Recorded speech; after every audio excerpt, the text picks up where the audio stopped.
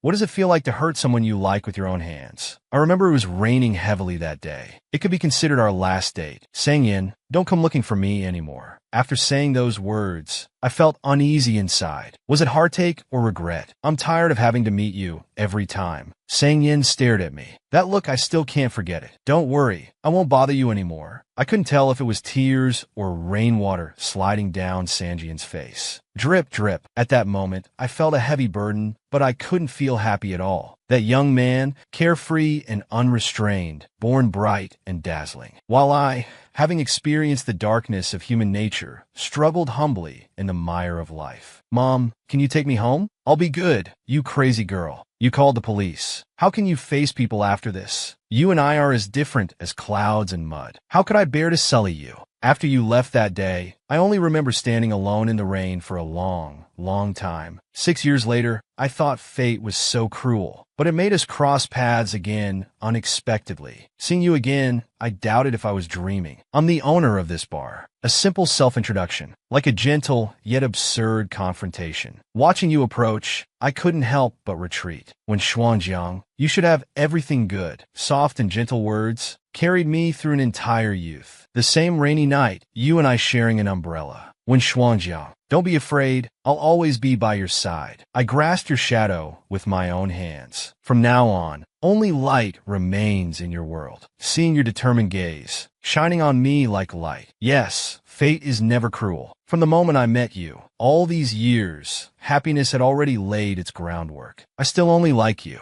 If youth is vigor, hope, and love, then what are we to each other? We began with one language and ended with the same language. That year I was 17, I gathered my courage to tell you we should break up. Sang Yin, I really don't like you always coming to find me. I'm also tired of having to meet you every time. I hope you won't come looking for me anymore. The rain was particularly heavy. I couldn't tell if it was tears or rainwater flowing down your face. At that moment, the young man's pride and true heart shattered, scattered to become memories, trapped in between. One day, 6 years later, when Yifan was awakened by a phone call, due to staying up late and lack of sleep, her head felt like it was being pricked by needles. She sluggishly picked up the phone. The voice of her childhood friend, Zhong Siqiao, came from the other end. Not up yet, when Yifan? Looks like our big shot reporter worked overtime again. Originally, when Yifan was going to watch a horror movie and go to sleep, but the drunk neighbor next door came knocking in the middle of the night, causing her to have a restless night. Having such a neighbor was frustrating. She'd move out when the lease was up. However, Zhong Siqiao's next words left when Yifan at a loss. Tonight, I'll take you to pick up some men, handsome and lively, hot and steamy. It's better than watching horror movies at home. When Yifan put down her phone, she softly muttered the word men. On second thought, if it costs money, she'd rather not. At least overtime, work doesn't cost money. But Zhong Siqiao mischievously said, who said we have to pay? We can also freeload. When Yifan was stunned, we can freeload this too? With our eyes? It's at a bar near your company. See you tonight without fail. Zhong Siqiao quickly hung up the phone. Before they knew it, the sun had set. Lights in homes gradually lit up, illuminating the entire city in a different way. The night market also began to bustle. The two arrived at this bar street known as Fallen Street. After some searching, they finally found the bar in a small corner. A few people were standing in front of the door. The name is quite interesting. Overtime. Is this the place you mentioned? The sign was as low-key as a small hair salon. That's not important. What's important is the owner of this bar. He's said to be the most handsome guy on Fallen Street. On stage, someone was holding a guitar, singing with half-closed eyes, a mellow and slow tune. The two found an empty spot to sit. Looking around, they felt a bit disappointed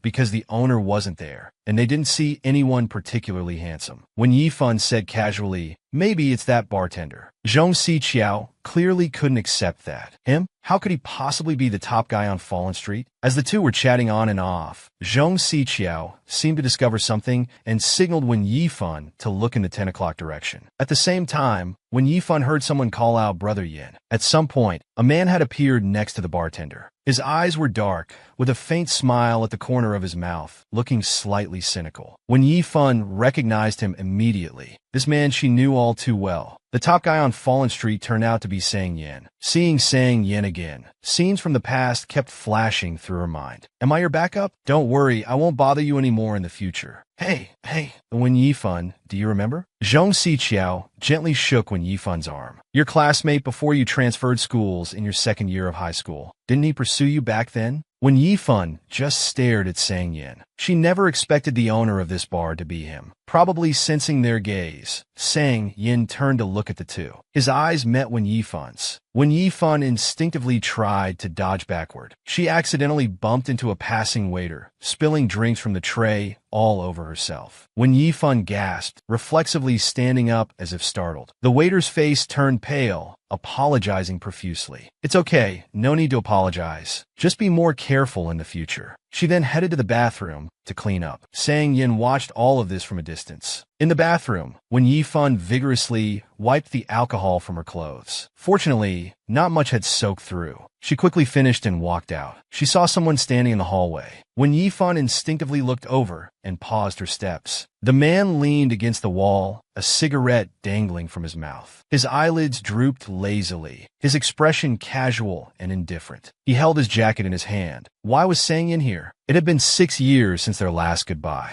Unsure if he had recognized her, Wen Yifan decided to pretend she didn't recognize him and continued walking out, steeling herself. He surely won't recognize me, right? She got closer and closer. She was about to walk past him. At that moment, Sang Yin muttered something almost inaudibly. Wen Yifan stopped, about to look over. Caught off guard, Sang Yin casually tossed his jacket to her. Wen Yifan was stunned for a moment. She quickly reached out to catch it. Could it be that he recognized me? Sang Yin extinguished his cigarette on the nearby trash can. It seemed like a long time, but in reality, it was only a few seconds. He said softly and elegantly, "Let's talk." Talk about what? Has he really recognized me? Or is he showing off that he's doing well now? I'm the owner of this bar. My surname is Sang. Should I introduce myself? So he hasn't recognized me after all. Wen Yifan pretended to be calm, but her heart was in chaos. Is there something wrong? I'm very sorry. Our mistake has caused you trouble and inconvenience. Your bill for tonight at our establishment will be on the house. He kept using formal language, but Wen Yifan couldn't hear much respect in it. His tone was still the same as before. His words seemed perfunctory, lazy, sounding cold and irritating. Wen Yifan shook her head and politely said, "That's not necessary. It's fine." Hearing Wen Yifan say this, Sang Yan's expression relaxed, as if he had let out a sigh of relief. Perhaps thinking Wen Yifan was easy to deal with, Sang Yan's tone softened a bit. Well then, excuse me. Wen Yifan looked at his jacket still in her hands. She instinctively wanted to call out Sang Yin, but stopped herself. On second thought, how would a stranger know his name? Her mind went blank, not knowing how to address him. In her flustered state, she blurted out, "Top Sang." Sang Yin turned back. Their eyes met, and the world fell silent again. In this frozen moment, Wen Yifan seemed to see his brow twitch imperceptibly a few times. What did I just say? I actually called him Top Sang. Wen Yifan held her breath, barely maintaining her composure. She didn't dare look at Sang Yan's expression, only pursing her lips. Sang Yin looked at Wen Yifan with some surprise, as if he had just realized something. He said flatly, "I see. I'm sorry, but we are a legitimate bar." Now it was Wen Yifan who was at a loss, seemingly not understanding what Sang Yin meant. Sang Yin continued to clarify his position. Wen Yifan looked at him awkwardly, wanting to explain, but feeling unable to do so clearly. She sighed inwardly, not bothering to struggle. They wouldn't meet again anyway. Wen Yifan decided to go along with it, saying regretfully, "Is that so? That's quite a shame." Sang Yan's expression seemed to freeze for a moment. He was suddenly at a loss for words, not knowing what to do. Seeing that Sang Yan's expression remained unchanged, Wen Yifan didn't pay much attention. She tried to return the jacket to Sang Yin again. Sang Yin still showed no intention of taking the jacket back. "Aren't you happy wearing my clothes?" Although Sang Yin wasn't quite sure why, it seemed he was more famous than the bar itself. It was as if he was giving Wen Yifan a way out, letting her take it back as a prostitute. Did he really say that? Zhong Xiqiao repeatedly confirmed, bursting into laughter. So,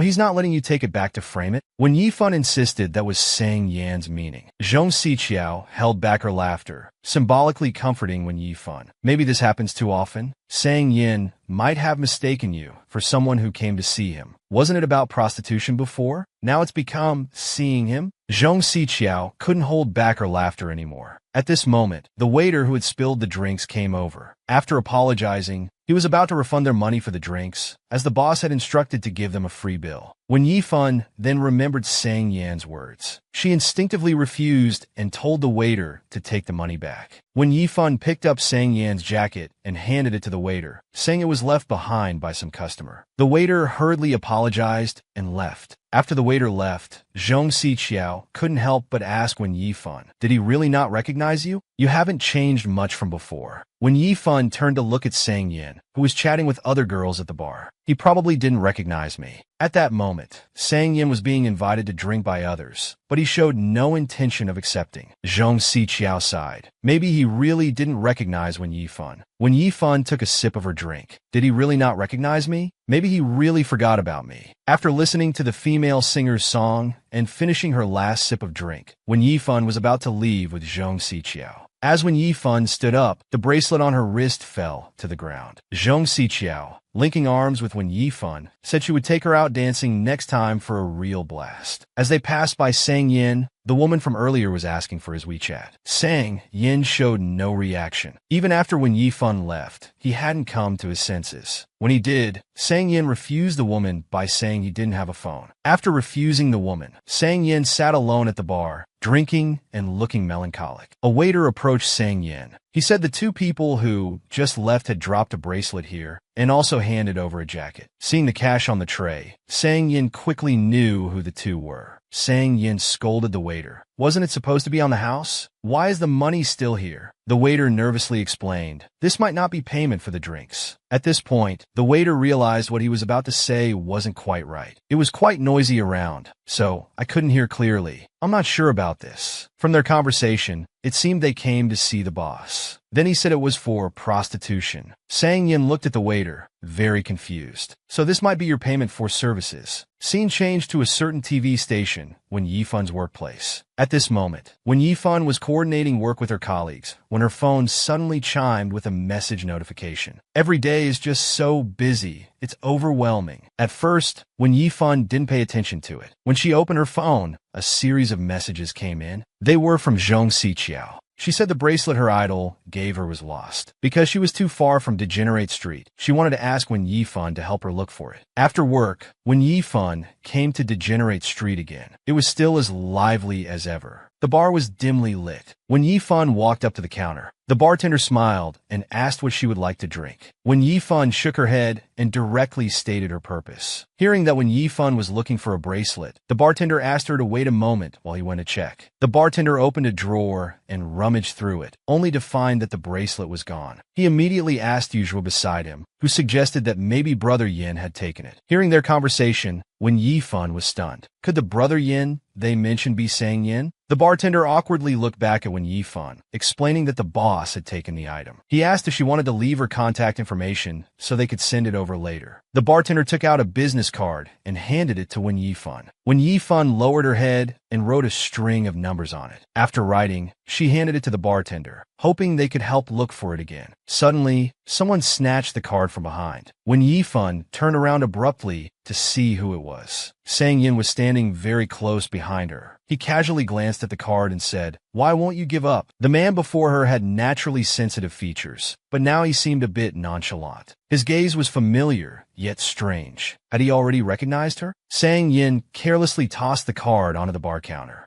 He slowly approached Wen Yifan and asked if she came specifically to leave her contact information. Wen Yifan instinctively backed away, avoiding Sang Yan's approach. Sang Yin pulled out a nearby stool and sat down next to her. He took a bottle of alcohol and 2 glasses, silently filling both glasses. He extended his hand, offering one to Wen Yifan. She looked at the offered drink in surprise. What did he want? Was he offering her a drink? Before Wen Yifan could speak, Sang Yin took the initiative. "How would you like me to entertain you?" Hearing Sang Yin ask how he should entertain her, Wen Yifan couldn't help but recall yesterday's scene. Sorry, this is a respectable bar. Please behave yourself. And she had even expressed regret. Wen Yifan felt quite embarrassed. Was he mocking her as if she were a client? Helplessly, Wen Yifan pretended not to hear. I'm here to help a friend find a bracelet. I heard the boss keeps lost items. Sang Yin denied it outright, saying he didn't have time for such trivial matters. Seeing Sang Yin's denial, Wen Yifan fell silent. This guy was still as annoying as before. Wen Yifan stood up to leave, telling Sang Yin to contact her if they found it. Sang Yin just asked casually, showing no concern. Sang Yin continued drinking, showing no intention of engaging with Wen Yifan. Just as Wen Yifan turned to leave, Sang Yin, as if slow to react, called out to stop Wen Yifan. Wen Yifan turned back, startled. Had this guy suddenly developed a conscience? But Sang Yin's next words were a scolding to the bartender. Someone's important item was left here, and you're not rushing to find it? The bartender was completely stunned. After scolding the bartender, Sang Yin continued drinking as if nothing had happened. He didn't even acknowledge Wen Yifan beside him. Wen Yifan silently watched all of this. Her thoughts drifted back to her student days. The class bell rang.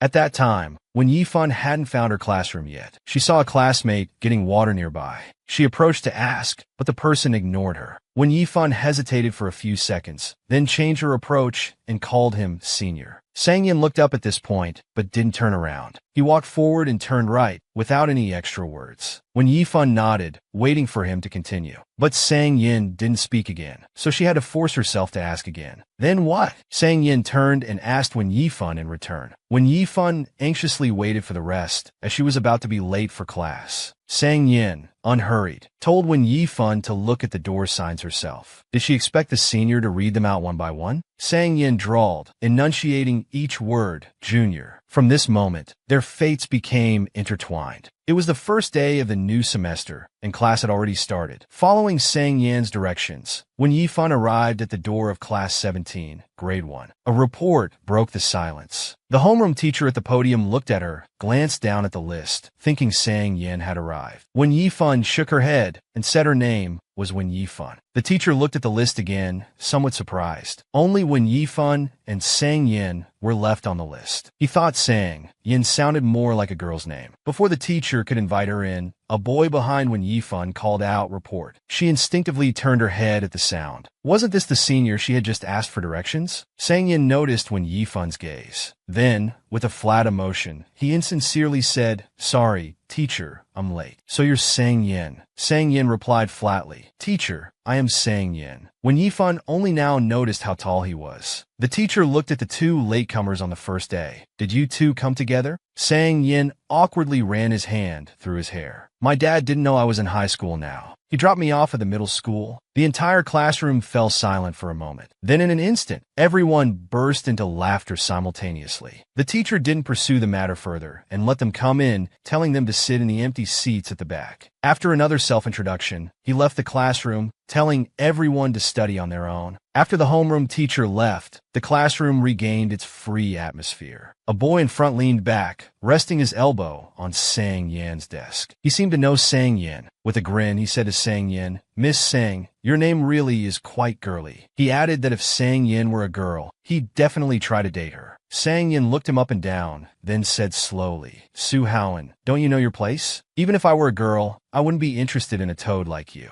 Sang Yin then explained the origin of his name. Wen Yifan, listening to their conversation nearby, felt very awkward. "This was my old man, flipping through the Great Chinese Dictionary for 7 days and nights, holding 80-odd family meetings, then hand-picking it at home, to choose the most strict character." Wen Yifan muttered softly, "Indeed, the name isn't." She couldn't hold back and let out a small laugh. The two arguing suddenly turned their heads towards Wen Yifan. "Oh no, did they hear me?" Sang Yin then lightly tapped his desk with his fingertip and asked leisurely, "All right, I haven't had the chance to ask my new desk mate. What's your name?" Wen Yifan vaguely remembered that when she casually revealed her name back then, Sang Yin just said, and didn't say anything else afterward. Found it under the account book with the bartender's words, Wen Yifan was pulled back to reality. The bartender handed the bracelet to Wen Yifan for confirmation. After confirming, Wen Yifan thanked Sang Yin, who was drinking. Seeing no reaction from him, she turned and left. At this moment, Sang Yin suddenly turned his head, looking in the direction Wen Yifan had gone. The bartender, watching Sang Yan's behavior, couldn't help but sigh. Do you have an opinion? Sang Yan's sharp gaze fixed on the bartender, He Mingbo instinctively backed away. No, how dare I have any opinion? Then, Sang Yin turned his head again to look at Wen Yifan's departing figure. Back home, Wen Yifan tidied up a bit, then called Zhong Siqiao to say she had found the bracelet. To show gratitude for Wen Yifan helping find her bracelet, Zhong Siqiao invited Wen Yifan to watch tomorrow's New Year's Eve fireworks show. However, Wen Yifan said tomorrow night wouldn't work, as she had to do a live broadcast of the fireworks show for the TV station. It's at the same place, so they might run into each other. Hearing that Wen Yifan had to work overtime again, Zhong Siqiao felt very regretful. It's New Year's Eve, yet she still has to work.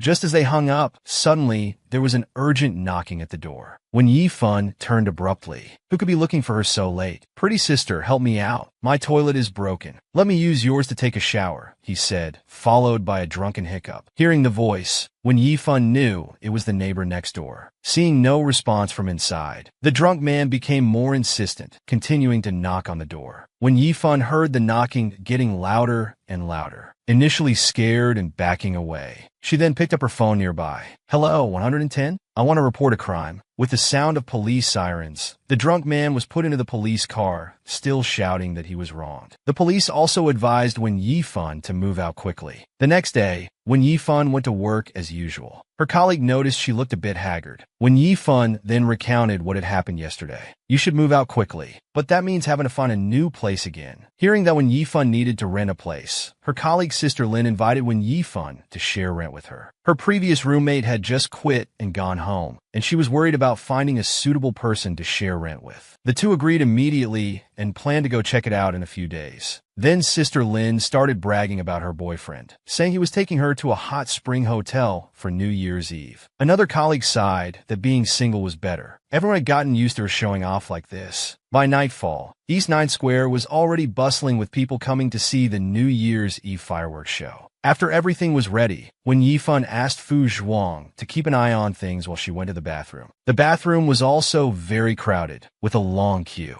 As Wen Yifan was queuing, her phone suddenly rang. She opened it to see a text from Zhong Siqiao. It turned out Sang Yin had sent New Year's greetings to Zhong Siqiao. Although she knew it was a mass text, she was still surprised. Wen Yifan stared at her phone screen, looking at the message Sang Yin sent. She seemed to have Sang Yan's WeChat too, but they hadn't spoken for years. She didn't even receive the mass text. He must have deleted her. Never mind, I'll send out some greetings too. And clear out some people I don't keep in touch with. Although it was a mass text, Wen Yifan also sent a New Year's greeting to Sang Yin. That little brat, already in high school, and still needs someone to wait for him to use the bathroom. A familiar voice reached Wen Yifan's ears. Song Yan, why is he here too? How could Sang Yin be here as well? Running into this guy everywhere. I'm having a private time with your dad. You just wait here. Don't follow us. Sang Yin was speechless. So you call me here just to babysit? The woman patted Sang Yan's arm before leaving. I'm somewhat relieved. If only you had this awareness earlier. By the way, have a chat with your sister. She seems to be under a lot of pressure lately. Sang Yin answered absent-mindedly. You want me to talk to her? His eyes were fixed on the New Year's greeting message from Wen Yifan on his phone. The woman noticed Sang Yan's silence and asked, What's wrong? Sang Yin, while typing on his phone, replied, Not only is there an age gap between us, but also a gender gap. So I'll leave this task to you. He then continued looking at his phone and sent the message. Just as the message was sent, Wen Yifan's phone rang simultaneously. The message was actually from Sang Yin, and it was just a single question mark. What does this mean? Wen Yifan's gaze moved up, staring at the 5 words she had sent. It wasn't anything offensive. This reaction was like seeing someone you've long cut ties with. Wen Yifan didn't know how to reply in the chat box. She deleted and rewrote, wrote, and deleted again. Well, unhappy is fine too.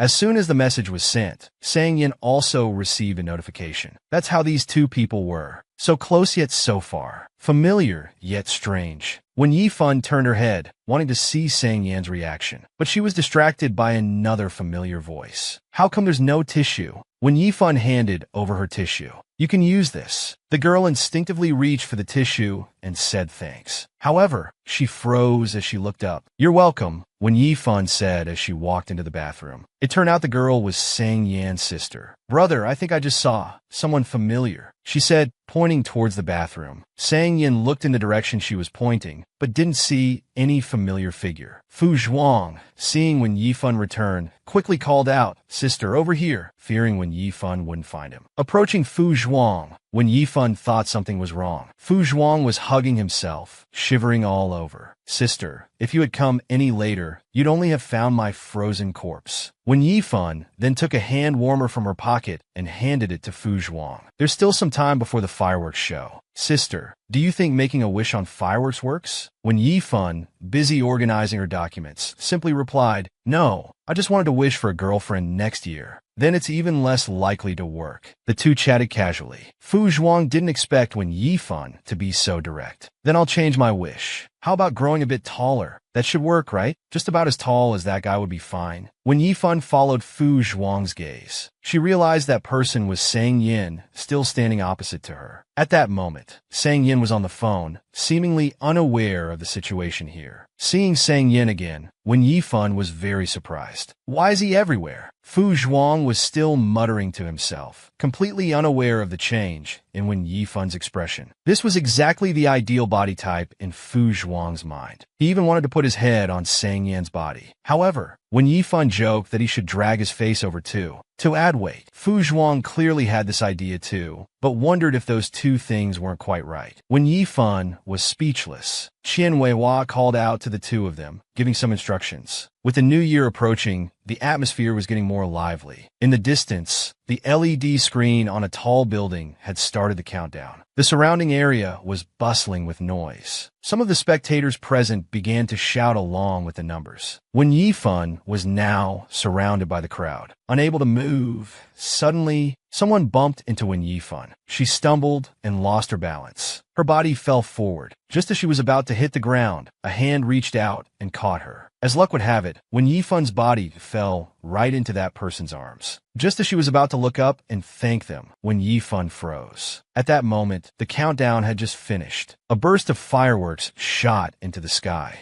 They bloomed in the clouds. Song Yan, how was it him who caught me? And how is it such a coincidence? The two of them faced each other amidst the fireworks, like a sweet couple. When Yifan just stared directly at Sang Yin. Coming to her senses, she immediately removed her hand. Sorry. Sang Yin just calmly said, It's fine. The two acted as if nothing had happened. Sang Yin was still on the phone. Happy New Year. When Yifan instantly turned her head to look at Sang Yin, thinking he was talking to her. Preparing to go back. But from the other end of the phone came words that didn't match. When are you coming home? I don't care. All right. When Yifan watched Sang Yan's retreating figure, she was wearing a mask, so he probably didn't recognize her. Then the two moved in opposite directions. The fireworks show in the sky continued. After walking a few steps, Sang Yin stopped. The person on the other end of the phone was clearly confused. But still, thank you, brother. Happy New Year. At this time, when Yifan, who had already left, was unaware of everything that had happened. Sang Yin turned his head towards the direction when Yifan had gone, as if he hadn't heard clearly what was being said on the phone. Aren't you wishing your dad a happy new year? Don't flatter yourself. I wasn't talking to you. Hang up then. After hanging up the phone, Sang Yan's lips curved slightly upward, unable to hide the anticipation in his heart. In Xanadu Flower City, when Yifan and Sister Lin had arranged to view an apartment today. Kitchen, dining room, balcony, all complete. Sister Lin briefly introduced the layout of the house. When Yifan entered a bedroom, 2 large windows, the lighting was quite good. The environment is quite nice, just the price is a bit high. Sister Lin walked over and put her hand on Wen Yifan's shoulder. It's okay, think about it some more. After all, moving isn't a small matter. Before they knew it, it was already dinner time. Sister Lin invited Wen Yifan to have dinner together. While walking on the street, Sister Lin thought Wen Yifan's lipstick color looked nice and wanted to ask about the shade number. Wen Yifan wasn't wearing lipstick today. She was about to tell Sister Lin the shade number of her previous lipstick when Sister Lin's phone suddenly rang. She walked to the side to answer the call. Her voice changed. "Hello, dear, what's wrong?" It turned out to be Sister Lin's boyfriend calling to pick her up for dinner. "Then I'll head back first, Sister Lin. Why are you suddenly going back? Didn't we agree to have dinner together?" Sister Lin noticed Wen Yifan's inner awkwardness and told her that her boyfriend had also brought someone along. As they were talking, a car pulled up beside them. "Darling, get in the car quickly." The next moment, he glanced at Wen Yifan standing next to Wang Lingling and was stunned for a moment. "Oh, Wen Yifan." Wen Yifan looked over and was also stunned. Su Haoan was Sister Lin's boyfriend. Just as Wen Yifan was about to refuse, a honking sound came from behind. "Get in the car quickly. We can't park here." Reluctantly, Wen Yifan had to get in the back. As soon as she opened the car door, Wen Yifan was stunned again. Sang Yin was sprawled on the seat like he had no bones, eyes closed, looking lazy and sleepy. He seemed completely unaware of what was happening. Wen Yifan awkwardly closed the car door, turned her head away, and said nothing more. Su Haoan looked back through the rearview mirror while driving. Stirring up trouble, he said, "Hey, Sang Yin, wake up quickly. Come and see your moonlight now." As if disturbed by the noise, Sang Yin suddenly opened his eyes. He quietly looked at Wening, his gaze clear, without any trace of having just woken up. Seeing the two silent, Wang Lingling spoke up. "Oh, so you two know each other?" Su Haoan became interested and started talking about their past. Sang Yin in the back seat continued to remain silent, as if Su Haoan was talking about someone else. Out of curiosity, Wang Linlin continued to ask Su Haoan, "What does moonlight mean? Is it that your friend used to pursue Xiao Fan, but didn't succeed?" Su Haoan laughed without hiding it. Yes. When Yifan couldn't help but secretly glance at Sang Yin. She found Sang Yin still silent, not expecting him to say anything to ease the situation. She could only pretend to be calm and say, "Is that so? How come I, the person involved, don't know about this? Did you remember wrong? How could I remember wrong? Right, Sang Yin?" Sang Yin still didn't say a word. Su Haoan seemed to realize something was off belatedly. He observed the two through the rearview mirror. "You two aren't still feeling awkward, are you? It's been so many years. Are you still hung up on it? I was just chatting about it as an interesting story." When Yifan lowered her head and said nothing. Sang Yin, "You're not still holding a grudge, are you?" Seeing the two in the back seat like strangers, Su Haoan also felt a bit awkward. When Yifan, "You don't need to pay attention to him. You know what kind of person he is, with his eyes on top of his head." At this moment, Wang Lingling also noticed the awkwardness between them. "Oh, you just focus on driving. You need to concentrate while driving, otherwise it's not safe." They arrived at a private dining room like this all the way. Inside the room, everyone had already arrived except for Su Haoan's group. When Yifan looked around, the only empty seat was next to Sang Yin. When Yifan had no choice but to sit next to Sang Yin. A man teased, "Sang Yin, you're not being fair. How did you suddenly get a girlfriend?" Hearing Qian Fei's words, Su Haoan couldn't help but scold him. "What nonsense are you talking about? How could an idiot like Sang Yin be worthy? She was the famous school beauty in high school." Only then did Qian Fei recognize Wen Yifan. They started chatting with Sang Yin between them. It turned out Qian Fei and Zhong Xiqiao were classmates and had seen Wen Yifan on social media. A group of grown men, one sentence after another, the topic gradually drifted away. In the bathroom, Wang Lingling was still feeling sorry for Wen Yifan. "Your standards are too high. You even rejected someone like Sang Yin with his conditions." Wen Yifan didn't want to talk much about the past. She quickly interrupted Wang Lingling, using the excuse that she had a manuscript to write and needed to leave early. Seeing that she couldn't stop Wen Yifan, Wang Lingling told her to be careful on her way back, then continued touching up her makeup. Leaving the bathroom, Wen Yifan finally breathed a sigh of relief. But as soon as she stepped out, she froze in place again. She happened to run into Sang Yin, who had just come out of the bathroom. Sang Yin stopped in his tracks, standing there looking down at her. When Yifan politely greeted him first, "Long time no see." Unexpectedly, Sang Yin replied with confusion, "Long time no see? When Yifan. It's only been a few days since New Year's. Not seeing me shouldn't feel like an eternity, right?" When Yifan thought to herself, "He recognized me on New Year's Eve. He recognized me, but pretended not to know me. Now he's taking the initiative to act like he doesn't know me. What's the point? It seems he's still the same as before, both annoying and irritating. Since he's being annoying, I'll be even more annoying. I didn't know your eyesight was so good. After all, that day I was wearing a mask. My face was completely covered. When Yifun's words left Sang, Yin a bit confused. Is it just good eyesight?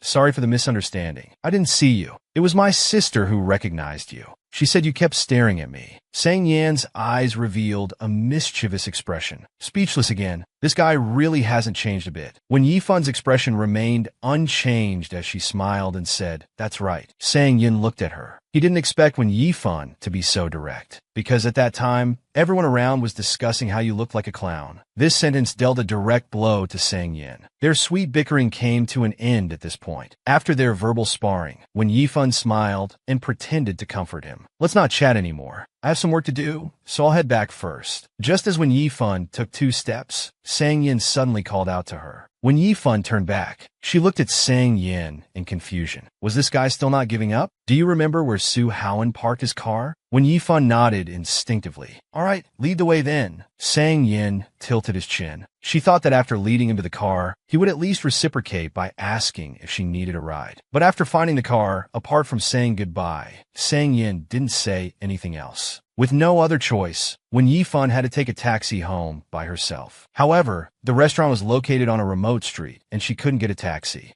After hesitating for a moment, when Yifun had to reluctantly ask Sang Yin if he could give her a ride, Sang Yin calmly asked where she lived. "City Garden. It's not on the way." When Yifun never thought Sang Yin could be so petty. Helpless, when Yifun put on an apologetic smile. "I'm not asking you to take me home. Just drop me off somewhere nearby where I can get a ride." Sang Yin stared directly at Wen Yifun, as if sizing her up. Wen Yifun smiled again. "I'm really sorry to trouble you. Get in." 3 simple words with no further conversation. On the road, the traffic was bustling and lively. But inside the car, it was excessively quiet. The space was enclosed and small. Throughout the journey, neither of them spoke. When Yifun glanced at Sang Yin, who was driving, then she lowered her head and gradually zoned out. Her thoughts were pulled back to their student days. "Well, you two were late together on the first day of school, and now you're at the bottom of the monthly exam together. When Yifun is a dance major, but Sang Yin, your grades look like they've been chewed by a dog." Su Haoan was mocking Sang Yin. "Haven't you seen that I got full marks in math, physics, and chemistry?" Sang Yin calmement retorted. Su Haoan then turned his gaze to his desk mate, Wen Yifun. Wen Yifun was so scared she leaned to the left. "Looking at my test paper is useless. You need to find problems in your own mistakes." "Find problems? I don't have that many red crosses on my paper." When Yifun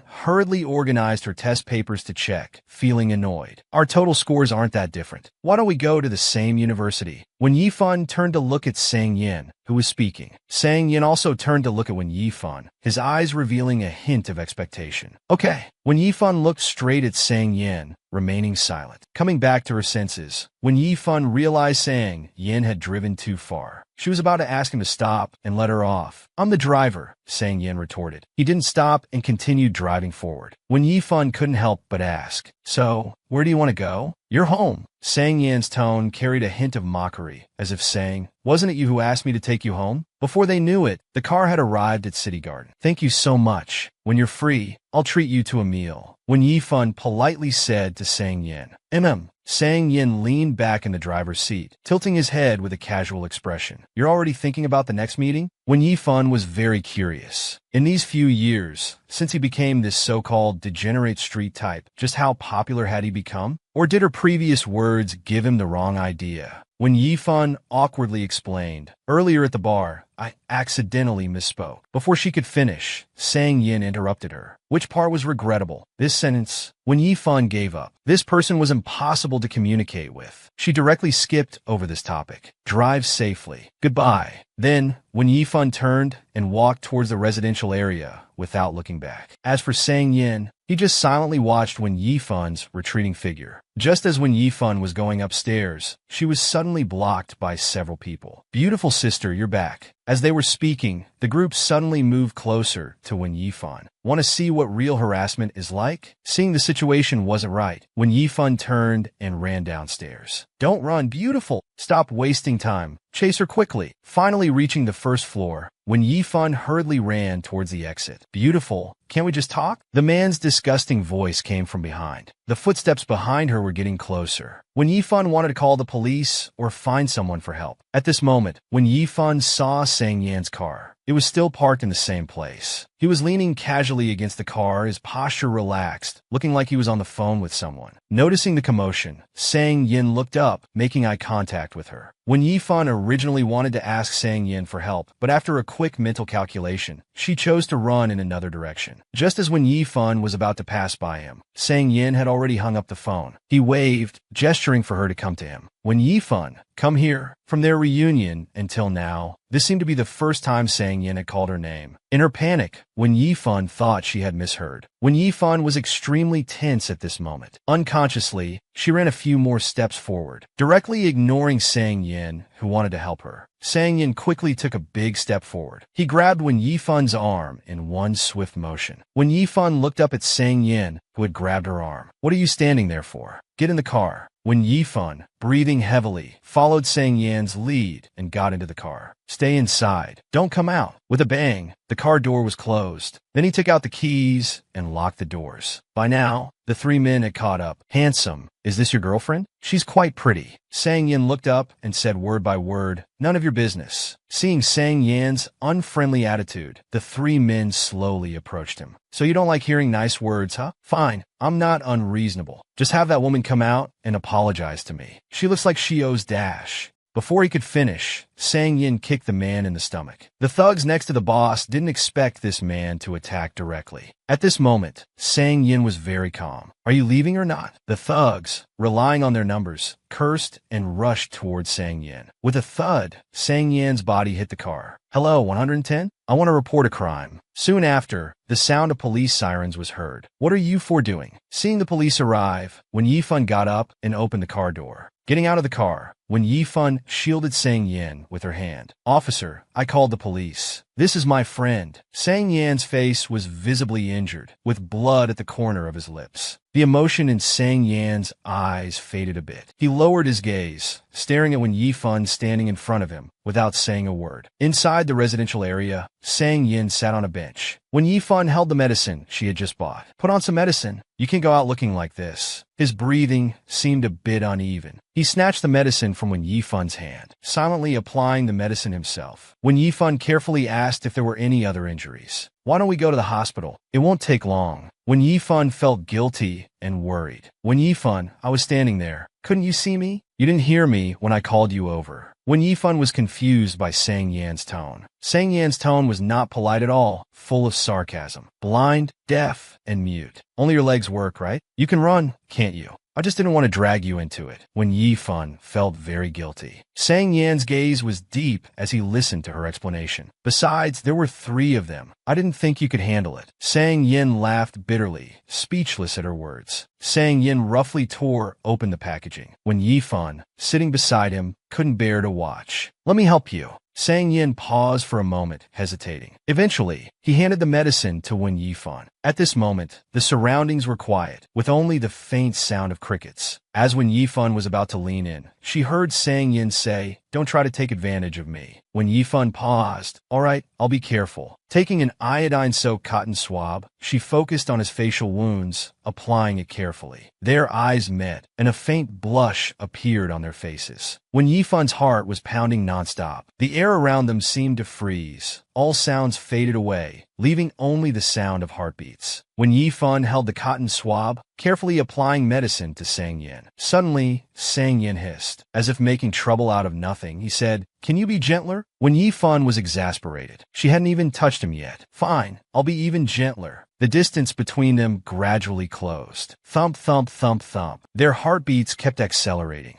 After finishing the treatment, when Yifan looked up, coincidentally meeting his eyes, the air froze. For a moment, Sang Yan's eyes darkened. His voice became a bit hoarse. It's just applying medicine. Do you need to be this close? When Yifan turned around and started packing up. Sorry, the light here isn't good. I couldn't see clearly. Sang Yan leaned back in his chair and casually asked, what's your situation? When Yifan explained while packing up, Sang Yan's expression wasn't pleasant. Then why are you still living in this dump? I've already found a new place. I just haven't had time to move yet. Let's go. When Yifan looked at Sang Yin, who had stood up in confusion. Seeing that when Yifan didn't react, Sang Yin turned to look at her packing up. Move out, or do you plan to come back here? Hearing Sang Yan's explanation, she thanked him and followed. After a busy period of packing up, they took Wen Yifan to her new place. You've really helped me a lot today. When you're free, let me treat you to a meal. Sang Yan's tone was cold, his words crisp and direct. No need for a meal. I would have helped even if you were a stranger. Wen Yifan stared at the bruise on his face. With your heroic acts, will anyone recognize your face after a year? Seeing the atmosphere turn awkward, Wen Yifan decided to salvage the situation. Even if you're disfigured. No, even if it's temporarily damaged. It doesn't affect your handsomeness at all. Sang Yin looked at her expressionlessly. Forget it. If you need any help in the future, you can always find me.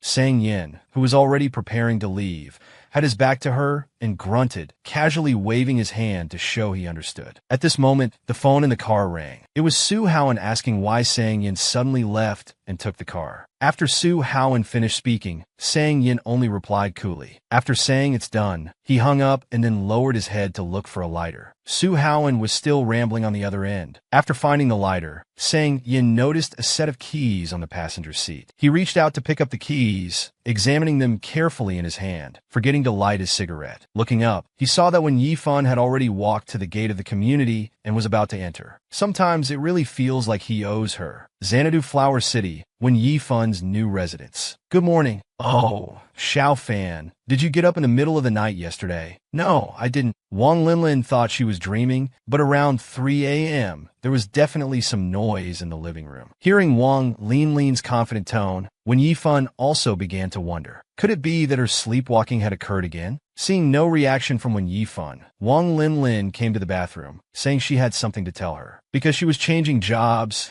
and this place was too far from her workplace. Wen Yifan suddenly realized, "You're moving out?" Wang Linlin, acting coy, tugged on Wen Yifan's arm. "Don't worry, I'll definitely find you a reliable roommate. It's okay, I understand." Seeing Wen Yifan agree so readily, Wang Linlin jumped up happily. "Xiao Fan, you're such a good person." She then started bad-mouthing her previous roommate, feeling like she was the innocent one. Wen Yifan just smiled awkwardly. Didn't she not know about moving out beforehand? How did she suddenly change her story? After Wang Linlin left, Wen Yifan was busy making her breakfast in the kitchen. Suddenly, her phone received a text message. Picking up the phone, Wen Yifan had a bad feeling when she saw the name. There were 2 messages from Sang Yin. The first one said, "Same method, suggest not using it a second time." The second was a photo of her keys. Where could she have dropped her keys? Why did they end up with him of all people? Sang Yin, who was at home, also received a message. "Sorry for troubling you again. When would it be convenient for me to come get them from you?" He then leaned against the bar counter. He picked up his phone and sent a voice message. "Tonight." When Yifan continued to send text messages, asking Sang Yin if they should meet at the bar or near his place. After all, she didn't want to trouble Sang Yin again. Sang Yin stared at the message when Yifan sent. His eyes only focused on the words, "your place."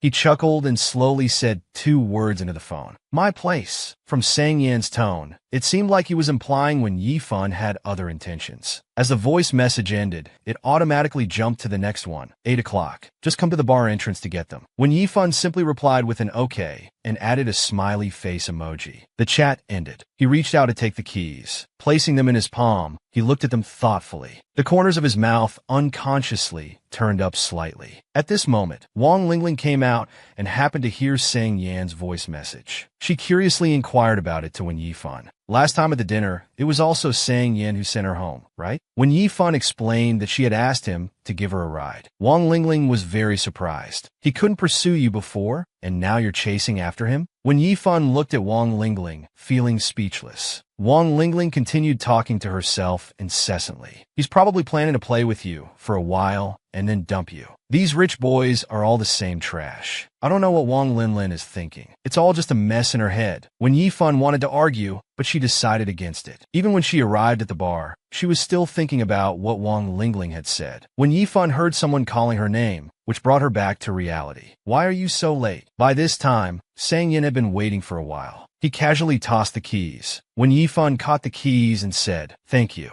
I've troubled you too many times lately. When you're free, let me treat you to a meal." "All right, then let's do it today." Wen Yifan never expected Sang Yin to agree so readily. Sang Yin tilted his head, his words carrying a hint of playfulness. "You've mentioned this several times now. Won't give up until you get my agreement, huh?" Looking at Sang Yin in front of her, Wen Yifan felt like she had fallen into a trap. Wen Yifan resigned herself. "Well, what do you want to eat?" Sang Yin looked down at Wen Yifan. "Whatever. Is there anything you don't eat?" "A lot," Sang Yin answered lazily. "How about hot pot then?" "Sans yen si good." "No." "What about Korean barbecue?" "No, it's too smelly." "Sichuan cuisine?" "Too spicy." "Clay bod rice." "Don't eat it." When Yifan's inner thoughts were in turmoil, a stampede of frustration ran through her mind. She had never met anyone more difficult to please. She took a deep breath. She had to hold it in. Adjusting her mood, she said politely to Sang Yin, "Then you choose something you want to eat. I don't have any dietary restrictions. I can eat anything." Just then, Sang Yin's phone suddenly rang. He picked up the phone and answered it. They were standing very close, and the voice on the other end was extremely loud. So when Yifan could clearly hear the voice on the phone, "Sang Yin, your house exploded." "Sang Yin, your house exploded." Sang Yin frowned and said, "Speak human language. The building below your house exploded. It's about to burn your place. It's almost all burned down. Come back quickly." The person on the phone became increasingly agitated. They even started to roar. Suddenly, the air became quiet. When Yifan looked up at Sang Yin, however, Sang Yin's expression didn't change at all. He calmly said, "Oh, then call 119 for me." After saying that, he hung up the phone. When Yifan watched from the side, very confused. What kind of bizarre reaction was this? He didn't care that his own house was on fire? "Let's go." When Yifan stood frozen in place, Sang Yin turned back and looked at Wen Yifan quizzically. "Your house is on fire. Don't you need to go back and check?" However, Sang Yin asked Wen Yifan in return, "Am I a firefighter?" This time, Wen Yifan was completely speechless. For a moment, she couldn't even refute. "May I ask where your house is?" Sang Yin glanced at Wen Yifan. "What for?" Wen Yifan took out a small notebook from her backpack. "I want to go there and do a report." Sang Yin was amused by her professional spirit. He found it quite absurd. Looking at Wen Yifan's expression, he finally compromised. At this time, the neighborhood where Sang Yin lived was in chaos.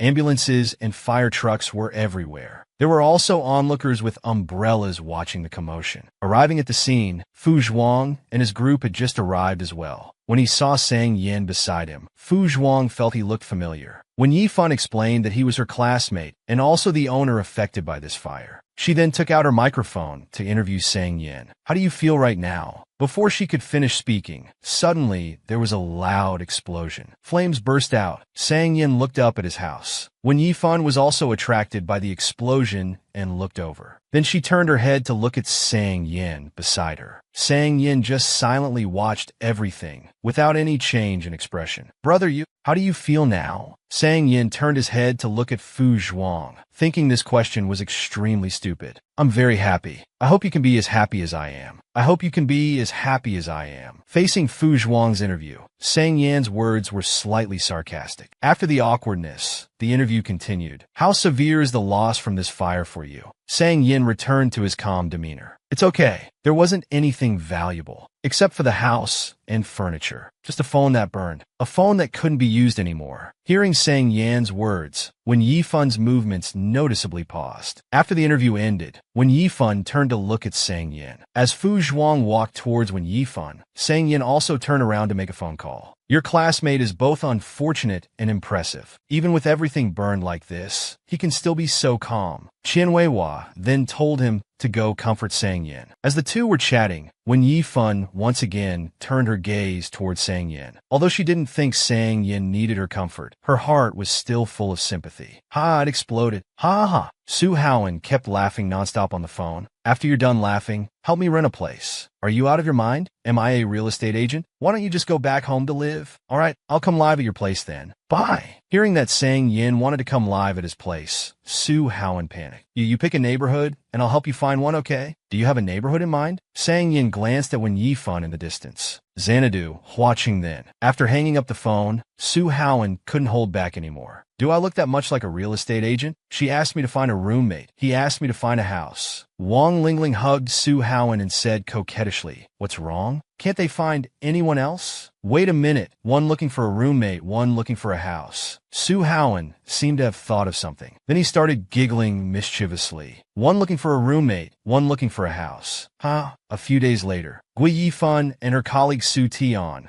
were discussing a recent home invasion robbery case. The female victim was even stabbed twice by the robber. Rather than working overtime like this every day, it might be better to quit like Wang Lingling. The traffic light just turned green. The two chatted while walking. Has Wang Lingling already moved out? She moved out that very day. Then Su Tian started gossiping to Wen Yifan. She was always showing off her rich boyfriend, but on the day she resigned, it was another man who picked her up in a Ferrari. Maybe it was her cousin, who would be all lovey-dovey with their cousin in a car. The two chatted all the way and unknowingly arrived at Xanadu Huaqing. After saying goodbye to each other, they went home separately. She opened the door and quickly closed it. She hurriedly turned on the light. After the light came on, she saw a man's back. They both froze for a moment. Hearing the noise, the man turned around. When Yifan's mind went blank, thinking of the home invasion robbery case from a few days ago, their eyes met. After seeing his face clearly, she exclaimed in surprise, "Why are you here? I live here. How did you get in?" Faced with Wen Yifan's questioning, Sang Yin seemed a bit helpless. He then took out a key with a name on it. He dangled it in his hand. "I just moved in." Sang Yin swung the key in his hand calmly. "I just moved in." When Yifan decided to call Wang Lingling first, she tried several times, but no one answered. When she finally got through, she was greeted by Wang Lingling's angry scolding. "When Yifan, are you crazy? Calling nonstop. I don't want to bother you either. Just one question. Did you give the key to someone else? There's someone else in the house now." Hearing Wen Yifan's words, Wang Lingling's voice sobered up a bit. "It's not my boyfriend, is it? Don't you dare secretly flirt with him." "No, it's Sang Yin." Wang Lingling noticeably relaxed. "I asked my boyfriend to help find a roommate before, but he didn't tell me. Oh, I'll just live with him. He's tall and handsome, and his family is rich." "You've hit the jackpot." When Yifan was also annoyed. She thought he would feel at least a little sorry, but it seemed she thought too much.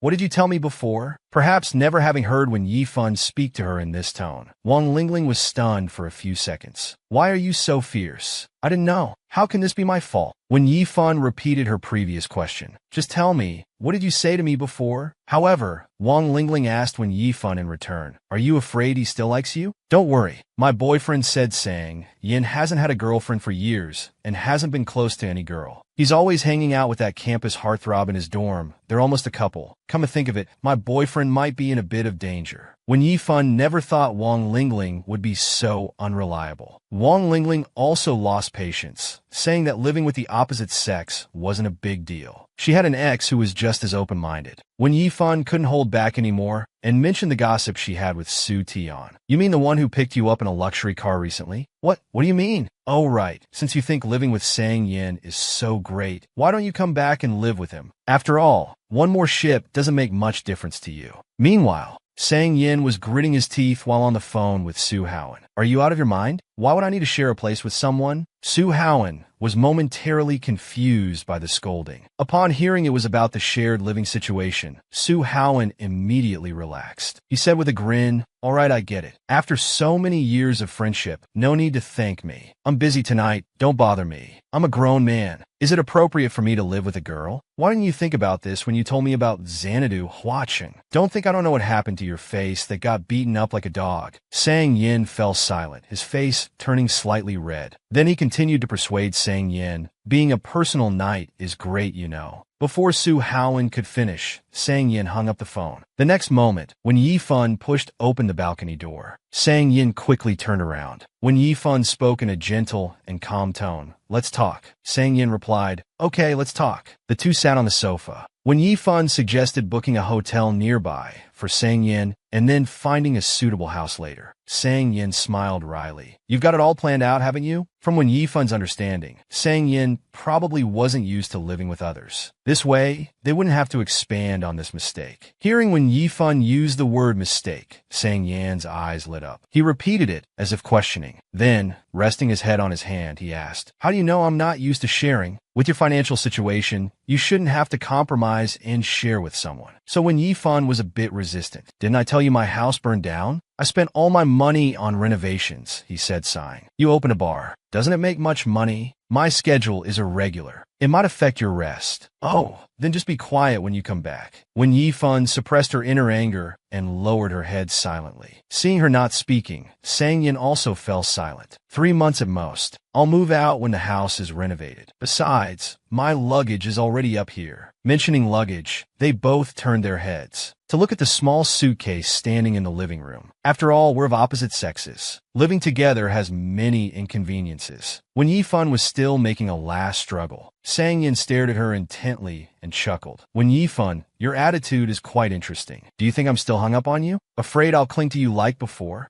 When Yifan almost choked on his words. "I didn't mean that. I didn't expect you to think of me as such a devoted person." Sang Yin was quite narcissistic. Or, did I get it wrong? When Yifan was stunned by the question, as if not understanding what he meant, she asked back, "What?" Sang Yin looked her up and down, then casually said, "The one who can't let go is you." Looking at Wen Yifan in front of him, Sang Yin casually blurted out, "The one who can't let go is you." The air froze again. They sat silently, eyes locked on each other. "How dare I have designs on you?" Wen Yifan said calmly, sensing that both of their emotions weren't too good. Wen Yifan stood up, preparing to leave. "Let's both calm down and think about it. You can stay here tonight. We'll talk again when I get off work tomorrow. I'll freshen up and go to bed." Sang Yin remained seated, motionless. "What time do you get off work tomorrow?" Sang Yin suddenly spoke, without any emotion. "It's not certain." When Yifan paused, "I'll try to be back before 8 p.m. Sang Yin lifted his eyes slightly and softly said, "Oh." Only the sound of the door closing was heard. Sang Yin looked towards the sound, his expression complex. Then he lowered his head again. And so, a person and a suitcase faced each other in the living room. The next morning, a phone ring sounded, buzzing with vibration. She answered the phone groggily. "Hello, Xuanjie." Because she was born on the day of Xuanjiang, it became her nickname. "Daddy Xuanjie, grow up well.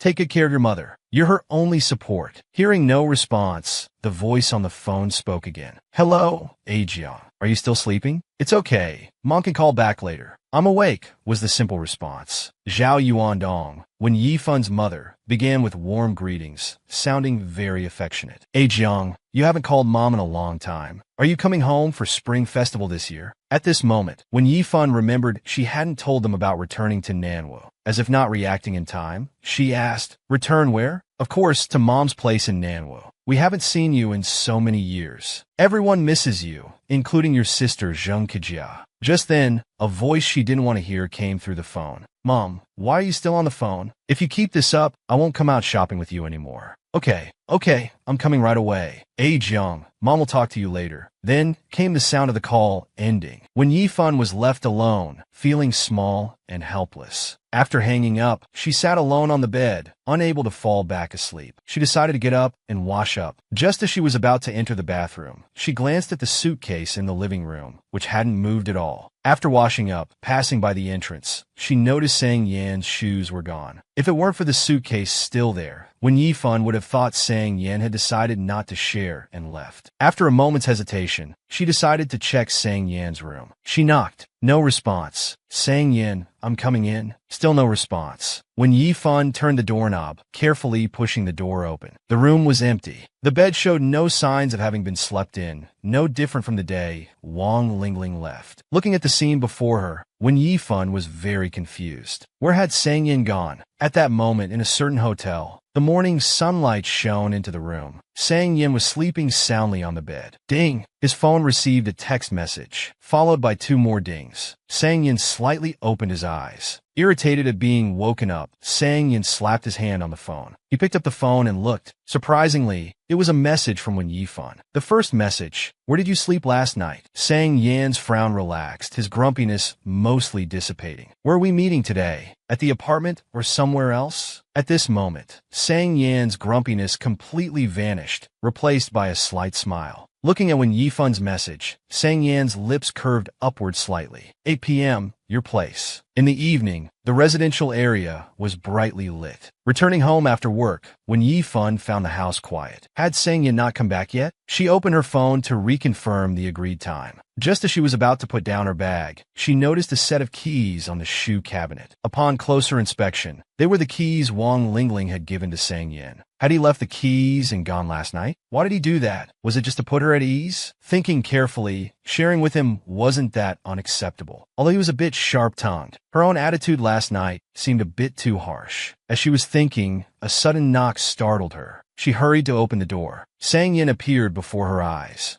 Come in first. Perhaps feeling guilty about last night, she voluntarily poured tea. Where did you go last night? You didn't seem to stay here. Sang-yin sat casually in the chair. Hotel? Oh, as long as you slept well. She placed the cup in front of Sang-yin. They sat face to face, ready to discuss their future living arrangements. Have you thought about what I said yesterday? When Yi-fun asked Sang-yin again. However, Sang-yin countered, have you thought about it? Unexpectedly, Sang-yin had thrown the question back at her. When Yi-fun lowered her head and softly said, I don't have many requirements for roommates. Good character is enough. Besides, you're only staying for 3 months. You trust me that much? Sang-yin raised an eyebrow. When Yi-fun paused, there's nothing to distrust. But Sang-yin started being cheeky again. It's me who doesn't trust you. When Yi-fun was speechless at Sang-yin's self-indulgent behavior, she wanted to say, then don't stay. On second thought, she decided against it. It wasn't worth getting angry with someone like him. If you're worried, just lock your door when you're in your room. If you can accept that, let's continue our discussion. You'll have the master bedroom, I'll have the secondary. So your rent will be higher than mine. They continued calculating expenses like utilities and daily necessities. If you don't want to split evenly, we can each use our own. Sang-yin rested his face on one hand. His gaze remained on when Yi-fun, listening casually. Sang-yin couldn't be bothered with these trivial matters. Just give me a total after you're done calculating. Since there's no problem, let's discuss our individual requirements. When Yi-fun looked at her notebook and continued, first, I have poor sleep quality. You can't make big movements. Sang-yin only uttered a single okay. Second, no revealing clothes in common areas. Hearing the words revealing clothes, Sang-yin chuckled. When Yi-fun looked up at Sang-yin in confusion, revealing clothes? You wish. Revealing clothes. You wish. This guy's mouth really needs work. Every third sentence is self-indulgent. Lastly, and most importantly, before bringing someone back, ask for the other person's opinion first, regardless of gender. If you have a girlfriend, it's best to let her know in advance to avoid misunderstandings. As she spoke, when Yi-fun lowered her head, her eyes complex. Sang-yin still rested his face on one hand. Don't worry, don't worry. What's there to worry about? I don't have one. Sang-yin stared intently at Yi-fun. Hearing Sang-yin say he had no girlfriend when Yi-fun was first stunned. Then she said, oh, and lowered her head. That's good. All these changes in expression were observed by Sang-yin. Then he suddenly changed his tone. But don't get too excited. For now, I don't want to date. As he spoke, he leaned slightly forward. This guy is really unusually narcissistic. Then let's leave this pending. We'll discuss it when there's someone. I'll let you know when I find someone too. With a snap, she closed her notebook firmly. Anything else to add? If you think of something later, just say it. Then go check if the bedroom meets your requirements. If not, we can still book a hotel now. A few minutes later, there was a knock on the door. When Yi-fun opened the door to see Sang-yin standing there. What's wrong? Is it not suitable? Sang-yin leaned against the doorframe. You move over there. For a moment, when Yi-fun didn't react. You want to live in this room? Doesn't the master bedroom meet your requirements? But the conditions of the secondary bedroom are definitely not as good as the master. Move over, Sang-yin said word by word. When Yi-fun, still in her probation period at work, could only afford $2,000 in rent at most. She had no extra money. However, Sang-yin didn't intend to make her pay more rent. When Yi-fun believed that whoever paid more should live in better conditions. Which room has better conditions is for me to decide, not the house. Besides, I'm paying more, so I have priority in choosing. Hurry up, I'm exhausted. When Yi-fun couldn't understand what he was thinking and couldn't help but ask, why don't you want to live in that room? No reason. Just want to give you something to do. Sang-yin had a punchable expression. For a moment, when Yi-fun was at a loss, Sang-yin turned to leave, only saying, that room smells too bad. It's not that I want to give you the room. It's mainly because that room smells too bad. After a busy period, when Yi-fun was so tired she couldn't straighten her back. I'll deal with the rest tomorrow. She leaned back and lay directly on the bed. Although the room had a smell, it was just the scent of Wang Lingling's previous aromatherapy. Just as she was about to rest, a message notification suddenly sounded. She got up to check and was stunned. It turned out Sang Yin had transferred the rent. Looking at the transferred amount, even 3 months' rent wouldn't be that much. Then she recalled what she had said earlier about living expenses. When Yifan didn't want to take advantage of Sang Yin, she opened the calculator and hurriedly calculated the accounts. At this time, Sang Yin had just finished washing up and returned to his room. 2 dings sounded. He quickly picked up his phone and unlocked it. Carefully reading the message content, he paused for 2 seconds, then covered his mouth and chuckled. When Yifan was also very frustrated at this moment. Why did it have to be 520? This number inevitably led to speculation. Then Sang Yin's reply came. What's the matter? As if guessing Sang Yin would say this, she thought it better to explain. This is the difference I'm returning to you. Rent, 9,000. Deposit, 2,500. Utilities, 400. Plus washing machine and other expenses. Knowing when Yifan wasn't good at accounting, he simply let her calculate it again herself. What's going on? Did she miscalculate? Then another round of busy calculations. The result of the recalculation was actually 520. This was like a bolt from the blue for Wen Yifan. Staring at the final result, she didn't know what to do for a moment. It's not hard to imagine that Sang Yan's expression must be very rich right now. By coincidence, the result she calculated turned out to be this easily misunderstood 520. Why did the miscalculated account happen to be 520? Sang Yan's expression must be very interesting right now, as if giving Wen Yifan a way out, but with a hint of amusement in his tone. Okay, I understand. Did you miscalculate? Wen Yifan figured it out. Dealing with this kind of person, she could only pretend not to understand. Yes, thank you for reminding me. Just transfer the extra 15 yuan to my WeChat. Probably in this world, you couldn't find anyone more narcissistic than him. But he seems to have always been like this. The end of class bell rang. A long queue had already formed at the cafeteria. Wen Yifan was seriously looking at her small notebook. The classmates in front were chatting happily. Someone said, "You and Wen Yifan were late together on the first day because you two fell in love at first sight on the way." Hearing her name, Wen Yifan suddenly looked up. Talk about being caught in the crossfire. The gossip in front continued. Wen Yifan behind was very embarrassed. That's enough, Su Haoen. The person speaking was the subject of the gossip, Sang Yin, who now looked very impatient. Don't pretend with me. Who doesn't know how good-looking he is? The first day I saw him, I was too shy to talk to him. As he spoke, he leaned back slightly. He was horrified to find Wen Yifan right behind him. Sensing Su Haoen's unease, Sang Yin turned his head to look back. The scene became awkward. Talking behind someone's back was discovered so quickly. To ease the atmosphere, Sang Yin spoke first. Are the juniors saying we're dating? As if slow to react, Wen Yifan looked up at Sang Yin. You and me? That's right. Sonyan Smilid. I haven't heard about it. You don't need to care too much. They probably won't talk about it for long. Then she lowered her head and continued looking at her notebook. Rumors won't spread forever. If it's not true, it will naturally fade away. Hearing Wen Yifan's answer, Sang Yin turned around. That's for the best. Sensing the change in his tone, Wen Yifan looked up at Sang Yin as he turned away. At that moment, she understood why he wasn't upset by this rumor, but rather seemed a bit happy. After everything was tidied up, Wen Yifan went to the kitchen for water. Just as she put down her glass, suddenly, the sound of a door opening was heard. Wen Yifan, who was about to return to her bedroom, ran into Sang Yin, who had just left his room. Both were startled. Sang Yin had a towel draped over his shoulder, and there were still water droplets on his face. He had obviously just finished washing up. When Yifan quietly looked up at Sang Yin, saying nothing, his sunlit eyes high, straight nose, slightly parted lips. When Yifan swallowed, her cheeks slightly flushed. Then she lowered her head, hurriedly left, and walked towards her bedroom, quickly closing the door. In the living room, only Sang Yin remained. Looking at the closed door, he wondered, what's wrong with her? Why did she run so fast? The next day, just as when Yifan walked out of her room, her phone suddenly rang. Sang Yin was sitting at the dining table playing a game. She thought about politely saying hello, but decided against it. Better not to cause any more misunderstandings. Sang Yin seemed not to notice when Yifan coming out. When Yifan walked to the fridge, intending to find something to eat. Hello! Sang Yin still didn't react.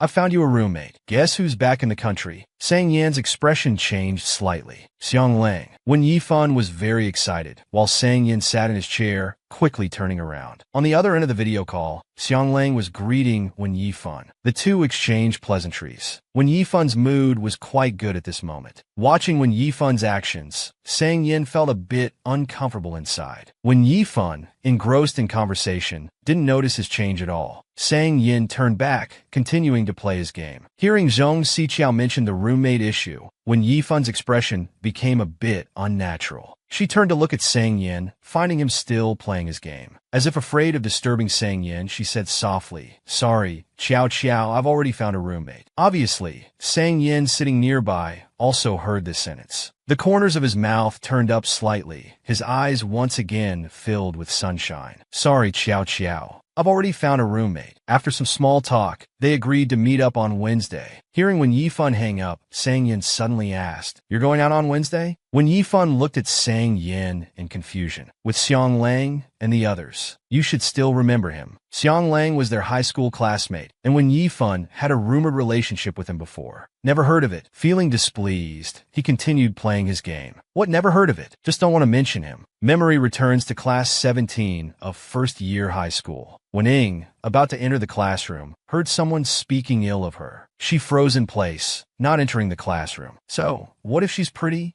What's the use of being pretty if you have a bad personality? Composing herself, she walked into the classroom. Suddenly, it fell silent. Head down, she walked to her seat under everyone's gaze. She sat down quietly, as if nothing had happened. Just then, hurried footsteps were heard. "Let go of me." Sang Yan, "Let go of me first. We can talk about this." He dragged the person and pushed him in front of Wen Yifan to apologize. Wen Yifan seemed confused. "Ah yes, I'm sorry, Sang Yan." The two were instantly stunned. "I didn't ask you to apologize." Turning to the person he had dragged over, he said sternly, "Apologize to her. A grown man gossiping all day? Aren't you ashamed?" Bowing at a 90-degree angle, "I'm sorry, I shouldn't have told others you were cheating." When Yifan was at a loss, clearly not knowing what he was talking about. It turned out this classmate had seen Wen Yifan eating with Xiang Lang and said she had dumped Sang Yan for someone new. "I'm not interested in much, but I do love holding grudges," Sang Yan said calmly. Then he raised his voice. "If anyone spreads such rumors again, I'll deal with you one by one." Everyone looked at Sang Yan, not daring to speak. "Not planning to apologize to me? What do you mean he thought Xiang Lang was better than me and dumped me?" The rumor-spreading student was sweating profusely. "This guy is really narcissistic. If I were to pursue someone, they'd be head over heels for me, understand?" At this moment, Sang Yin stood tall, giving off an air of confidence and brightness, but not without temper. As thoughts returned to the present, when Yifan was using her water glass as cover to secretly look at Sang Yin. One drinking water, one playing a game, silently. The roommate situation was unusual. "Help take care of the business a bit." When Yifan suddenly looked up, somewhat puzzled at Sang Yin. "How about having your gathering at my bar?" Sang Yin leaned on his hand, his eyes showing a hint of expectation. "You could have your gathering at my bar? How about it?" Unexpectedly, Sang Yin was trying to drum up business for his own store. "Is your store in such dire straits?" Sang Yin sighed, lazily replying, "It's just not making much money. Are you coming? If you do, I'll be generous and give you a discount." With a discount, she could help his business and save some money. It seemed like a win-win.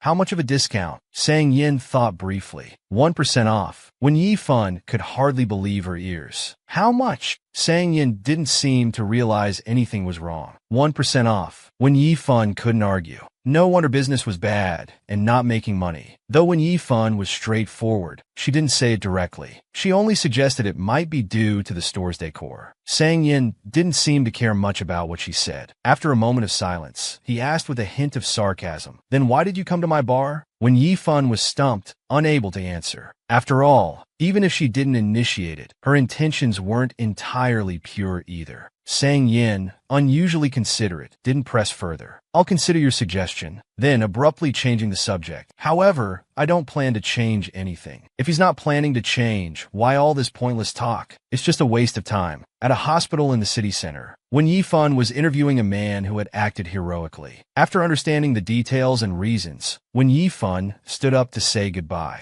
Just as she left the ward, when Yifan was called out to, "Hey, when Yifan." Hearing her name, when Yifan turned around, looking towards the voice. A girl with somewhat familiar features was looking at her hesitantly. Wen Yifun's charm was indeed praiseworthy. Wen Yifun, who had just left the ward, heard someone calling her and turned to look. It was none other than the all-too-familiar Zheng Kejia. Since she hadn't heard about Wen Yifun's return, Zheng Kejia assumed it was just a business trip. Wen Yifun, not wanting to hide anything, directly stated that she had moved back, but it didn't mean she'd be living at home. Zheng Kejia looked at Wen Yifun, feeling very guilty, as all of this was because of her. Wen Yifun, claiming she had something to do, tried to leave, bypassing Zheng Kejia. Watching Wen Yifun leave, Zheng Kejia quickly asked if she'd be home for New Year's, and mentioned her younger brother, who hadn't even met her yet. "I'm very busy with work. No holidays." Wen Yifun made up an excuse. Zheng Kejia clearly didn't want to give up. "Let's add each other on WeChat. I'll treat you to dinner tonight. I was wrong before." Hearing Zheng Kejia's words, Wen Yifun suddenly stopped. "Zheng Kejia, I'm not coming home, but it's not because of you. I didn't come back to Nanwu for anyone. I just want to live the life I want." They looked at each other, falling into silence once again. Wen Yifun turned and left without looking back, leaving Zheng Kejia staring at her retreating figure. In the moment of turning away, 1,000 memories flashed by. Her father's death, her mother's remarriage, her sister's rejection in the new family,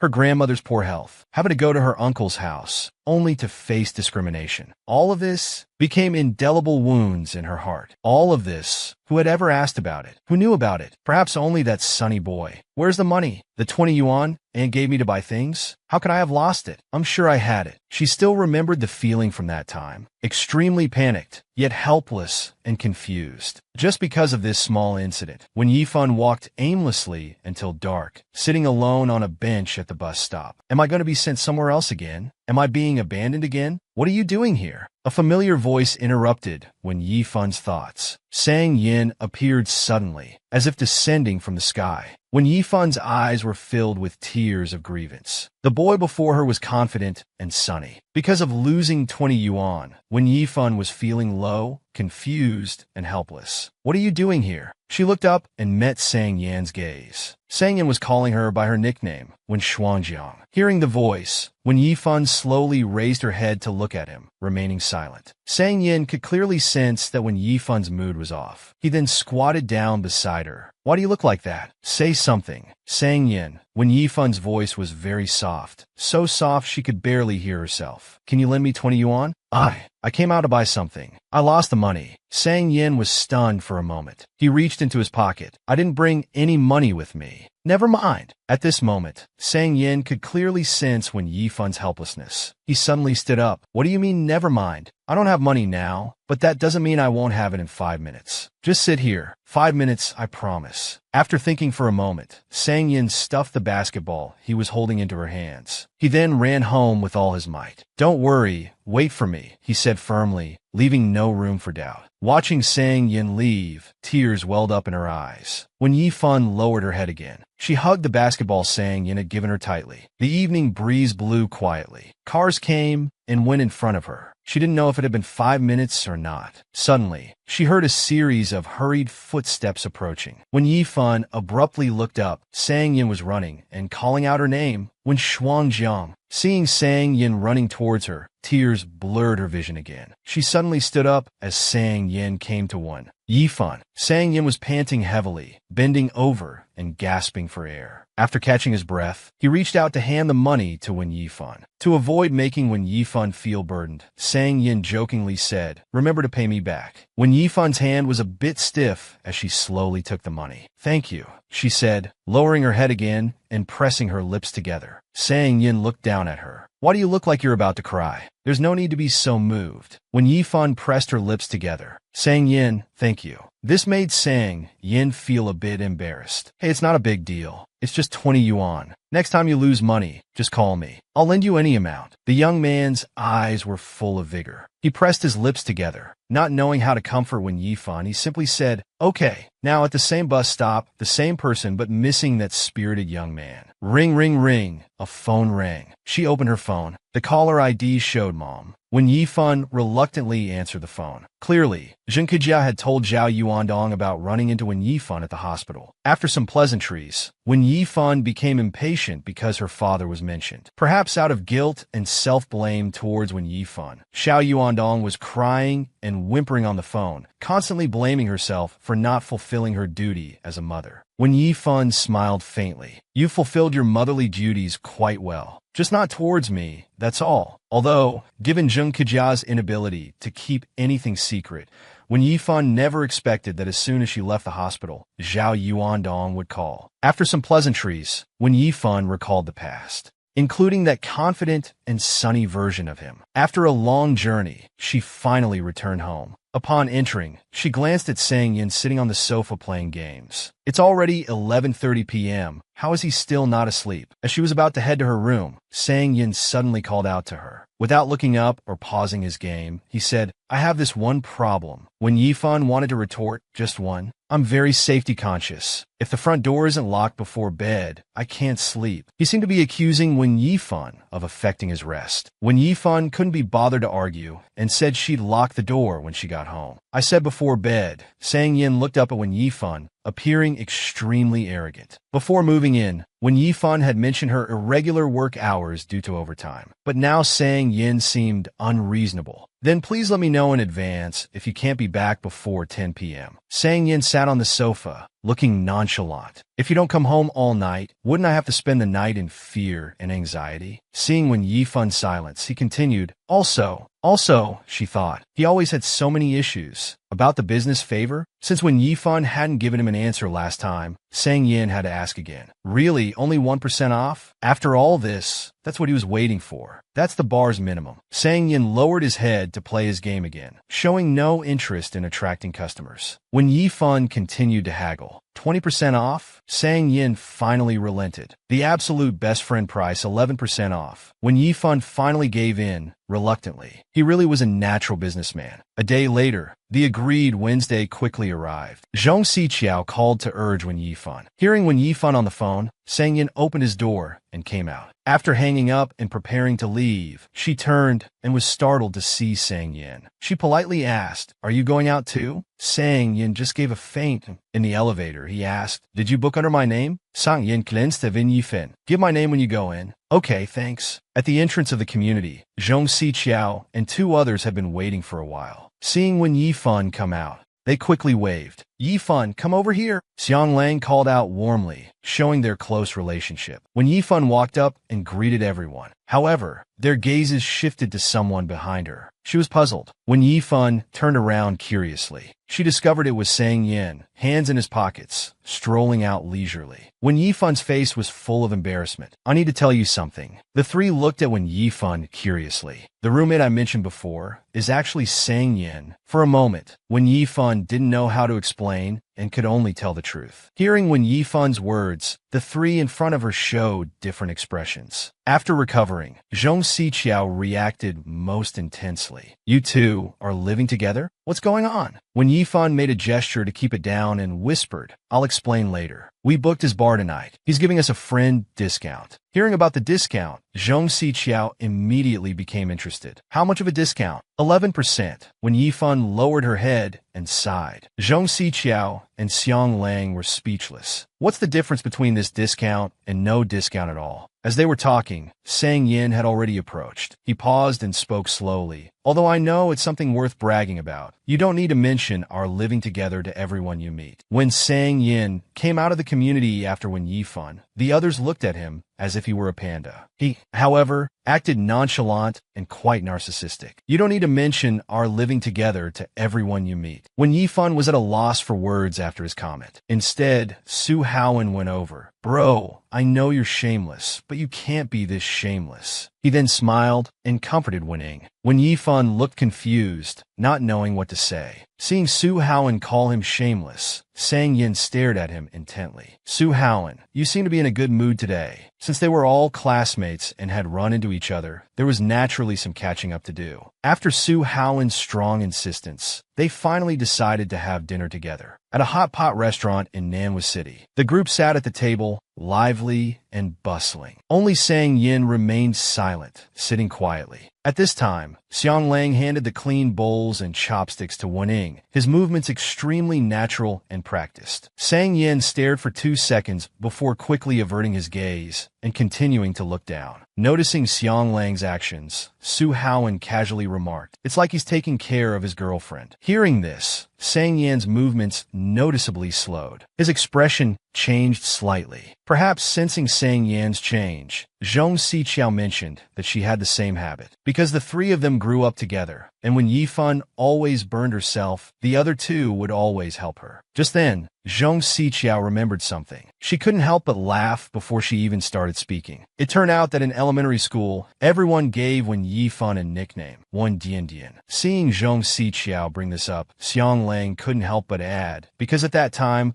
Wen Yifan could only write her own name. The last 2 characters were just 2 dots. Only Sang Yin didn't laugh. He just lowered his head and picked up his cup. He silently started drinking by himself. Meanwhile, Su Haowen next to him was laughing so hard he was bending over. He slapped Sang Yin, who was drinking water, on the back. The sound was crisp and loud. Sang Yin looked very displeased. Just as he was looking for a place to vent, Su Haowen walked right into the line of fire. "Why are you in such a bad mood?" Su Haowen gently withdrew his hand, sighed, and put on a pitiful look.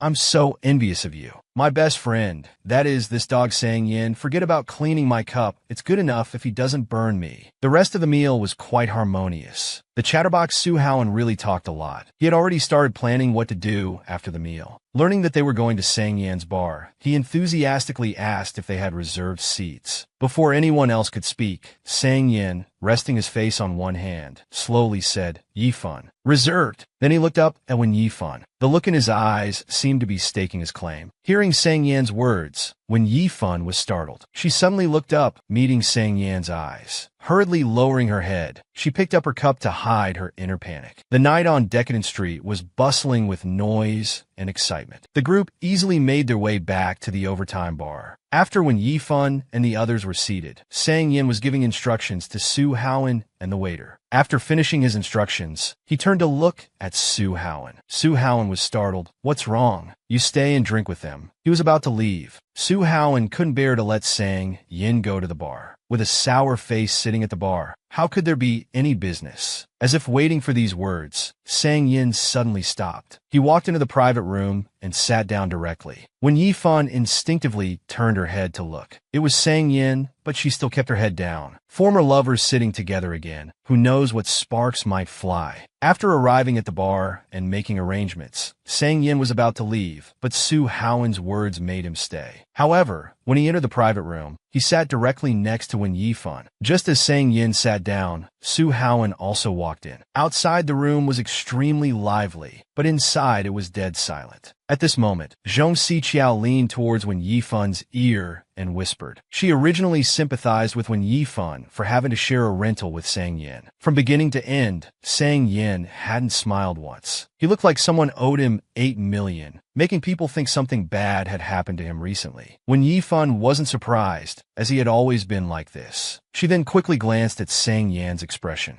Seeing the awkward atmosphere, Su Haowen spoke up, raising his glass to apologize to Wen Yifan. Everyone looked at him, not understanding. It turned out Su Haowen thought Wang Lingling had agreed to the shared rental, so he had given the key directly to Sang Yin. In the end, he heard from someone that the person sharing the rental was Wen Yifan. Whether Wen Yifan was slow to react or what, she instinctively asked, "Who?" Su Haowen fell silent. "The one who saved my ex-girlfriend Wang Lingling," he said, scratching his head embarrassedly. Zhong Siqiao was very surprised. How could it be such a coincidence? Xiang Lang, however, calmly inquired whether Su Haowen knew the other roommate was Wen Yifan when he gave Sang Yin the key. When Xiang Lang spoke, Sang Yin turned his head and glanced at him, thinking, "What? We're sharing a rental. Does your girlfriend have an opinion?" Su Haowen sighed, pretending, "How could I have known that? Only a ghost would believe you." Xiang Lang maintained a smile. "I didn't expect Sang Yin would be willing to share a rental with someone." Then he directed the topic towards Sang Yin. "You must be making good money running this bar, right?" But Sang Yan's answer was unexpected. His tone was still indifferent. Even Su Howen, as one of the owners, was speechless at Sang Yan's response. Seeing the conversation killed by Sang Yan, Su Howen suggested playing a game. This immediately piqued Zhong Siqiao's interest. Wen Yifan was least skilled at playing games, but in this situation, she had no choice but to join in. Noticing the seating order, Su Howen felt some sympathy for Wen Yifan. Seeing Sang Yan glance at him, he swallowed the words he was about to say. To ease his own awkwardness, Su Howen decided to start first. He raised his hand and began to shake the dice. 14 sixes. Su Howen was very excited. Sang Yan, however, was merciless.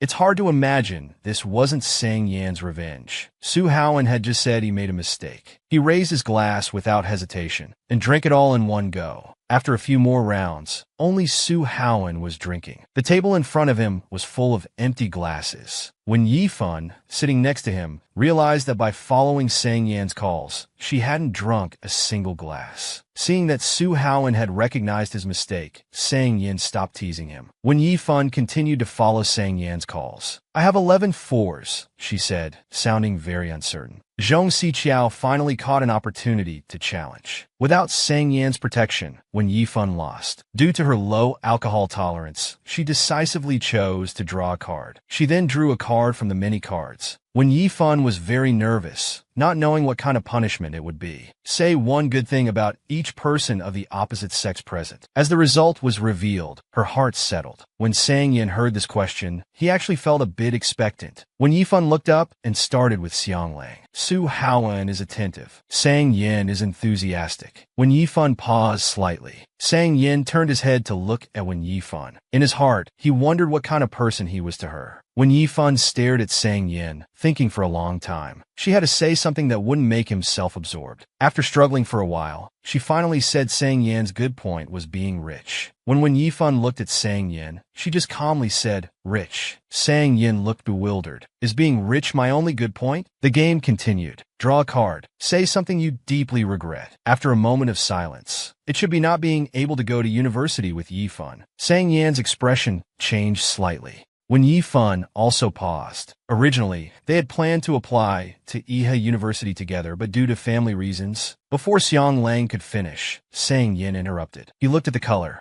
Zhong Siqiao finally caught a chance. Su Howen decisively challenged. He looked back at Sang Yan. Even an idiot would challenge you with 18. Sang Yan couldn't be bothered with him and directly chose truth. Which city did you recently fly to? Clearly, Su Howen wasn't satisfied with this question. He looked resentful. Sang Yan lowered his head and said calmly. When Yifan turned her head to look at him. What did he go to Iha for? Sang Yan looked up at Wen Yifan, as if implying something. The tactless Su Howen beside him, patting his shoulder. I clearly remember it was a business trip last time. How did it become Iha? Then he suddenly realized it must be to see Duan Jiaxiu. He completely forgot that Wen Yifan was also in Inha. Then he started talking about the two of them. If I hadn't failed to get into Nan University, how could it have been Duan Jiaxiu's turn? Seeing that Wen Yifan knew nothing, Zhong Siqiao became a little informant. One year, when the school forum was selecting campus heartthrobs, 80% of the photos were of these two together. As if eating up some big gossip, Wen Yifan listened with great interest. However, the key point was, in 4 years of university, no one ever saw them with any girls. So later, whenever anyone mentioned them, they would say, that gay couple, the campus heartthrobs. Sang Yan was the only one who looked flustered. When Yifan had a sudden realization. The other three also had different expressions. Su Howen suddenly turned to Sang Yan and shouted loudly. He looked exactly like a jealous girl. After venting, he buried his head in Sang Yan's embrace. After the commotion ended, his gaze shifted towards Wen Yifan. He noticed the three of them chatting and laughing, but didn't know what they were talking about. In an instant, his eyes showed a hint of jealousy. He stood up abruptly, ready to leave. He said he was tired and wanted to go back to sleep. Watching Sang Yan's retreating figure, Wen Yifan was speechless. What had upset him this time? At this moment, Fallen Street was still bustling. Sang Yan came to the second floor, smoking alone, his gaze unfocused. Hearing someone coming up, he turned his head and exhaled a puff of smoke. Weren't you going back? Why did you come to the second floor? Did you drink too much? Sang Yan lowered his head in silence. Then he guessed it must be because of Xianglang. Still silent, he took a deep drag. Sang Yan, you like Wen Yifan, don't you? In Su Howen's words, were spreading deep into Sang Yan's heart. Noticing Sang Yan's unusual mood, Su Haoan came to the second floor and saw him smoking alone. Sang Yan, you like Wen Yifan, don't you? Meanwhile, in the bar, Wen Yifan was confirming with Zhong Siqiao whether Duan Jiaxu was gay. After getting an affirmative answer, she didn't think much of it, saying she was just asking. Zhong Siqiao was unusually serious for once. She asked if she wanted to switch living arrangements with Xiang Lang. After all, they were a single man and woman. After living together for this time, Wen Yifan had come to accept Sang Yan. He was a decent person, although a bit narcissistic. Xiang Lang beside them said he could move any time if they wanted. On the second floor,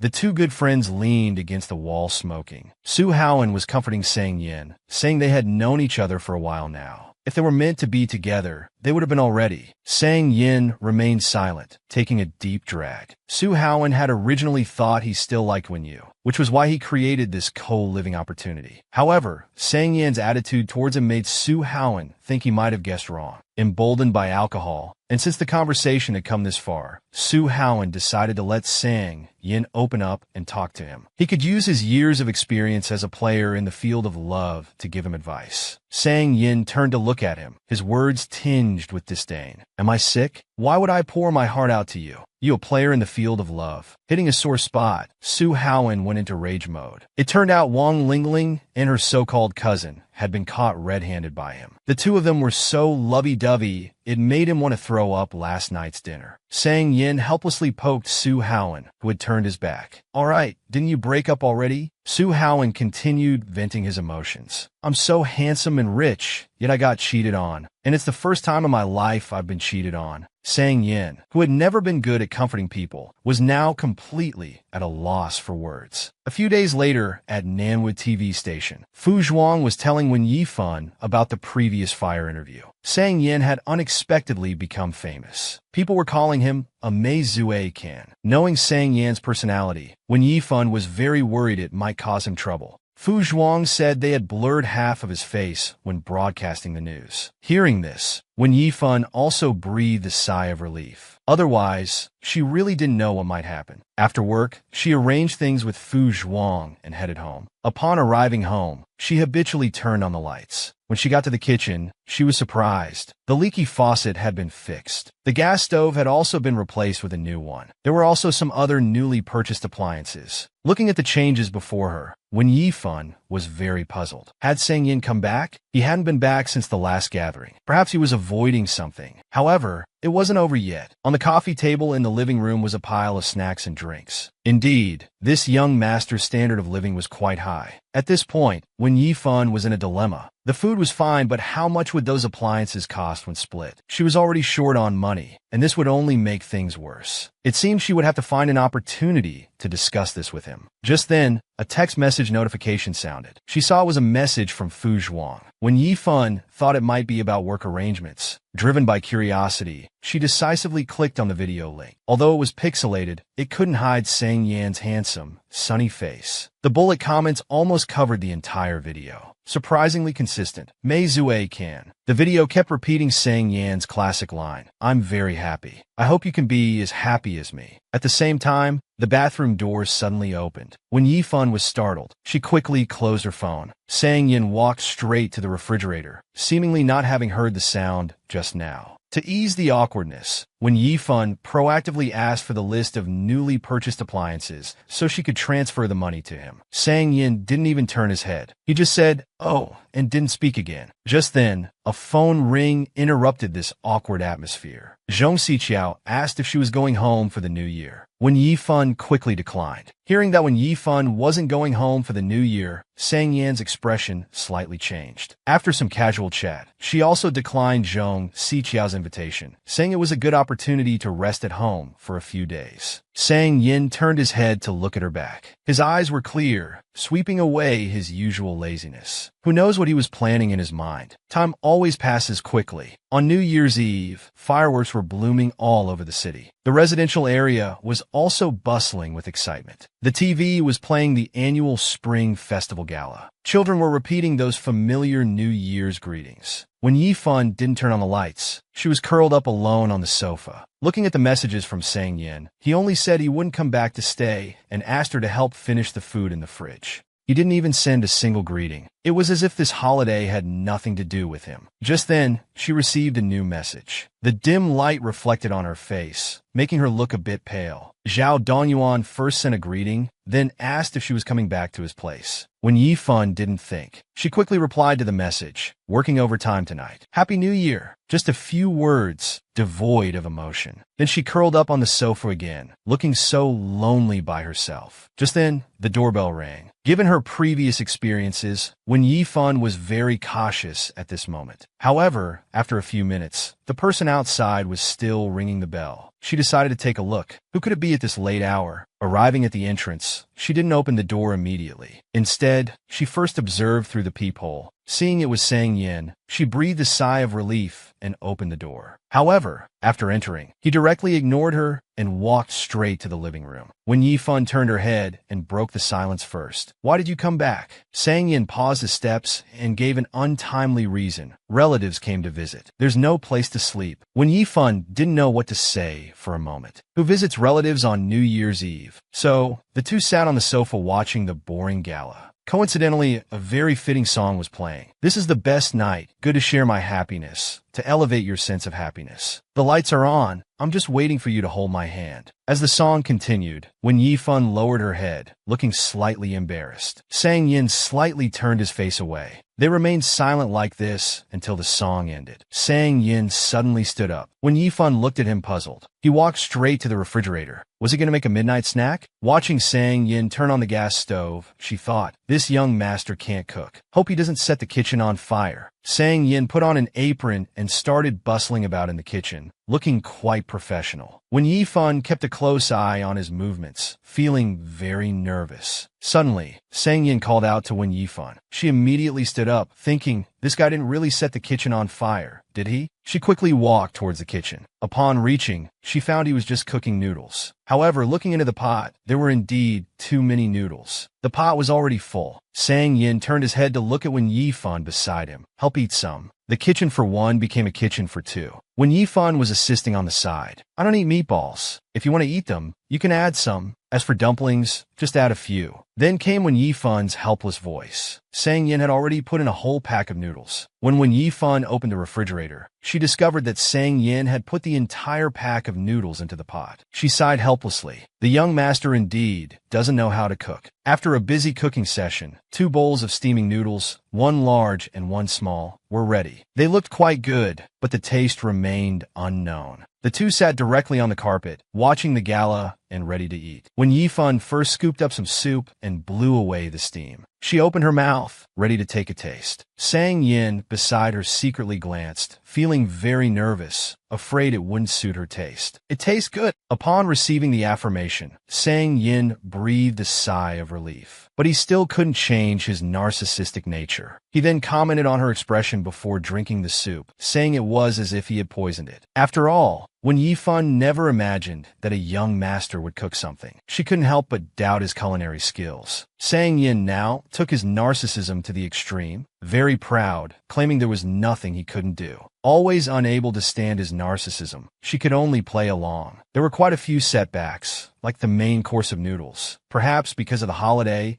or maybe because they cooked noodles together, the relationship between the two became a bit more harmonious than usual. Sang Yin noticed her getting up and casually asked where she was going. When Yifan continued her motion of serving noodles and asked if he wanted more. Sang Yin guessed that maybe she didn't want to waste food, so he advised her not to eat if she couldn't finish. Otherwise, if she overate, it would be on him. When Yifan paused for a moment, then directly expressed that she just wanted to eat more. This answer caught Sang Yin by surprise, but it also inexplicably made his expression soften. His mood at this moment was incredibly pleasant. As time passed, it was already midnight before they knew it. During this time, the two didn't talk much, just quietly looking at their phones. With the end of the gala, when Yifan realized they had stayed up together to welcome the new year. Sensing her furtive glances, Sang Yin, who was originally playing a game, suddenly turned his head. When Yifan forced a smile, "It's late, I'm going to bed first." Sang Yin's gaze returned to his phone, softly saying, "Oh." When Yifan suddenly stopped at the bedroom door. She turned her head to look at Sang Yin, who was still playing his game. "Happy New Year, Sang Yin." She hadn't expected him to respond, but Sang Yan's reaction was somewhat unexpected. Although his tone was a bit perfunctory, he still said Happy New Year back. When Yifan turned and walked into the bedroom, closing the door, only Sang Yin was left alone in the living room. He then looked up at the closed door. The corners of his mouth unconsciously turned upward, his eyes regaining their usual sparkle. Lying in bed, when Yifan couldn't fall asleep, her thoughts wandered in the intangible darkness of the night. Thinking carefully, this seemed to be the first time they had eaten alone together since their reunion. A sense of familiarity welled up. Tom seemed to go back to when she had just transferred schools in her second year of high school. Forced to move to Beijing with her uncle's family, she had just experienced a major life change. She became quiet and withdrawn, and her grades dropped as a result. Just as when Yifan came out of the office, she received a text from Sang Yin. "Are you free? It's my first time in Bailey. I don't know the way. It's okay if you're not free." When Yifan never expected he would come looking for her. After asking for his location, she hurried over. It turned out Sang Yin was waiting for her near her school. The moment he saw Wen Yifan, Sang Yin smiled with raised eyebrows. "You came so quickly. Let's have a meal together." Without thinking, Wen Yifan agreed. They chose a noodle shop near the school, and this was a new beginning. After that, Sang Yin would come to find her once in a while. Each time, they would just have a meal and then leave. He didn't take up too much of her time. Neither of them talked much about their own affairs, just chatting casually. It seemed both of them were there just to see each other, and that was enough. Lying in bed, when Yifan recalled the past, and a strange thought flashed through her mind. It turns out the Spring Festival Gala is quite enjoyable, and the noodles are pretty good too.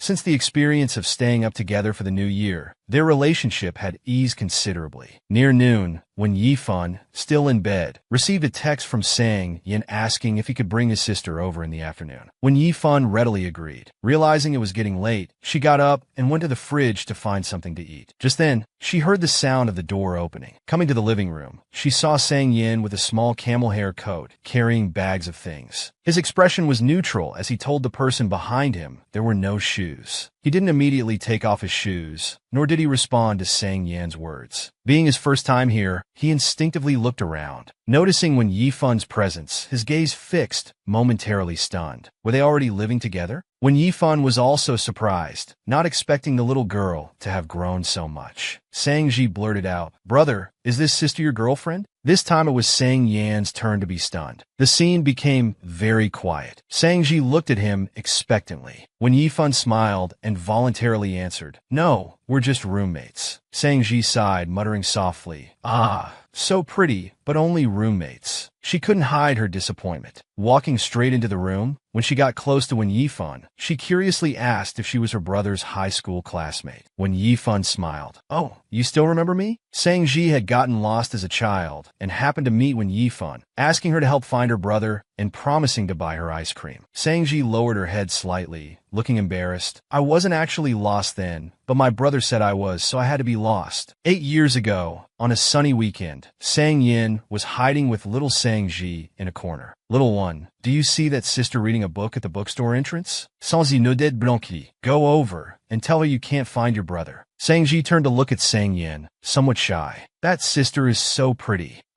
I'm too embarrassed." Sang Yin looked down at her in surprise. This little one could actually feel embarrassed? He had no choice but to tempt her with ice cream. For the sake of food, Sang Ji went for it. On the way, she kept reciting the lines Sang Yin had taught her. Suddenly, a small hand tugged at Wen Yifan's clothes. It quickly retracted. Wen Yifan looked at the little girl in confusion. Sang Ji's eyes were covered with a thin layer of moisture, hesitating to speak. Wen Yifan bent down to look at her. "What's wrong?" The little girl had been doing well, but Sang Ji was too nervous and suddenly forgot her lines. Then, under Wen Yifan's gaze, she started rummaging through her pockets, taking out all her pocket money and handing it to Wen Yifan. "Sister, I'll treat you to ice cream." Sang Yin, watching from afar, was extremely anxious. He had no choice but to cough lightly a few times to remind Sang Ji. "Sister, I can't find my brother." Wen Yifan bent down again to ask where she had lost him. Whether Sang Ji had forgotten or did it on purpose, she pointed to the place across the street where Sang Yin was hiding. When Yifan looked in the direction she was pointing, Sang Yin quickly hid behind the wall. Sang Ji grabbed Wen Yifun's hand. Sister, can you take me over there? I'm a bit scared alone. While crossing the street, Sang Ji kept calling out, brother. Sang Yin didn't respond, hurriedly adjusting his clothes. Seeing the person in front of her, Wen Yifun was stunned. It was actually Sang Yin. He was wearing a black baseball cap, the corners of his mouth slightly raised, his expression clear. Completely unaware that such a coincidence was too deliberate, he said, what a coincidence. The afternoon sun in winter gave a warm feeling. When Yifun noticed that Sang Ji was only wearing socks, she then took out her own slippers from the shoe cabinet and let her wear them. Sang Ji wasn't fussy. She directly put them on her feet to try. They fit quite well. When Yifun told her to help herself to any snack she wanted, worried that her presence might make Sang Ji uncomfortable, she added that most of the snacks were bought by her brother. After explaining, she went back to her room. Sang Ji opened a bag of snacks. While eating, she came to the kitchen beside Sang Yin, curiously asking why he was living with a roommate and a girl at that. Sang Yin completely ignored what she said. His eyes were only on the snacks in her hand. He then snatched them away. Behave yourself. Don't touch things randomly. Sang Ji was bewildered by his action. Couldn't she eat the things her own brother bought? Sang Yin casually asked her if they were bought for her. He put the chips aside. Sang Ji thought he was stingy, but she wasn't particularly interested in snacks anyway, so she chose to swallow her anger. She told him to hurry up and cook so she could go study after eating. Sang Yin checked the time. It would still take a while. He then looked around, telling her she could study at the dining table or in his room. A few minutes later, Sang Ji sat at the dining table with her school bag, working on problems. She was still muttering about the earlier question. So, brother, why did you decide to have a roommate? Sang Yin couldn't be bothered to answer her. Did he need to report his actions to this little brat now? Sang Ji turned her head to look towards the master bedroom. She immediately understood. You like that, sister? The knife cutting carrots suddenly slipped, making a thud sound on the cutting board. But he quickly returned to normal. Perhaps his secret had been exposed. Sang Yin unusually didn't argue with his sister. Thinking of Wen Yifun's appearance, Sang Ji sighed, consoling Sang Yin. She said it wasn't that she didn't want to take his side, but the sister was too pretty, so one should know one's place. Hearing her words, Sang Yin could no longer remain calm. He repeated her words, no one's place. The word narcissistic was once again perfectly embodied in Sang Yin. Kid, please be clear about one thing. It's others who should ponder that word when they're interested in me. Sang Ji thought he was too shameless. Not wanting to waste time talking to him, she continued studying. After a busy period, a steaming hot pot was served. The table was full of ingredients. Just as Sang Ji was about to start eating, she suddenly remembered Wen Yifun. Aren't you going to invite that sister to eat together? It's the new year, after all. Since you're roommates, shouldn't there be some warmth? Sang Yin glanced to here. What's it to you? Sang Ji was quite upset. Wen Yifun had been so nice, giving her slippers to wear when she came and letting her take whatever snacks she wanted. Yet her own brother couldn't even say a polite word. Sang Yin almost laughed at her words. She's nice to you. What does that have to do with me? He then sat down on a chair, telling Sang Ji to go call Wen Yifun out for dinner herself. Sang Ji looked at him for a moment, deciding not to meddle. After all, it wasn't her roommate. She then started eating with gusto. Sang Yin stared at her intently, his own movements stopping. But Sang Ji was focused on eating the hot pot, completely unaware of his gaze. Seeing no reaction from her, Sang Yin suddenly said, "You're quite conscientious." Sang Ji looked at him in confusion, stunned for a moment. She then understood he was being sarcastic, criticizing her for only talking about how others were nice to her, only asking others to reciprocate, while she herself only spoke without taking action. Sans y sigue del plaisir. It seemed she had to do it herself. She then quickly stood up. She went to Wen Yifun's room and gently knocked on the door. Seeing her come out, Sang Ji invited her to join them for dinner. It would be livelier with more people. Wen Yifun smiled and politely declined her invitation. She was afraid of disturbing the siblings.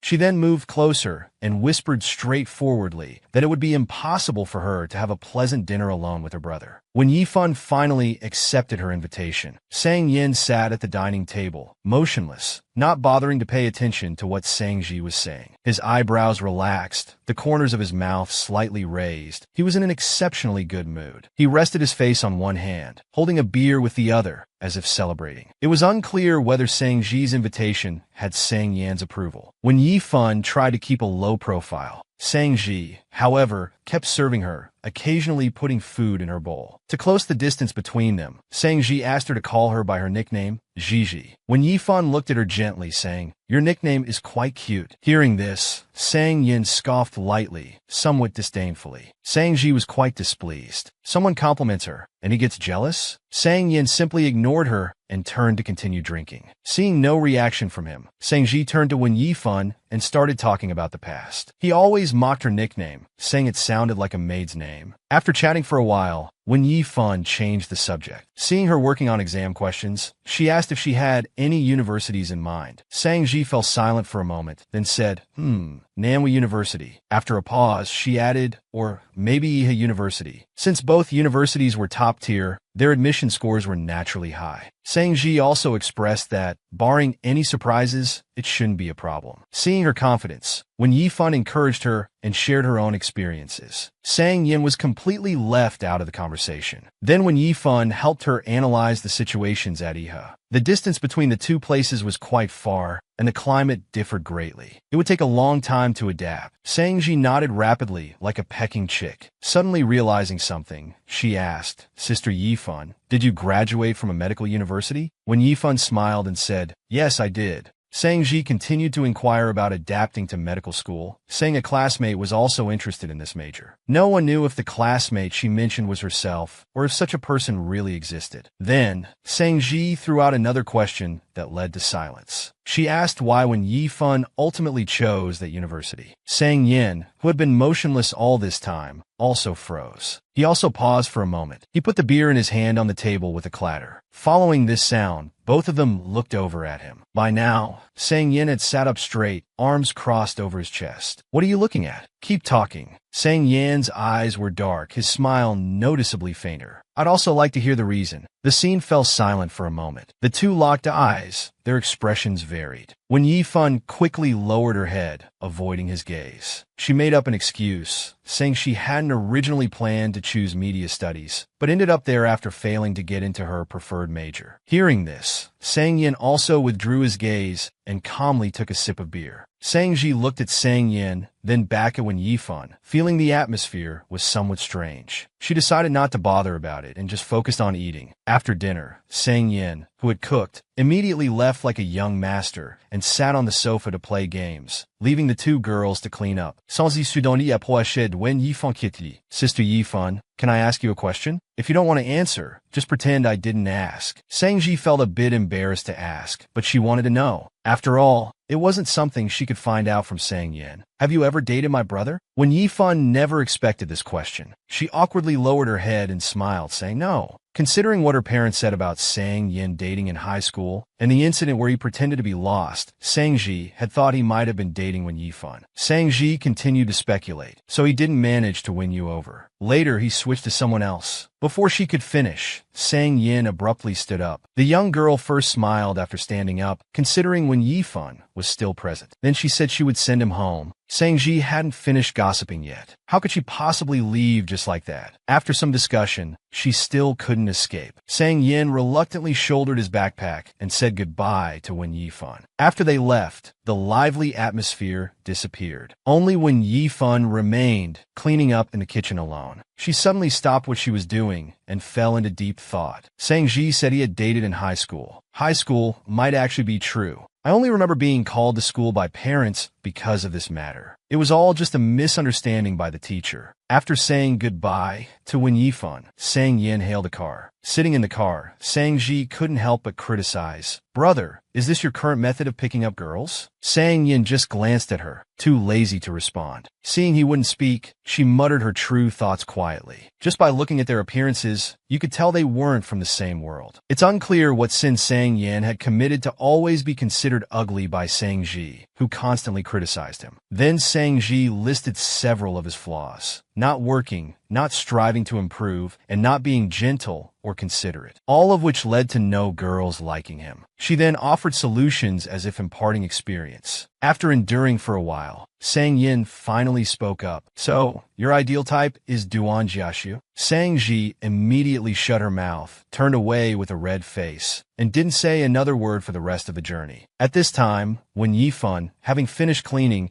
was sitting on her bed talking on the phone with Zhong Siqiao. Suddenly, she heard the sound of the front door closing in the living room. When Yifan seemed to have grown accustomed to his presence and didn't pay much attention. On the contrary, Zhong Siqiao always felt awkward about it. After all, he used to like when Yifan. Then she gossiped, asking if anything had happened between them. They hadn't met many times since parting at the bar last time. When Yifan seemed a bit distracted. Then, changing the subject, she asked about Xiang Lang and the matter of attending the same university. After thinking for a moment, Zhong Siqiao realized the relationship between the two wasn't very harmonious to begin with. Xiang Lang loved to provoke Sang Yin like this in high school. Unfortunately, now Sang Yin had become cold and indifferent, making it uninteresting. After hanging up the phone, when Yifan lay on the bed staring blankly at her phone, she was about to send a text message to explain things to him. However, she suddenly stopped, thinking it over and deciding against it. So much time had passed since the incident. Bringing it up now seemed rather odd. Besides, he hadn't handled the situation well at the time. Even if she wanted to explain now, it wouldn't make sense. A few days later, when Yifan couldn't avoid Zhao Yuandong's invitation any longer and decided to meet him. They hadn't seen each other for years and felt unfamiliar with each other. Entering the elevator, Zhao Yuandong's gaze remained fixed on her face. His eyes were slightly red, filled with concern. He expressed that in the future, if she wanted to eat anything, he would get it for her. However, when Yifan politely declined, citing her shared living arrangement as the reason. Exiting the elevator, Zhao Yuandong mentioned his half-brother, whom he had never met, with an indescribable smile on his face. Zhao Yuandong opened the door, telling her to go in and sit for a while. Your Uncle Tseng is still at work. Jiejia isn't home either. He's in college and only comes back every few weeks. But your aunt specifically came from Beiyou to see you. Before he could finish speaking, a voice like a nightmare descended. Oh, Xuanjiang is here. When Yifan instantly froze in place, her expression complex. The aunt quickly approached. It's been so many years since we've seen each other. Come, let your aunt have a look at you. Looking at her aunt before her, it was as if she had returned to that hellish life. Watching Che Yinqin approach quickly, when Yifan suddenly felt the whole world collapse again. It was a shadow that could never be erased. After entering, there was a flurry of warm greetings, appearing very enthusiastic. When Yifan sat quietly to the side, not engaging in conversation, Zhao Yuandong took the initiative to answer for her. When they learned she was still working as a journalist, their brows furrowed slightly, followed by another round of belittlement. During this time, Zhao Yuandong left to cut some fruit. Che Yinqin suddenly reached out to pat Wen Yifan, but she deliberately avoided it. Seeing her actions, she started nagging again. Xuangjiang, why aren't you greeting people? After all, your aunt raised you for a few years, treating you like her own daughter. The words became increasingly harsh, suggesting she marry any man, even offering to introduce her to wealthy older men. When Yifan resisted the urge to leave, still not responding to her. From beginning to end, it was just Che Yinqin talking endlessly. Finally, she got to the main point, wanting her to help buy a wedding house for her cousin. At this point, when Yifan was no longer the girl who could be bullied, understanding her intentions, she finally couldn't help but speak up. I also know a rich boss who is caring and likes men. Why don't I introduce my cousin to him instead? Che Yinqin was stunned. After reacting, she became furious. You child, how dare you speak like that? Hearing the commotion, Zhao Yuandong immediately came out of the kitchen to ask what was wrong. Since entering, when Yifan hadn't taken off her bag, now her patience had reached its limit. She strode towards the exit. I won't come here again. Wening, who originally didn't want to contact anyone, only came to see Zhao Yuandong because of her father's dying wish to take good care of him. Now it seemed this wish couldn't be fulfilled. She informed Zhao Yuandong to consider her dead along with her father. Watching Wen Yifan leave, Zhao Yuandong felt very uneasy, but he didn't try to stop her. By the time Wen Yifan returned to the neighborhood, it was already completely dark. As soon as she entered the living room, she saw Sang Yin, as usual, lying on the sofa playing with his phone. His posture was lazy, looking extremely comfortable. Hearing the noise, Sang Yin glanced up furtively. He saw Wen Yifan hurriedly walking towards her room with her head down. Then she closed the door, leaving Sang Yin alone in the living room. Sang Yin looked up towards her bedroom, feeling a bit concerned. He picked up his phone and found Wen Yifan's chat interface. "What's wrong with you?" After sending the message, Sang Yin continued playing games in the living room for a while, seemingly waiting for her to open the door. Time passed minute by minute until 2:30 a.m. Only then did he get up and walk to the kitchen to find something to eat, repeatedly checking his phone for messages. The result, however, left Sang Yin somewhat disappointed. Seeing it was late, Sang Yin put his phone aside, got up, and returned to his room, grabbing some clean clothes and heading towards the bathroom. Arriving at the bathroom, he checked his phone again. Then he turned the volume to maximum and placed it where he could see it. Then he started to shower, during which he occasionally glanced at his phone. When he finished showering and checked his phone again, there was still no reply from her. Perhaps she had already fallen asleep. Just then, the sound of a door opening came from outside the bathroom. Sang Yin got dressed and walked out of the room. "I thought you were asleep." When Yifan didn't speak, she slowly approached him, her expression blank. "I just finished showering and you came out. Your timing doesn't need to be this perfect." Sang Yin looked down at her. His tone was slightly sarcastic. When Yifan suddenly accelerated forward, she threw herself into Sang Yan's arms, hugging him tightly. Sang Yin was stunned, somewhat at a loss. This happiness came too suddenly. Despite this, Sang Yin stood still, allowing her to hug him. He didn't dare move. The moment when Yifan hugged Sang Yin tightly, his entire body froze in place. He didn't know whether to hug her back or not. Water droplets from his hair tips slid down his cheeks. The whole world was silent, except for the sound of their rapidly accelerating heartbeats. He wanted so badly to reach out and hug her, but he still didn't dare. Looking at Wen Yifan in his arms, Sang Yin unconsciously swallowed. Seeming to feel something was amiss, he gently stepped back. Wen Yifan's brows furrowed slightly. As if sensing something, she hugged him even tighter. Her head nuzzled against his chest, like a gentle kitten. Sang Yin was once again flustered by her intimate actions, his face turning red. His hands remained suspended in midair, neither embracing nor rejecting. From his angle, he could only see Wen Yifan's slightly messy hair and her lowered eyelashes. His Adam's apple bobbed, his voice hoarse. "What are you doing?" Seeing no response, Sang Yin spoke again. "Give me a straight answer. How long do you plan to hug me?" As soon as he finished speaking, Wen Yifan immediately let go. She sluggishly stepped back, not looking up at Sang Yin. She mumbled a few words, the syllables seeming to roll around in her tongue, sounding very indistinct. Sang Yin didn't hear clearly. He leaned down closer to her. "What did you say?" But Wen Yifan didn't speak again. Then, as if nothing had happened, she turned and slowly walked towards her bedroom. As if suddenly running out in the middle of the night to hug him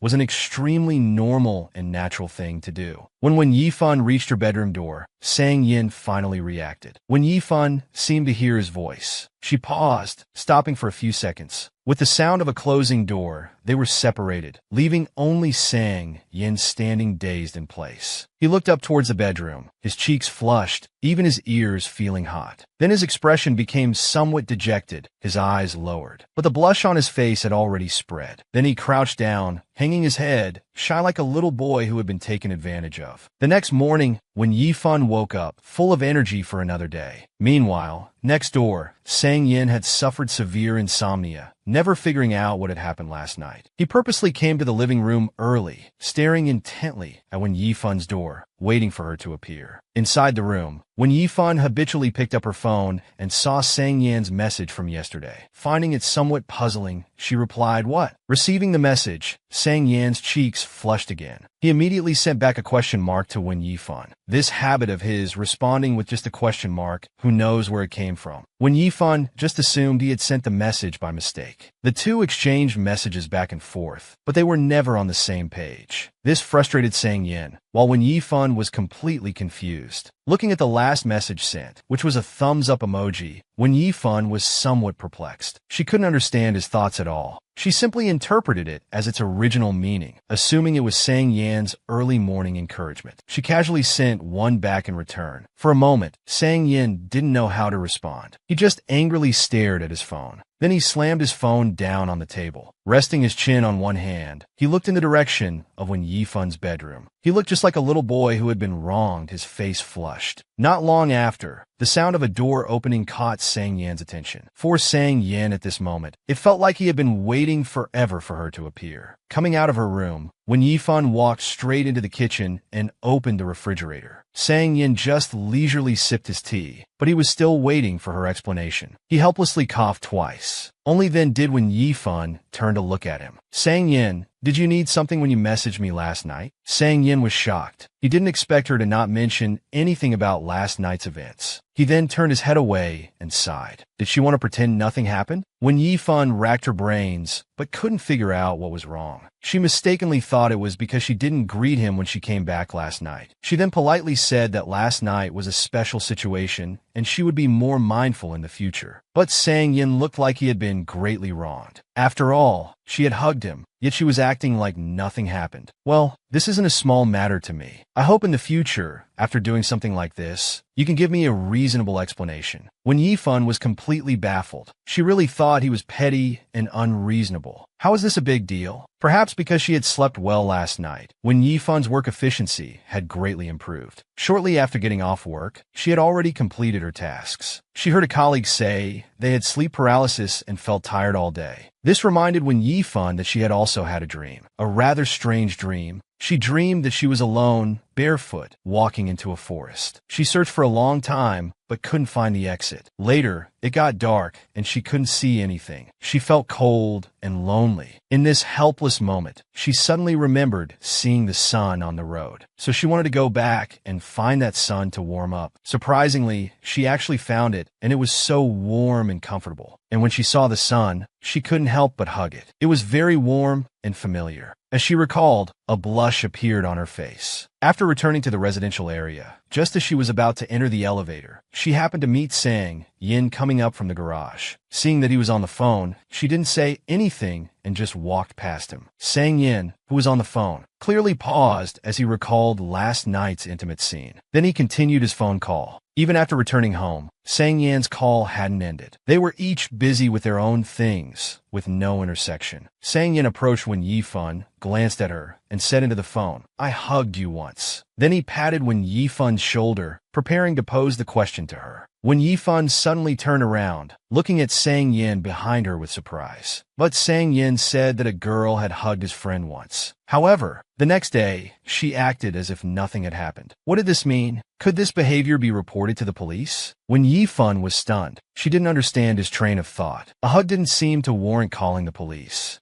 The person on the phone, hearing this conversation, was confused and didn't know what he was talking about. Wen Yifan continued, saying it might not have any special meaning, just a simple hug between friends, or maybe she needed comfort because she was feeling down. Sang Yin, listening beside her, was at a loss for words. He then picked up the phone, pretending to ask about his relationship with that person. Ignoring the angry shouts from the other end of the line, he just kept saying as if they were really discussing something. He put down the phone again and looked at Wen Yifan. He said this girl was madly in love with him. After Wen Yifan had hugged Sang Yin while sleepwalking, Sang Yin couldn't let it go. He even went so far as to pretend to be a friend to get information from Wen Yifan. Wen Yifan felt the atmosphere was a bit strange, but couldn't pinpoint what was wrong. She secretly marveled that he was indeed Sang Yan's friend, as their way of speaking was so similar. Then, with a polite smile, she said, "Well, your friend must be quite charismatic. So, did that girl confess to your friend?" Sang Yin was taken aback and asked her what she meant. Wen Yifan just felt the logic didn't add up. If that girl liked him, then the reason for the hug would be clear. Why would he need to ask you?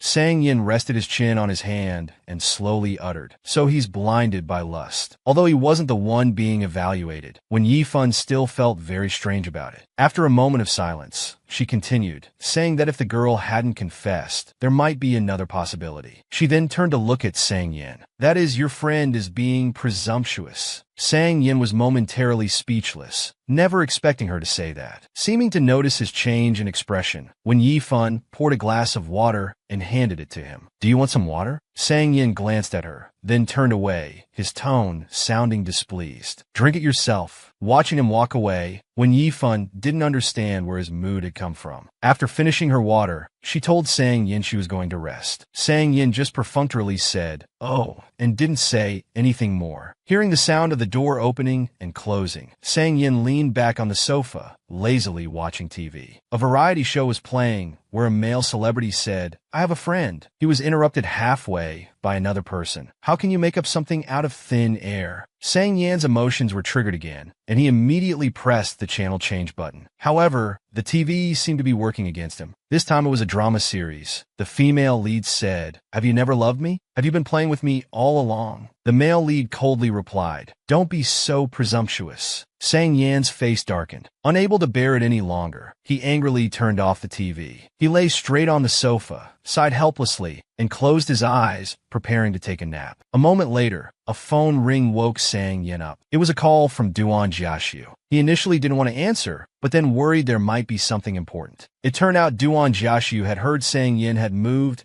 and wanted to send an 18th birthday gift to Sang Ji, but didn't have the address. Sang Yin seemed a bit impatient. He wasn't a delivery person, so why not just mail it to the house? Duan Jiaxiu wanted to surprise Sang Ji, which Sang Yin mockingly criticized again. "You're really outdated." As they were talking, Duan Jiaxiu suddenly remembered something. He asked if Sang Yin had come to a box recently. Su Haoan had even called to scold him. He said that even after graduation, Sang Yin only had eyes for him. However, Duan Jiaxiu didn't know about Sang Yin coming to Iha. Or did Sang Yin have someone else in Iha besides him? Before he could finish speaking, Sang Yin directly hung up the phone and tossed it aside. In any case, Sang Yan's mood was somewhat gloomy for the entire day. A few days later at the Nanwu police station, when Yi Fun and her colleague came to interview about the morning assault incident in front of Nanwu University. Just as they entered the police station, they saw a young man sitting at the entrance. The police officer said he had helped catch the thug. His name was Mu Qingyu. When Yi Fun looked at the person in front of her, feeling like she had seen him somewhere before, she couldn't help but look a few more times. Perhaps sensing when Yi Fun's gaze, Mu Qingyu suddenly looked at her. When Yi Fun was momentarily stunned, Mu Qingyu scratched his head, his expression showing no displeasure. "Is there something on my face?" When Yi Fun quickly waved her hands, "I just thought you looked familiar." After the words left her mouth, she realized it sounded like she was trying to pick him up. However, Mu Qingyu didn't find her words strange. He nodded slightly and suddenly asked if she had paper and pen. Although she didn't know what he wanted to do, when Yi Fun still gave him the small notebook she always carried. Mu Qingyu quickly opened it, wrote something, then closed it and handed it back to Yi Fun. When Yi Fun was a bit confused. Could it be that he was giving her his contact information? After opening it, she found it was actually an autograph. Could it be that he was a celebrity or socialite? Although she didn't know who he really was, when Yi Fun still smiled awkwardly, but politely, and thanked him. Mu Qingyu's face turned slightly red for a moment, looking a bit shy. "Thank you for your support too." This young man, just because when Yi Fun had looked at him a few extra times, wanted to give her his contact information and said such strange things as "thank you for your support." As the sun set, the day's interview work also came to an end. Just as when Yi Fun came out of the subway station, she received a text message. Sang Yin could no longer hold back and actively invited When Yi Fun out. When Yi Fun simply asked her what was the matter. When she saw Sang Yin's next message, When Yi Fun was completely speechless. He told her to go directly to the supermarket outside the residential area to help him carry things. In front of the supermarket, there were only a few passers-by scattered about. There was no sign of Sang Yin at all. When Yi Fun had to text him to say she had arrived. However, after waiting for a long time, she still didn't see Sang Yin. He hadn't even replied to her message. Taking advantage of the boredom, when Yi Fun, out of professional habit, started checking today's hot news. Suddenly, she thought, could the person she met today also be a celebrity? She felt like she had seen him somewhere before. Driven by curiosity, she started searching his name, Mu Qingyu. Immediately, a bunch of gossip news appeared. It was indeed as she had guessed. It seemed he really was a celebrity. His profile stated that he starred in the movie When Dreams Awake. She then remembered she had just watched it recently. So he was the one who played the ghost. At this moment, Sang Yin suddenly arrived, looking down for quite a while. when Yifan was too focused and didn't notice at all. Then Sang Yin just stood up, stroking his chin, and abruptly said, "You like this type?" When Yifan was startled and turned her head to look back. Coincidentally, she met Sang Yin leaning down close. The posture of the two was like that of a couple in love. After a moment of stunned silence, when Yifan quickly stepped back a few steps, "Weren't you buying something?" However, she found that Sang Yin had just left home and hadn't gone to the supermarket yet. Sang Yin didn't respond and just walked towards the supermarket with big strides. In the supermarket, Sang Yin shopped very casually. He grabbed whatever was missing and threw familiar brands into the cart. But when Yifan's shopping style was completely different. She carefully looked at price tags, as if comparing which one was more cost-effective. In the end, she was a bit confused with her own calculations. Just as when Yifan was about to take out her phone calculator, Sang Yin gave the answer. When Yifan hesitantly looked at Sang Yin's choice, Sang Yin lowered his head, barely noticeably bending down, then nodded. Seeming to think it wasn't a good deal, her actions were hesitant. Sang Yin didn't push her. After all, it was a choice between two. Before Sang Yin could finish speaking, when Yifan took out her phone and started calculating again, Sang Yin beside her couldn't help but tease. "Are you here to take the college entrance exam at the supermarket?" Then he directly took the toilet paper from her hand. "It's almost 9 o'clock. I'm afraid you'll turn in a blank paper. This time I'll take the exam for you. This one is more cost-effective." For the rest of the time, when Yifan was comparing product prices, the situation was still similar to before. Later, she simply gave up and let Sang Yin take over completely. Until they finally chose feminine products, Sang Yin obediently kept quiet because he really didn't know how to choose those. Finally, after a mental struggle, they selected all the items they needed to buy. At checkout, when Yifan suddenly asked Sang Yin, "How's the renovation of your house going?" Previously, Sang Yin said he would only stay for 3 months. Now 2 months had passed, but Sang Yin showed no signs of moving out. Sang Yin looked up at her. There was a hint of displeasure in his eyes. "What? Are you rushing me?" He had finally gotten close to the girl he liked, and life was going pretty well. But suddenly one day, the girl seemed to remember something. "We agreed on 3 months before. Now 2 months have passed. When are you moving out?" Sang Yan's expression was complex, with some inexplicable disappointment. "What? You're rushing me?" Fearing he might misunderstand, when Yifan quickly explained, "I just want to confirm if you're renewing the lease, so I can find a new roommate in advance." Sang Yin just quietly looked at her, without saying anything. At this moment, the cashier finished bagging their purchases, breaking the awkward silence. It had started raining at some point. Sang Yin refused when Yifan's offered to help carry things, holding the bags in both hands himself. "It's raining. You hold the umbrella for me. Don't let me get wet." The rain kept dripping steadily, and the two walked like a couple strolling in the rain. During this time, Sang Yin couldn't help but look at Wen Yifan. Not knowing what she was thinking, she seemed a bit distracted. She didn't notice the rainwater dripping from the umbrella onto her clothes. Sang Yin turned his head. "Move the umbrella to your side a bit. It's blocking my view of the road." When Yifan sighed, said "Oh," and slightly moved her fingers upward. Most of the umbrella was still on Sang Yan's side. Sang Yin got a bit impatient. "Don't you know how tall you are? Move it more." When Yifan didn't say anything, this person was really strange. If she moved it any more, it wouldn't cover him at all. Looking at his slightly wet right shoulder, when Yifan asked him, "Then, do you want to hold the umbrella?" Sang Yin glanced at him again. What was he thinking? He didn't want to do anything. Anyway, the way home wasn't far. When Yifan didn't dwell on this small matter anymore, she just felt mentally exhausted. The rain got heavier, pattering on the umbrella. It also soaked most of Sang Yan's body. Although he was getting rained on, Sang Yin didn't seem the least bit unhappy. Instead, a barely noticeable smile curled at the corner of his lips. By the time they got home and finished tidying up, it was already 8:30.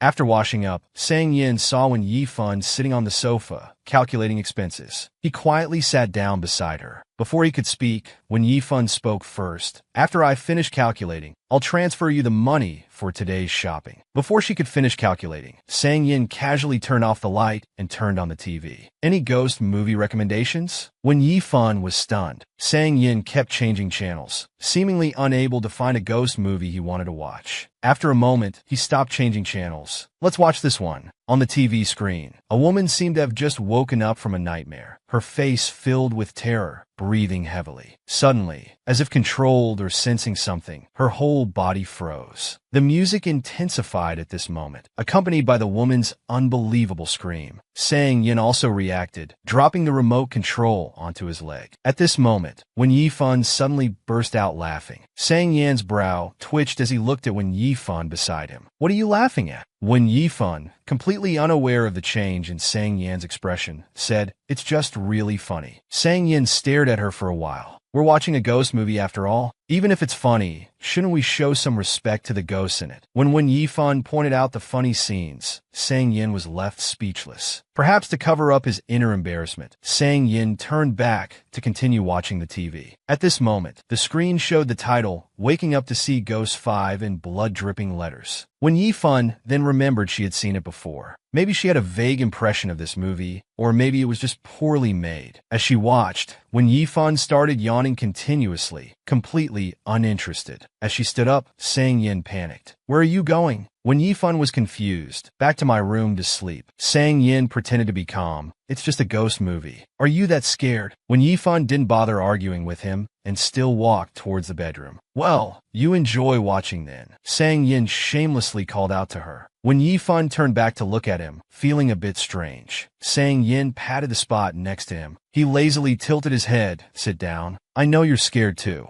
Whether you're afraid of watching horror movies or not, the more afraid you are, the more you want to watch, but you're too embarrassed to admit you're scared." Wanting to keep Wen Yifan, who was about to leave, he lightly patted the sofa. "Sit down. I know you're scared too." Wen Yifan was stunned for a moment, not understanding. Then she looked at Sang Yin seriously. "I'm not SCA-." She suddenly paused mid-sentence. She realized something was off. Wait, did he just say two? So he was the one who was scared? Resignedly, she obediently went back and sat down next to him. Wen Yifan secretly glanced at Sang Yin. She really hadn't expected him to be afraid of this. After all, Sang Yin always acted like he wasn't afraid of anything. And she also remembered that this wasn't the first time Sang Yin had watched a horror movie in front of her. In her memory, there was once when the whole class watched a horror movie together in the classroom. But at that time, he seemed to be sleeping the whole time. When Yifan sat behind the third group in the classroom, Sang Yin sat at the end of the fourth group. She was in the row behind him, diagonally. When everyone was watching intently, there was a sudden exclamation from behind Wen Yifan. She turned to look. It was Sang Yan's male desk mate. He seemed to have been scared by the scene and leaned back. But because he was fat, he ended up pulling Sang Yin down with him. Sang Yin looked relaxed but not in a good mood. His eyebrows furrowed. He happened to see the scene where the ghost crawled out of the TV. This wasn't as scary as you, he thought. So at that time, Sang Yin was sleeping because he was afraid. Thinking about it this way, everything seemed to make sense. Because of Sang Yan's gesture of patting the sofa, Wen Yifan naturally sat down next to him. Wen Yifan's gaze remained on Sang Yan's face. Suddenly, Sang Yin turned his head sharply. Wen Yifan quickly dodged backward. Sang Yin looked at her with some bewilderment, not understanding. Then he reached out to grab the beer on the coffee table, but his gaze didn't leave Wen Yifan. At this moment, a phone ringtone interrupted their sweet awkwardness. Wen Yifan, as if finding a lifeline, quickly stood up to answer the phone. However, she stopped after just a few steps, because from the phone came the voice of the person she disliked the most, Che Yinxin. The voice seemed to carry a pleasing laugh. But Wen Yifan didn't listen to the end. Instead, she chose to hang up directly. Then she even blocked this phone number. Watching Wen Yifan leave and stop, and then hang up the phone, Sang Yin was momentarily lost in thought. He could clearly sense that her mood was off. Wen Yifan adjusted her mindset, turned to Sang Yin, and said she was going to rest first. But the expression on her face confirmed Sang Yan's guess. Sang Yin didn't look up, just drank his beer and cleared his throat. After Wen Yifan left, Sang Yin didn't continue watching TV.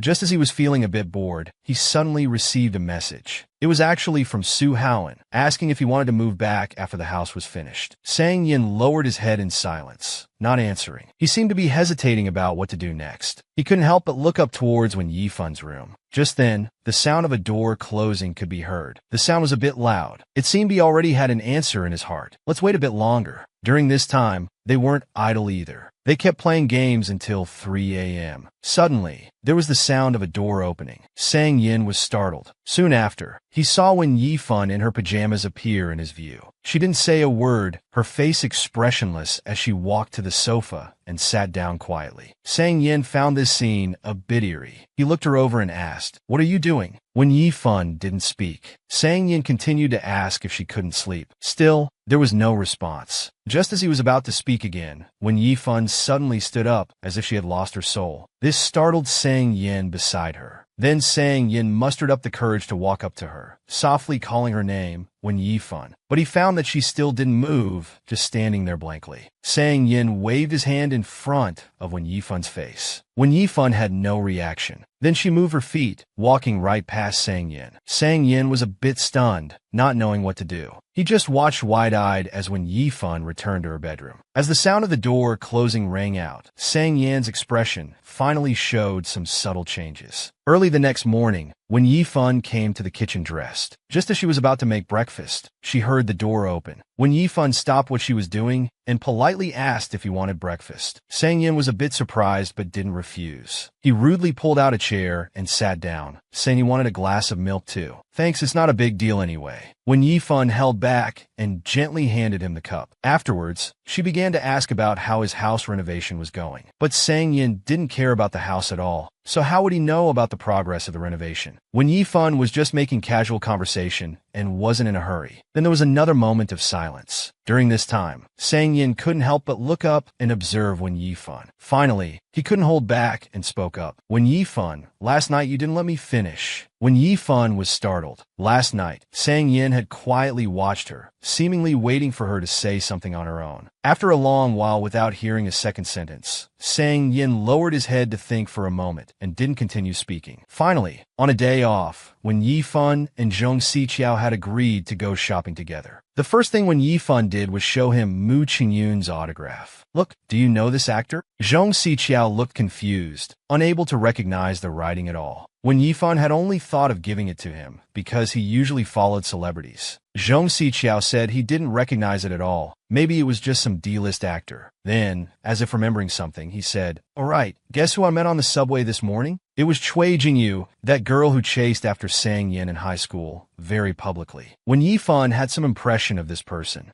It was during a summer break between classes, when Yifun had gone out to get water. When she returned to the classroom, she saw Cui Jingyu cornering Sang Yin at the classroom door. "I heard you're chasing that dance student in your class." Sang Yin, blocked from his path, looked a bit impatient. "What's it to you?" At this moment, Cui Jingyu happened to notice Wen Yifun behind them. Her expression froze. Wen Yifun also froze, feeling awkward and unsure what to do. In contrast, Cui Jingyu started laughing, claiming she had only heard rumors. She said the person spreading this gossip must be too bored. Perhaps still not giving up, she wanted Sang Yin to personally confirm if it was true or not. Sang Yin noticed the change in her expression and glanced behind him. He saw Wen Yifun standing not far from the two of them, caught in an awkward position. Seeing her, the corner of Sang Yin's lips relaxed and then curved upwards. Sunlight poured in from outside, casting a faint golden glow on him, as if he was radiating brilliance. Then he turned to look at Cui Jingyu, raising an eyebrow. He spoke with that same annoying tone. "I already said no, didn't I?" Two people who once loved each other, but ultimately parted ways reluctantly. But fate played tricks, bringing them back together to live under the same roof. Wen Yifun was now chatting with Zhong Xiqiao about Cui Jingyu's pursuit of Sang Yin back then. Even after being rejected, she didn't give up and chased him for a full 3 years. Perhaps driven by curiosity, Zhong Xiqiao couldn't help but ask her, "Did you really never like Sang Yin before?" Wen Yifun was taken aback, not knowing how to answer. She didn't understand why he suddenly asked this. Zhong Xiqiao rested his chin on his hand and leaned closer. "Because he's handsome and he really shines. Plus, you knew he truly liked you and treated you well." At first, no one wanted to interact with Wen Yifun, until Sang Yin taught that guy who spread rumors about him cheating a lesson. Wen Yifun then recalled that something like that did happen. From that point on, she gradually made more friends. Zhong Siqiao continued to press. So you really never liked him? Not even a little flutter in your heart? When Yifan lowered her head, sipping her coffee in silence. Seeing her not speak, Zhong Siqiao took it as a tacit admission. After a long while, when Yifan finally spoke, uttering just a simple maybe. This time it was Zhong Siqiao's turn to be stunned. Oh! He suddenly seemed to realize, his eyes lighting up. Really? You actually liked Sang Yin before? A blush spread across Wen Yifan's face, but she didn't avoid the question and directly admitted it. Since it was the first time hearing Wen Yifan personally admit it, Zhong Siqiao was very excited. Wow, do you still like him now? When Yifan replied gently with a hint of resignation, that was so long ago. Zhong Siqiao's excitement grew.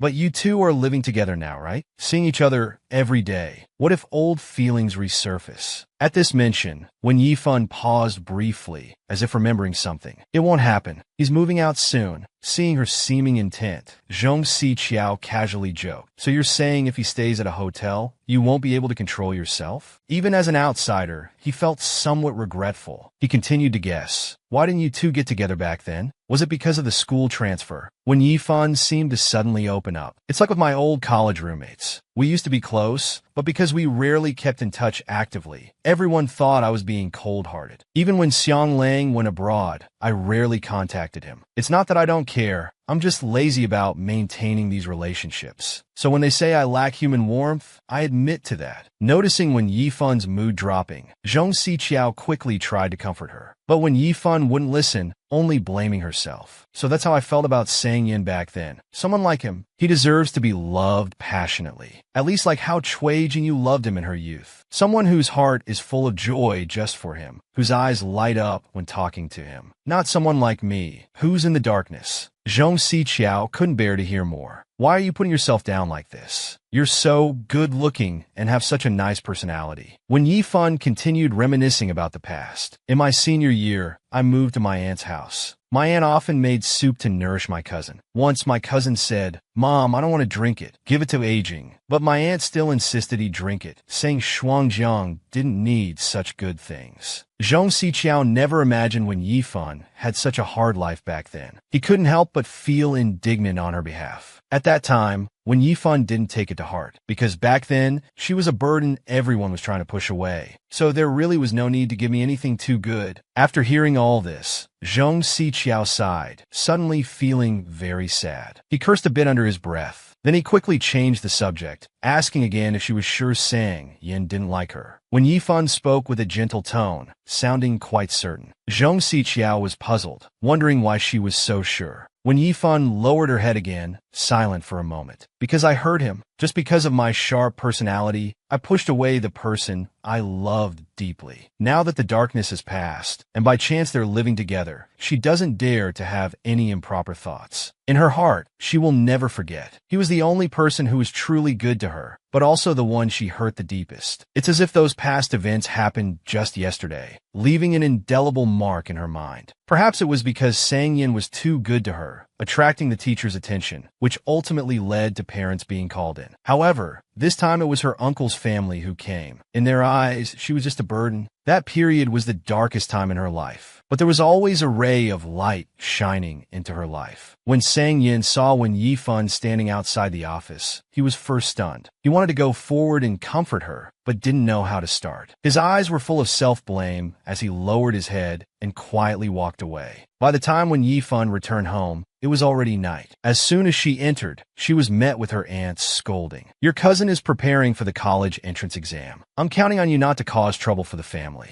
When Yifan stood in the entryway, her fingers stiff, she couldn't even manage to put on her slippers, scared and breaking out in a cold sweat. Even her speech was stuttering. Sorry. When Liang Xian also spoke up at this moment, when Yifan lowered her head silently, waiting for judgment. She would never forget what he said then. Aging. Your uncle doesn't mean to blame you, but you need to understand one thing. We have no obligation to raise you. After saying this, he followed her aunt into the room. But things didn't end there. Che Yinqin picked up where they left off. Taking care of you is already difficult enough. You're always causing trouble for your uncle. When Yifan's throat tightened, for a moment, she couldn't say anything, just repeatedly saying sorry over and over. At that moment, when Yifan felt as if she had fallen into an ice cellar, surrounded by darkness, full of despair, her head gradually lowered down to the dust. Back in her room, when Yifan crouched miserably behind the door, she took out her phone and found her mother Zhao Yuandong's number. Accompanied by the ringing tone, she had never felt time pass so slowly. At that moment, she thought of so many things. Mom, Uncle, and Aunt don't like me. Can you not let me live alone at Uncle's house anymore? Mom, I'll be good and obedient. I won't fight with Zheng Ke's family. I'll get along well with Uncle Zheng. So, however, when the call connected, just as when Yifan was about to speak, Zhao Yuandong on the other end said to behave well at her uncle's house and not to date early. Then she said she had something to do and hung up the phone directly. Listening to the cold dial tone, when Yifan collapsed on the ground motionless, slowly putting down the phone, the tears she had been holding back slid down. She looked down at the gradually darkening screen. In that instant, she felt her only support had been broken. Hugging her knees, she buried her head in her own embrace. A sob followed. How helpless she was. After an unknown amount of time, the phone on the ground vibrated again. She slowly lowered her eyes to see the caller ID. Songyun. When Yifan stared at it for a long time before answering. When Xuanjiang, are you home? When Yifan softly hummed in response, Sang Yin felt very guilty. It's my fault for affecting you. However, when Yifan suddenly interrupted him, all emotions seemed to have been foreshadowed. Sang Yin, can you stop bothering me? Time returned to the present. Zhong Xiqiao was still comforting when Yifan, perhaps Sang Yin didn't think it was a big deal at all. But after that incident, the two never spoke again. They thought they would lose contact. But after when Yifan went to Beiyou, Sang Yin would occasionally send her text messages about his grades. He would also visit her in Beiyou from time to time. Each time, they would just eat noodles together. As if by tacit agreement, neither mentioned that phone call. But it was obvious that Sang Yin spoke less and became more cautious in his attitude. Zhong Xiqiao, however, didn't think it was that serious. She felt that even if he really cared about it, an apology and explanation would suffice. When Yifan was internally doubtful, so much time had passed, would it still be useful? Zhong Xiqiao rested her face on one hand, her eyes full of expectation. What's wrong with apologizing? It's never too late. When Yifan looked up at her, a glimmer of light in her eyes. Perhaps she had been overthinking. Zhong Xiqiao's words completely untied the knot in Wen Yifan's heart. But after so many years, would he accept an apology?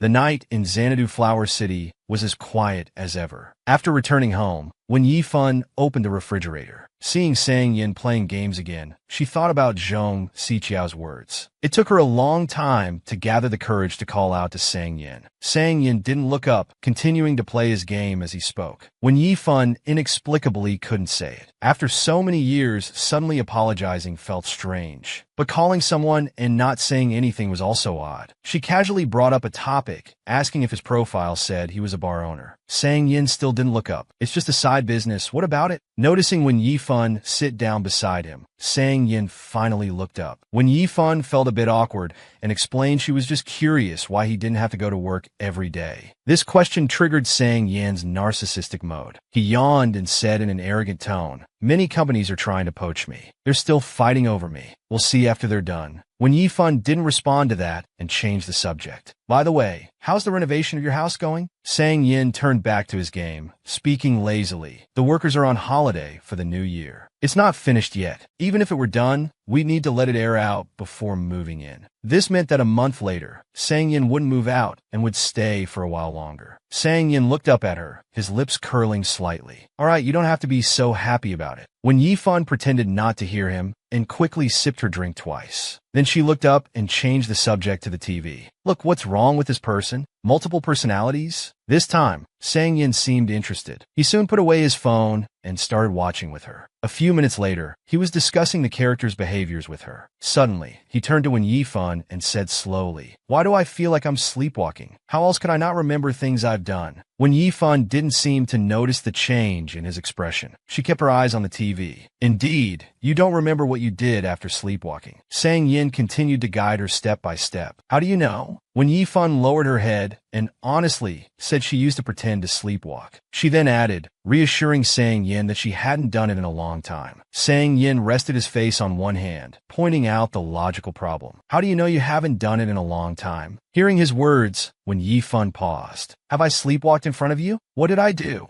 Sang Yin naturally crossed his legs and told her about last night's events. When Yifan felt a bit embarrassed. I didn't scare you, did I? Sang Yin sighed lightly, amused by her reaction. You scared me so much I started talking nonsense. As for me, there's nothing I'm afraid of. You just sleepwalked. How could that scare me? Hearing him say this, when Yifan finally relaxed. That's good. She also told him that if he sees her sleepwalking again, he should just treat her like air. If there's a second time, before she could finish, Sang Yin laughed meaningfully, interrupting her. This is the second time. When Yifan was stunned again, she had a bad feeling and hesitantly asked if she did anything. Sang Yin dragged out his words, as if trying to remember. What did you do? Let me think. When Yifan couldn't help but swallow, feeling nervous and afraid, worried she might have done something else. After a long while, Sang Yin spoke. I remember now. When Yifan quickly asked what it was, Sang Yin looked into the distance, seemingly lost in thought. You suddenly ran out and hugged me. When Yifan's expression froze, unable to believe her ears. Thinking this was already shocking enough, she didn't know there was something even harder to accept waiting for her. Sang Yin raised an eyebrow and added, You also kissed me. Their eyes met. At this moment, the background music on the TV seemed to understand human speech and laughed in perfect sync. When Yifan's inner emotions, however, were churning like turbulent waves. When Sang Yin said she had kissed him, when Yifan stared at him intently, seemingly unable to believe it, or perhaps afraid she had misheard. On the surface, she appeared calm, but inside, her emotions were surging like stormy seas. Hugging and kissing her mom once. The words hug and kiss seemed to be etched in her brain, repeating endlessly. Suddenly, as if jolted awake, she exploded on the spot. Seeing her reaction, Sang Yin covered his mouth and chuckled. When Yifan was overwhelmed with embarrassment, she turned her face away, trying to calm down and analyze the possibility of this happening. But Sang Yin didn't give her time. He leaned in, looking her up and down, and casually asked why her face was red. When Yifan turned her face away again, touching it with her hand. It was already burning hot. Maybe the food I ate tonight was too spicy. My friend also said my face was very red earlier. Sang Yin turned around and sighed lightly, but the smile remained on his face. Then he slowly stood up. Looking back at her, he smiled meaningfully. I see. When Yifan didn't care if he believed her or not. Getting through this moment was enough. After the shock passed, she thought more carefully and felt that what Sang Yin said wasn't quite right. If he had only mentioned the hug, when Yifan might have believed it was true, as it wasn't too difficult to do. But adding the kiss, when Yifan's gaze wandered, she picked up her drink and took 2 sips, deciding to confirm her suspicion with him. Sang Yin, are you exaggerating this? I might have just sleepwalked and accidentally bumped into you. Sang Yin slammed the refrigerator door shut with a bang, using a bit too much force. The look in his eyes when he turned to Wen Yifan had lost its previous playfulness. So, are you saying I'm deliberately slandering you? Wen Yifan never expected his reaction to be so intense. She quickly explained that wasn't what she meant. Sang Yan's bangs fell over his forehead. His expression relaxed. I'm not trying to be unreasonable, but I'm the one who was taken advantage of here. You can't just turn this around on me. Wen Yifan had no memory of it at all. Now, she felt like she was in an extremely awkward situation. She thought this was unreasonable. If such a thing had happened, why hadn't he told her about it? Sang Yin walked leisurely towards the sofa. What do you mean I didn't tell you? You said it was a special situation at the time. I'm not that petty of a person. But doesn't this count as thoughts by day become dreams by night? When Yifan met his gaze, can I ask you a question? This was what Wen Yifan had wanted to ask from the beginning, but she felt this question was embarrassing. Now, forced by his attitude, she couldn't hold back and asked it anyway. Where did I kiss you? Sang Yan's expression became ambiguous, as if following her words, dissolving into the air, fermenting and spreading like unraveling silk. Sang Yan looked up, with a smile on his face. He casually pointed to the right corner of his lips. Looking at where his finger was pointing, Wen Yifan was very confused. Given their height difference, that spot should not have been visible. At the same time, Sang Yin also felt a bit guilty. Then, as if being magnanimous, he said to her, "It's okay if you don't admit it." Wen Yifan suddenly stood up, putting down her drink. Before Sang Yin could look up, Wen Yifan blurted out, "Let's reenact the scene." Sang Yin laughed. "Are you trying to take advantage of me a second time?" Wen Yifan suppressed her temper. "I won't touch you. I just want to verify something. can you stand up for a moment? Sang Yin leaned back on the sofa, tilting his head slightly, looking at her. After a while, he didn't say much, seemingly compromising as he stood up. Their positions were instantly reversed. Sang Yin was about a head taller than her. Her head barely reached his chin. From this angle, it was impossible to touch the spot he had mentioned. "Unless you bend down, or I do this," she said, standing on her tiptoes. As when Yifan spoke, she looked up and met his gaze. His expression was slightly serious. She then realized that their distance had unknowingly shortened. Sang Yan's eyes were dark, like the endless night outside, when Yifan's eyes were soft and tender, clear like spring water. Their eyes met, the scene frozen. It seemed as if the next second, the man before her would lower his head, as she had described. Can you imagine how it feels for a girl to tell a boy to take care of himself at home? After their close contact, there were no words, only the accelerating heartbeats. Sang Yan's eyes were dark, like the endless night outside, when Yifan's eyes were full of shock. Sang Yin pursed his lips, a faint blush appearing on his cheeks. It seemed as if the next second, the man before her would do as she had said. When Yifan averted her gaze, lowered her head, and took a step back, she didn't dwell on it any further. Then she turned and walked towards her room as if escaping. Although she knew Sang Yin had no reason to lie to her, this behavior was uncontrollable, so she still had to apologize to Sang Yin. "If this happens again in the future, just punch me directly." Finally, she didn't forget to remind Sang Yin to take good care of himself at home. This series of actions left Sang Yin stunned, whether it was slow reaction or forced composure. After a long while, Sang Yan's face was red and ears were hot. He awkwardly touched his own shoulder. For a moment, he didn't know what to do and just stood there motionless. The quiet night always seemed so long, when Yifan lay in bed but couldn't sleep at all. Soon, 40 minutes passed, tossing and turning. She closed her eyes,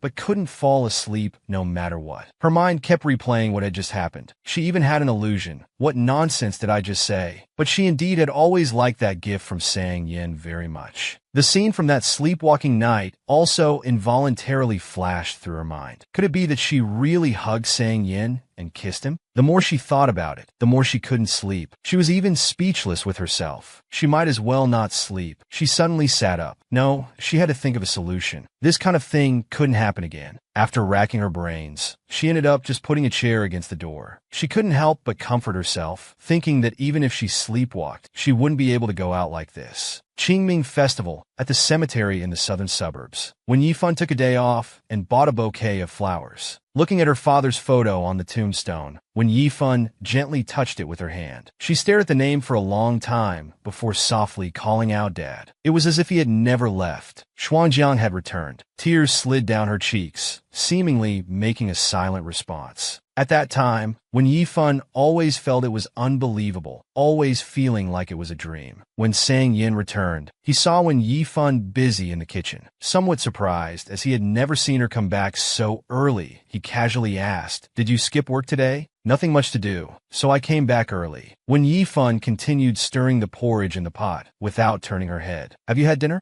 Upon learning he hadn't eaten, she invited him. It had to be said, when Yifan's cooking skills were quite good. However, this meal was eaten in complete silence. Both maintained their silence, not mentioning yesterday's events. During the meal, Sang Yin looked up at Wen Yifan, wanting to say something, but seeing her focused on drinking the porridge, he said nothing. Previously, Wen Yifan was always the last to finish eating, but this time she ate very quickly. After putting down her spoon, she got up to leave, telling Sang Yin to clean up the table after he finished. This time, Sang Yin didn't refuse. He was a fair person. After all, Wen Yifan had cooked, so it was only right for him to wash the dishes. Only after watching Wen Yifan walk into her bedroom did Sang Yin mutter softly, "Did something happen?" The clock ticked away. Suddenly, the sound of a door opening was heard. Sang Yin, having finished his last game, walked to the kitchen and took out a bottle of cold water. He happened to see Wen Yifan's figure. She seemed unaware of his presence. Her movements were slow, and her expression was unusually blank. Sang Yan's brow twitched. Could it be that she was sleepwalking again? Friends, can you guess why Sang Yin always plays games until midnight? Seeing Wen Yifan come out of the bedroom, completely unaware of him, Sang Yin knew she must be sleepwalking again. Wen Yifan moved her feet slowly. She walked right past Sang Yin, heading towards the window. Sang Yin watched quietly, constantly aware of her movements. However, in the next second, he suddenly used his hand to block her forehead. Looking at the window frame, just inches away, Sang Yin sighed in relief. Luckily, she didn't hit it. At the same time, when Yifun's forehead bumped into his palm, her movement stopping. After a few seconds, when Yifun changed direction, walking towards the sofa, Sang Yin withdrew his hand, continuing to watch her actions. Just like last time, when Yifun walked to the sofa and sat down, staring blankly into space, Sang Yin walked over. He didn't turn on the lights. He sat quietly, silently watching over her by his side. After an unknown amount of time, when Yifun's eyes trembled slightly, she suddenly turned her head, as if just noticing Sang Yin beside her, and stared at him intently. Sang Yin found it amusing. Finally, she noticed me. When Yifun didn't make a sound, her eyes moved slightly, her gaze stopping at the corner of his mouth. Sang Yin smiled knowingly, asking her what she was looking at. Suddenly, when Yifun, who had been sitting obediently, raised her hand towards Sang Yin, her movements were slow, seemingly with a strong purpose. Sang Yin stayed still, not dodging at all. The next second, when Yifun leaned forward, pressing down on Sang Yin, she gently caressed his chest with her hand. Sang Yin couldn't help but use his hand to support himself on the sofa. At that moment, time seemed to slow down. A second felt longer than a year. He saw her eyes and brows that had haunted his dreams. Her eyelashes were thick like brushes, as if tickling his heart. Her face was bare, her skin so white it was almost transparent. When Yifun raised her hand again, gently caressing the dimple on Sang Yan's cheek. Just like that, when Yifun made no further moves. After an unknown amount of time, she suddenly moved her face closer. Her lips moved, opening slightly. Sang Yin clearly felt those lips at the corner of his right lip, warm and dry, like a brand burning on his skin. Her breath was shallow and even, smooth and rhythmic, like feathers brushing over his body, carrying a faint scent of roses. As if bewitched, it spread around, invading every pore and disturbing one's mind. The distance was so close that when she blinked, her eyelashes would brush against the side of his face. The sensation was barely there, intensifying the unclear feeling, bit by bit tearing apart his reason. Sang Yan's hand involuntarily raised, but quickly stopped in midair. He closed his eyes, using all his strength to restrain his desires. His palm gradually clenched. He wanted to remain human. This unnecessary behavior was already taking advantage of the situation. During this time, when Yifun slowly sat up straight, distancing herself from him, there was no expression on her face. Her demeanor was calm, to the point of being undisturbed, as if the person who had just lowered her head to kiss the corner of his lips wasn't her. The scene before him returned to how it was a minute ago. Sang Yan's face was flushed. He raised his hand to lightly touch the spot she had just kissed. His voice was hoarse. When Shuangjiang, you just kissed me. As if time was up, when Yifun stood up and started walking towards her room. Afraid she might almost bump into the cabinet like before, Sang Yin also stood up. His voice was very soft,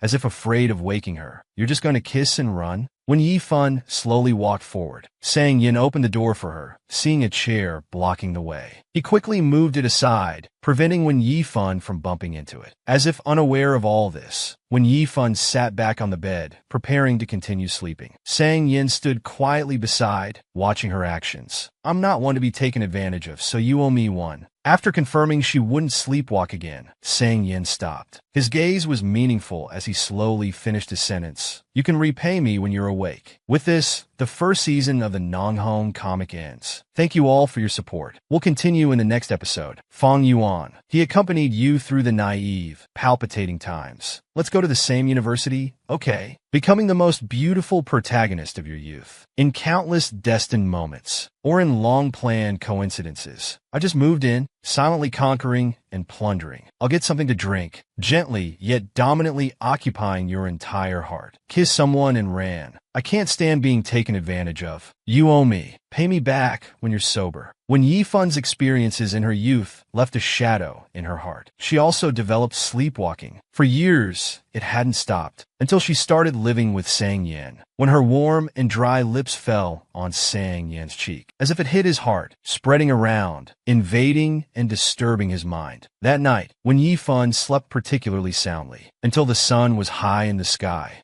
The 10 o'clock alarm rang on time, but Wen Yifan had no reaction. After dawdling for a long time, she finally opened her hazy eyes, looked at her phone, groggily turned off the alarm. Then she lay in bed to wake up a bit more. After a while, she finally sat up with difficulty. Her expression was mild. She habitually looked towards the door, quickly withdrew her gaze as if nothing happened. After a few seconds, when Yifan raised her eyes again, a beat late, she noticed the chair that should have been at the door had somehow been moved to the dressing table. After washing up, when Yifan came to the kitchen, she poured herself a glass of water, but happened to run into Sang Yin cooking noodles in the kitchen. After hesitating for a moment, when Yifan couldn't help but look at Sang Yin beside her, she felt the atmosphere was strange. Sang Yin, did I sleepwalk yesterday? Sang Yin stirred the pot with chopsticks. Without turning his head, he hummed softly in response. Then I probably didn't do anything, right? Before he could continue answering, Wen Yifan quickly repeated what she said before. Just do as I said before. When you see me sleepwalking, just treat me like air. If I approach you, just try to avoid me. When Yifan turned off the stove, I haven't said anything yet. Why are you already trying to distance yourself? When Yifan hurriedly explained, it's not distancing. Just a reminder. Sang Yin didn't respond. He just turned to look at her. I made noodles. Want some? When Yifan's brain didn't process it immediately, but she instinctively agreed. Sang Yin carried the pot in front. When Yifan took 2 bowls from the cupboard and followed behind him. At the dining table, the two ate noodles attentively. The air fell silent again. Unable to bear the inner curiosity, when Yifan calmly spoke up, asking if she had done anything inappropriate last night. Sang Yin glanced at her with a half-smile. Well, you didn't do what you did before. Hearing this, when Yifan finally breathed a sigh of relief. However, in the next second, Sang Yin made a big turn. But when Yifan suddenly looked up, her heart skipping a beat. But Sang Yin paused for a few seconds, as if recalling. But you did something more outrageous. When Yifan unconsciously swallowed, a sense of foreboding welled up in her heart. Noticing her expression, Sang Yin raised an eyebrow. He leaned a bit closer to her. Don't imagine those not-so-pure scenes. When Yifan's face suddenly turned red. What kind of logic was this? She hadn't even thought in that direction. When Yifan calmed herself down, feeling like she was going crazy, yet still had to appear extremely calm, she persisted in asking, so what did I do? Sang Yin sighed, pretending to be profound. I won't say specifically. I'm afraid after hearing it, you'll feel like the world has collapsed, unable to believe you actually have such a side. Then he looked up with a smug expression, acting as if he was being considerate and tolerant. When Yifan smiled awkwardly, but politely. It's okay, you can tell me. I can handle it.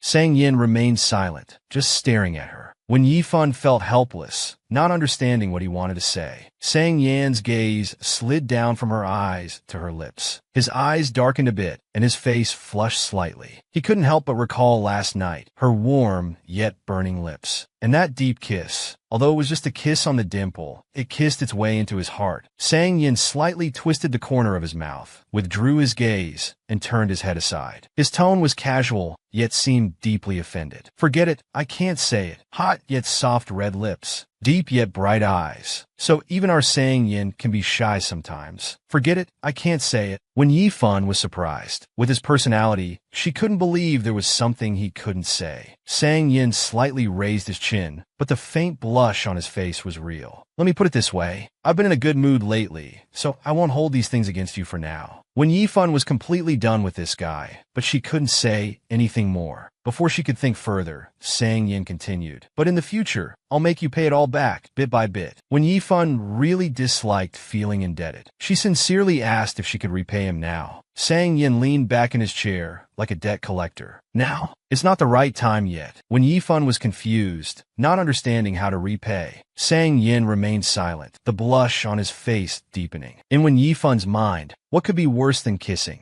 Even if she had done something worse, how could she repay it? Did she need to pay for emotional damages? She decided to ask her doubts directly. Do you want money? Should I write you an IOU first? Sang Yin froze in his seat, staring at Wen Yifan with wide eyes, as if he had heard shocking news. Then he stuttered, money? The moment she mentioned money, Wen Yifan also paused, feeling somewhat embarrassed. In Sang Yan's memory, when Wen Yifan first went to the bar for overtime, she called him Sang Tupai. And when settling the bill, The bartender said it was payment for his services. Now her behavior seemed a bit like soliciting, but not quite. She had done something inappropriate, so she should pay some compensation for emotional damage. That was probably what she meant. The air seemed to freeze at that moment. Both of them fell silent, but their faces were equally flushed to the ears. The weather in May wasn't too hot, but work was still very busy. The new hires that Fu Zhuang had mentioned to Wen Yifan earlier hadn't materialized for a long time. Wen Yifan thought his information was incorrect and didn't pay much attention to it. Just as she was about to forget about it, two new people suddenly arrived at the office. One male and one female. They both looked young, like college students. Fu Zhuang was introducing them to Wen Yifan. When introducing Wen Yifan, the young man's expression changed slightly. Noticing his gaze, Wen Yifan looked back at him. She felt like she had seen them somewhere before, but she couldn't recall where at the moment. Seeing their reactions, Fu Zhuang smiled and said they were his classmates who had even made a movie. Mu Qingyun scratched his face shyly. I didn't expect Sister Yifan to be my fan. Fu Zhuang was surprised, as if discovering a new world. Sis, have you seen his movie? When Yifan was silent for 3 seconds, not explaining further, and just nodded. Just as when Yifan didn't know how to continue the conversation, a leader happened to ask Fu Zhuang to bring the two newcomers over. When Yifan had just tidied up her things when she received a text message. Sitting at her desk, when Yifan looked at her phone in confusion. It was a transfer from Sang Yin for exactly 30,000. A month's rent was only 3,000. Even if you wanted to stay for 2 or 3 more months, it shouldn't be this much. She decided to ask Sang Yin directly. Why transfer so much? Did you add an extra 0? Sang Yin replied quickly, but still with just a few words. Oh, added an extra 0.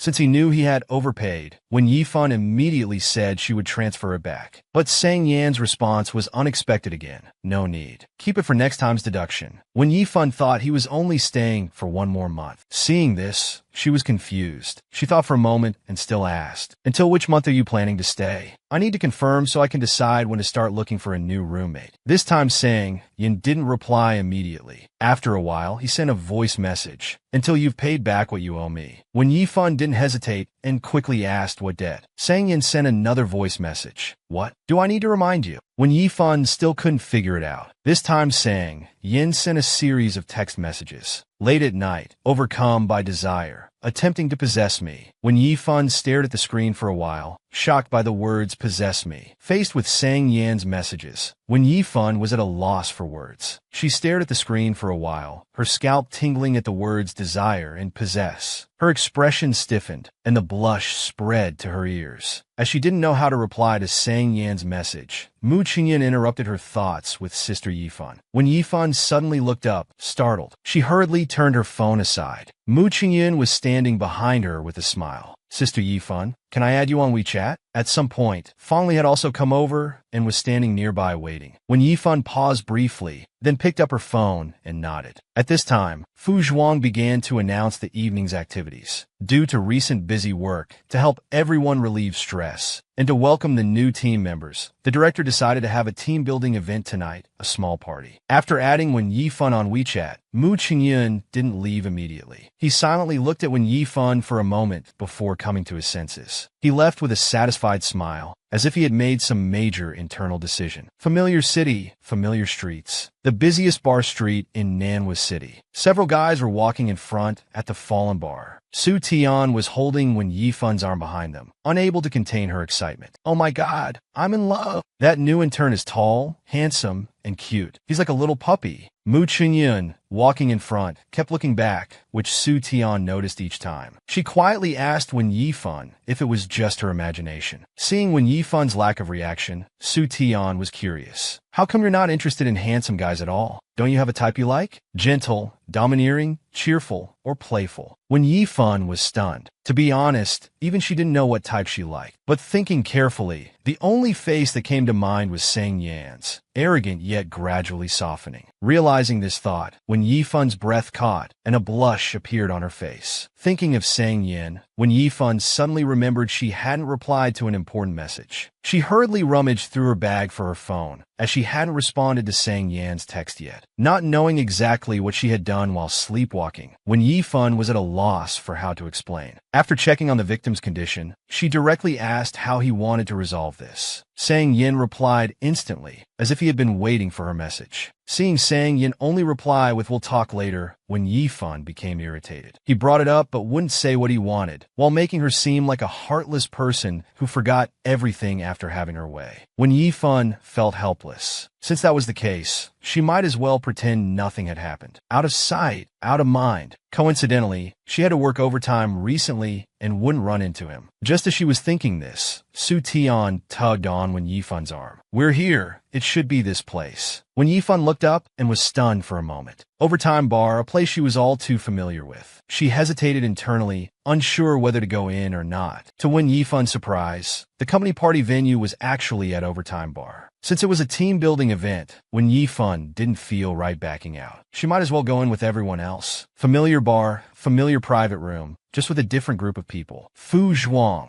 who had just returned from a phone call, seemed excited and ready to gossip. "Sister Yifan, I just saw that classmate of yours, you know, the one?" Seeing Mu Qingyun's confusion, Fu Zhuang took out his phone and began to educate him about his idol's glorious achievements. The bar was too dark, and Wen Yifan's position didn't offer a good view, so she didn't see Sang Yin. She casually looked away without saying much. She just smiled. Mu Qingyun took the phone and looked at it for a while, then exclaimed, "Isn't this Senior Sang? I saw him once in Nanhua City." Fu Zhuang was surprised. "You know him too?" Seemingly finding a common topic, Mu Qingyun started talking about their graduation dinner. It was said that in their computer science department, there were two legendary figures, Senior Duan and Senior Sang. One never touched alcohol, while the other could drink over a dozen bottles without changing expression. Fu Zhuang was very curious about who could drink so much without any effect. When Sang Yan's name was mentioned, when Yifan's reaction was noticeable, her eyes showing both shock and guilt. Mu Qingyun continued reminiscing. He seemed to be in a bad mood that day. He didn't talk much, just kept drinking. People tried to stop him, but he ignored them. He only said one thing the entire evening. Due to the time that had passed, Mu Qingyun couldn't remember what Sang Yan had said. Hearing about Sang Yan's past from others, Wen Yifan felt no connection, but her mood was somewhat strange. With work the next day, and having been busy all day, Wen Yifan felt tired. She didn't stay long, finished her drink, and found an excuse to leave. Mu Qingyun also stood up. "I should head back too." However, his steps were a bit unsteady. His whole body was swaying as he tried to keep up with Wen Yifan's pace. Then, as expected, the unexpected happened. He lost his balance and fell forward. Wen Yifan instinctively grabbed his arm and steadied him, careful not to let him fall again. Wen Yifan didn't let go and kept supporting him. "Are you okay?" Whether it was due to the alcohol or not, Mu Qingyun's face, which was only slightly red before, now turned completely red. He mumbled softly, "I'm a bit unsteady." Just then, a hand reached out from behind, grabbing towards his back. The man's hand grabbed the hood of Mu Qingyun's sweatshirt, pulling him up. Mu Qingyun was startled by this sudden action. Wen Yifan also froze in place, turning her head to look behind her. She saw Sang Yin, who had appeared out of nowhere, unusually dressed in a deep black suit. His tie was loosely knotted, and his jacket was open, revealing the white shirt underneath. This formal attire didn't make him look more proper or arrogant, nor did it subdue him at all. Instead, it made him appear even more striking. "Can't stand steady, huh? I'll help you," he said. Sang Yin lifted his eyelids, his gaze fixed intently on Mu Qingyun. Due to Sang Yan's tall stature, he was holding him like a small chicken. Seeing his wife supporting someone else, Sang Yin felt instantly displeased. He grabbed Mu Qingyun, saying, "Can't stand steady? I'll help you." Sang Yin was unusually dressed in a deep black suit, his tie loosely knotted and his jacket open, revealing the white shirt underneath. This formal attire didn't make him look more proper or arrogant, nor did it subdue him at all. Instead, it made him appear even more striking. After speaking, Sang Yin lifted his eyelids, his gaze fixed on Wen Yifan's hand on Mu Qingyun's arm. Then he looked up and met her eyes. Just as Wen Yifan was about to speak, Sang Yin spoke first. "Let go." She immediately released her hand. At the same time, Sang Yin unceremoniously dragged Mu Qingyun forward, as if he was doing a good deed. Both men were tall and walked quickly, gradually widening the distance from Wen Yifan behind them. A moment later, Sang Yin looked up, his expression casual, as if he didn't care about his actions at all. "All right, stop pretending. I used this trick 800 years ago. If it worked, it wouldn't be your turn now." His trick exposed, Mu Qingyun raised his head. He called out Senior Sang. Sang Yin was surprised. "Who are you?" Mu Qingyun took the opportunity to break free from Sang Yan's grip. "I'm also a student from Nanda. I've seen you before. Whether it works or not, I think it's not about the trick, but about the person." Faced with Mu Qingyun's provocation, Sang Yin didn't get angry. He looked at him and said, "Then you should go home and sleep it off now." At this point, when Yifan had caught up and the verbal sparring between the men came to a halt, Sang Yin turned to look at Wen Yifan, his tone still calm. "Did you drink?" Wen Yifan nodded honestly. "A little bit. Can you stand steady?" This seemingly simple conversation was laden with deeper meaning. Without further words, he directly tossed the car keys to Wen Yifan, leaving her bewildered. Before Wen Yifan could speak, Sang Yin raised his hand and grabbed Mu Qingyun's hood again. "My junior here is too drunk. He can't even walk." When Yifan looked at Mu Qingyun, who was lifted up by Sang Yin, and hesitantly asked, "Do you need help?" Sang Yin continued walking, dragging Mu Qingyun along. His grip looked far from gentle, and Mu Qingyun's face was turning red from the pressure. "You're clumsy and careless. How could you take care of my delicate junior?" He immediately shoved him into the back seat of the car. Mu Qingyun, already in the car, suddenly sat up. "When Yifan, you sit."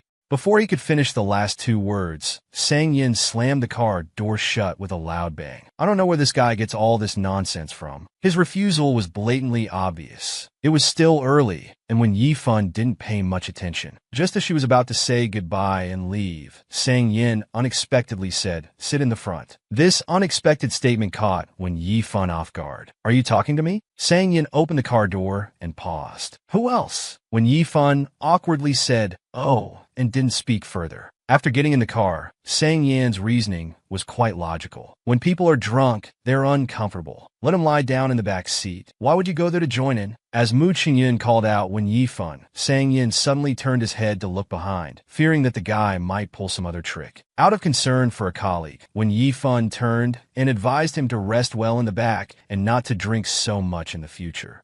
"I understand, Sister Yifan," Mu Qingyun replied, seeing the situation and fearing that if he said one more word, Sang Yin might throw him out of the car. Hearing the response from the back seat, Sang Yan's eyes showed a hint of triumph. A silent battle had been won. As the car started, Sang Yin hummed a cheerful tune, leaving Wen Yifan momentarily confused. She had never seen him so happy before, but she didn't understand what had happened. The night in Nanwu was different from Iha's colorful nightlife. The most bustling area was just where Sang Yan's overtime bar was located. Facing Mu Qingyun's attempt to steal his thunder, Sang Yin didn't hesitate. He directly grabbed him, then shoved him into the back seat of the car, slamming the door shut, giving him no chance at all. When Yifan, sitting in the passenger seat, had arrived late due to overtime and hadn't eaten much. With the enclosed space and the smell of alcohol spreading, she suddenly felt a bit nauseous. Sang Yin noticed this and reached out with his left hand, pressing the window control button on the side. The next moment, when Yifan's side window lowered, letting in a cool breeze from outside, carrying an unknown floral scent. When Yifan instantly felt much better and turned to look at Sang Yin, her voice trailing off. Sang Yin didn't turn to look outside, as if he also needed to open the window for some air. As the wind blew, when Yifan's thoughts drifted, she remembered what Mu Qingyun had said at the gathering earlier, about Sang Yin drinking over a dozen bottles of alcohol without changing his expression during the dinner. She couldn't help but wonder why Sang Yin had drunk so much at that time. Had something happened? This also reminded her of high school, the first time she saw Sang Yin drink in front of her. She remembered it was Su Haowen's birthday that day. Su Haowen had invited many classmates, including Wen Yifan. As soon as she opened the door, she saw Sang Yin sitting at the edge of the private room. He was wearing a black t-shirt, leaning against the chair back, holding a drink in his hand. Seeing that it was Wen Yifan who came in, Sang Yin was visibly startled, his hand movement pausing. Then he slightly raised his eyebrows. The corner of his lips curved into a slight smile. When Yifan's participation in such group activities and gatherings was usually quite low, so she felt a bit at a loss for a moment. However, before Sang Yin could react, when Yifan was pulled away by a girl on the other side, Sang Yin lowered his head, suppressing the restlessness in his heart, and didn't approach to talk.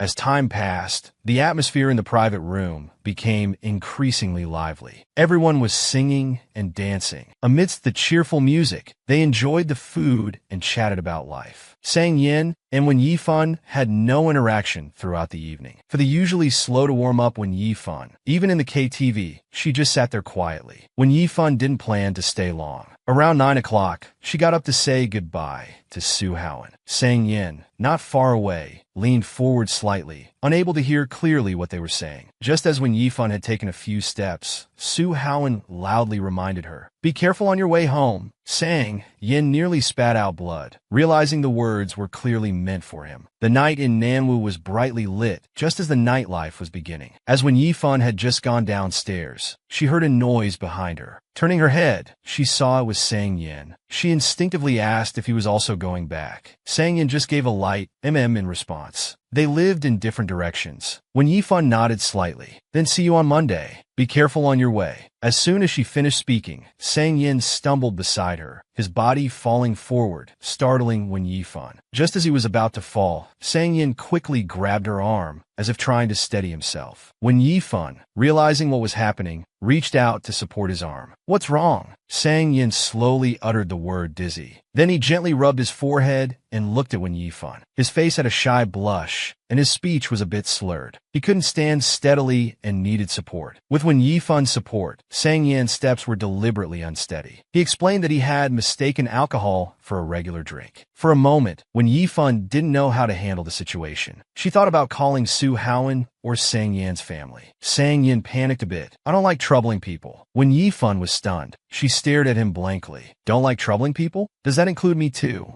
Sang Yin realized he had said the wrong thing. He immediately fell silent, and the atmosphere became awkward. The next second, the hand that was supporting Sang Yin silently withdrew under his gaze. Then Wen Yifan pointed to the steps nearby. "Why don't you sit on the steps and sober up a bit?" Without waiting for Sang Yin to speak, Wen Yifan continued mildly that she would head back first. Sang Yin's hand, which had been supported, was left hanging in midair, looking a bit strange. Internally, he was in turmoil. Why did he have to say such a thing? Have you ever used the pretense of being drunk to confess to someone you like? Or perhaps in the form of a joke? After Wen Yifan left, Sang Yin sat alone on the steps, looking like a pitiful homeless person. He sat loosely, his black hair falling over his forehead. With his head lowered, his eyes were not visible, but internally, he was full of regret. Because just a few minutes ago, a great opportunity had been ruined by his own words. What was more frustrating was that when Wen Yifan said she was leaving, Sang Yin had only responded politely. However, when he looked back again, Wen Yifan had actually left. On the street, people came and went,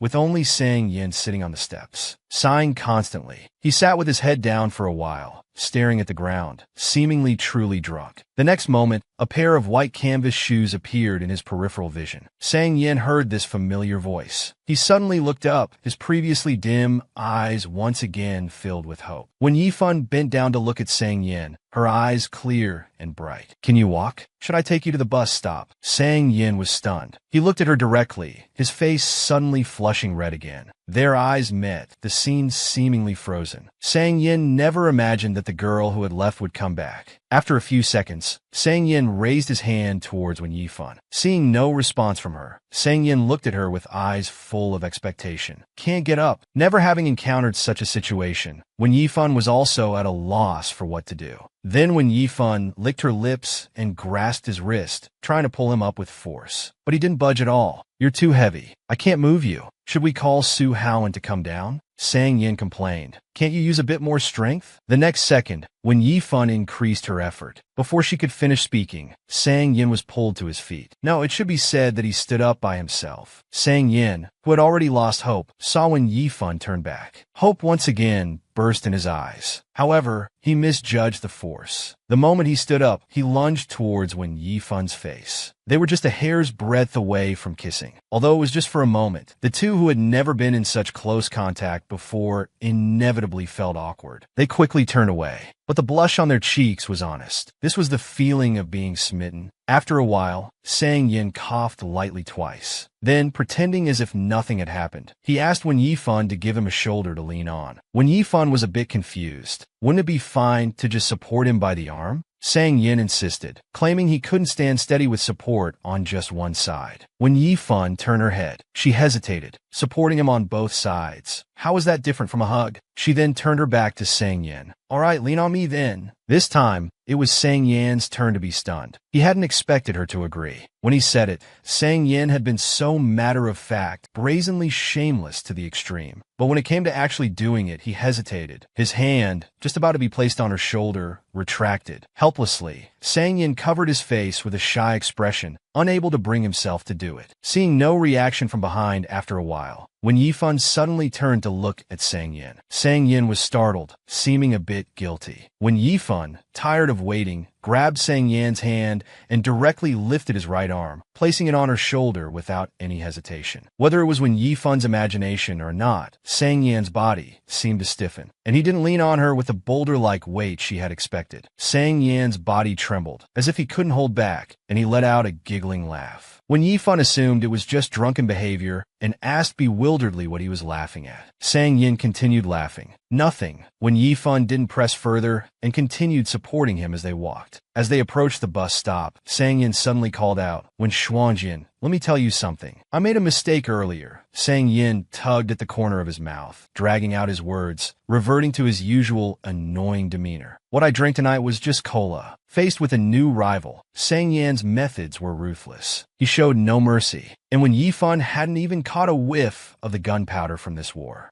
Although he had achieved victory, when Yifan said goodbye to Mu Qingyun, Sang Yin still showed a trace of displeasure. If it weren't for Wen Yifan's presence, Sang Yin would have likely pulled Mu Qingyun off the bus and left him by the roadside. The night in Nanwu was still bustling. While waiting at a traffic light, Sang Yin casually asked Wen Yifan if that person was her colleague. Wen Yifan honestly answered truthfully. Upon learning that Mu Qingyun knew him, Sang Yin's expression turned serious, but he only gave a faint "oh." Faced with Sang Yin's haughty attitude, although Wen Yifan was used to it, she still found it exasperating. Naturally, the car fell into silence again, as if they were just strangers sharing a ride. In the underground parking lot of the residential area, Sang Yin steadily parked the car in a spot. Only after when Yifan's feet touched the ground did she truly feel that the alcohol she drank had quite an after effect. She felt a sense of surrender, as if the world was spinning. Sang Yin got out of the car a few seconds later, locking it with the key. Then, noticing Wen Yifan's state, he casually asked what was wrong. When Yifan pretended to be fine, saying nothing, Sang Yin found her behavior strange, but didn't notice anything different in her expression. After staring at her for a few seconds, he turned and walked towards the elevator. When Yifan followed behind him, walking slowly, he entered the elevator first. She followed a moment later, walking to the back and leaning against the wall. Soon the elevator reached the 16th floor. Sang Yin turned to look at Wen Yifan, seemingly wanting to say something. Before he could speak, Wen Yifan leaned forward. Feeling out of control, she reflexively grabbed his arm. Her other hand clutched his tie. Then her face crashed into his chest. In an instant, all her senses were overwhelmed by the sandalwood scent from his body. Sang Yin leaned down, holding her tightly in his arms. Suddenly, both of their faces turned red. At this moment, the elevator doors closed. The scene inside the elevator froze, becoming very quiet. Sang Yin was the first to react. He tilted his head, looking at her meaningfully. "What's the reason this time?" When Yifan immediately understood the meaning behind his words. She then looked up at Sang Yin, coincidentally meeting his downcast eyes. Her nose tip touched his chin. "Sorry, I'm a bit unsteady." Sang Yin looked thoughtful. "Weren't you steady when I asked you earlier?" After 3 seconds of silence in the quiet elevator, Sang Yin suddenly called out, "Wen Yifan." When Yifan looked up at him a beat later, Sang Yin looked her up and down, raising an eyebrow. "You want to pursue me?" When Yifan's mind was foggy, and she didn't quite process it for a moment, Sang Yin bent down slightly, meeting her gaze. He drawled, "If that's what you mean, just be straightforward." As he moved forward, she instinctively stepped back. However, the elevator space was limited. Sang Yin leaned close to her ear. "I might consider it." Sang Yin bent down, slowly moving closer to Wen Yifan. Wen Yifan was momentarily at a loss, standing still. until Sang Yan's forehead nearly touched hers. Only then did she instinctively take 2 steps back. But it was too late. Sang Yin was close to her ear. "If you want to pursue me, I might consider it." When Yifun's face turned bright red, she stepped back again. "I don't have that intention for now. I'll let you know if I do in the future." Then she quickly turned and pressed the open door button. Without waiting for his reaction, she stumbled out, supporting herself against the wall. Sang Yin finally noticed something was off. He hurried after her. "How much did you drink tonight?" "1 glass," when Yifun answered truthfully. But Sang Yin asked again, pretending not to know. "1 glass of what?" When Yifun felt a bit guilty, because even she didn't know what she had drunk. Sang Yin frowned, his tone not good. "You just drink without knowing what it is?" When Yifun turned her head, mumbling softly, "It was given by a colleague." Afraid she might fall, Sang Yin stepped forward, reaching out to steady her. Seeing his movement, when Yifun instinctively stepped back, she also raised her hand to press down her hoodie. She called out, "Sang Yin." When Yifun's lips pressed into a straight line, she suddenly said something very sincere, as if trying to get closer to him. "I think I've been quite good to you lately. I haven't argued with anything you've said. I've even been obedient, so I want to make a deal with you. Can you not strangle me? I want to breathe properly." As she said this, Sang Yin finally noticed her constant gesture of pressing down her hood. He then remembered his earlier action towards Mu Qingyun. The corner of his mouth twitched, and he was left speechless, grabbing his arm, when Yifun's hand remained stiff and unmoving. Her body language showed a cautious desire. Only when Sang Yin agreed not to touch her hood did when Yifun finally breathed a sigh of relief. Actually, not only Duan Jia knew how to make honey water, even the usually proud Sang Jiahua knew how. After returning home, when Yifun changed her shoes and was about to go to her bedroom, but Sang Yin stopped her, made her sit at the dining table, and went to the kitchen to busy himself. When Yifun's stomach felt uncomfortable and her eyelids were drooping uncontrollably, she wanted to drink something hot and also wanted to go to sleep. Seeing the boiled water nearby, when Yifun sighed in relief, she wanted to pour a cup of hot water to drink and unconsciously reached out her hand. The next moment, Sang Yan's voice rang out, "What are you doing?" When Yifun immediately withdrew her hand, feeling guilty as if she had touched someone else's things without permission. Sang Yin came back. He was holding freshly made honey water. He then poured some cold water into it and stirred it a few times. At this moment, when Yifun noticed that he was still wearing his suit, his broad shoulders and long legs added a bit of formality to his usual carefree demeanor. "Why are you wearing this today?"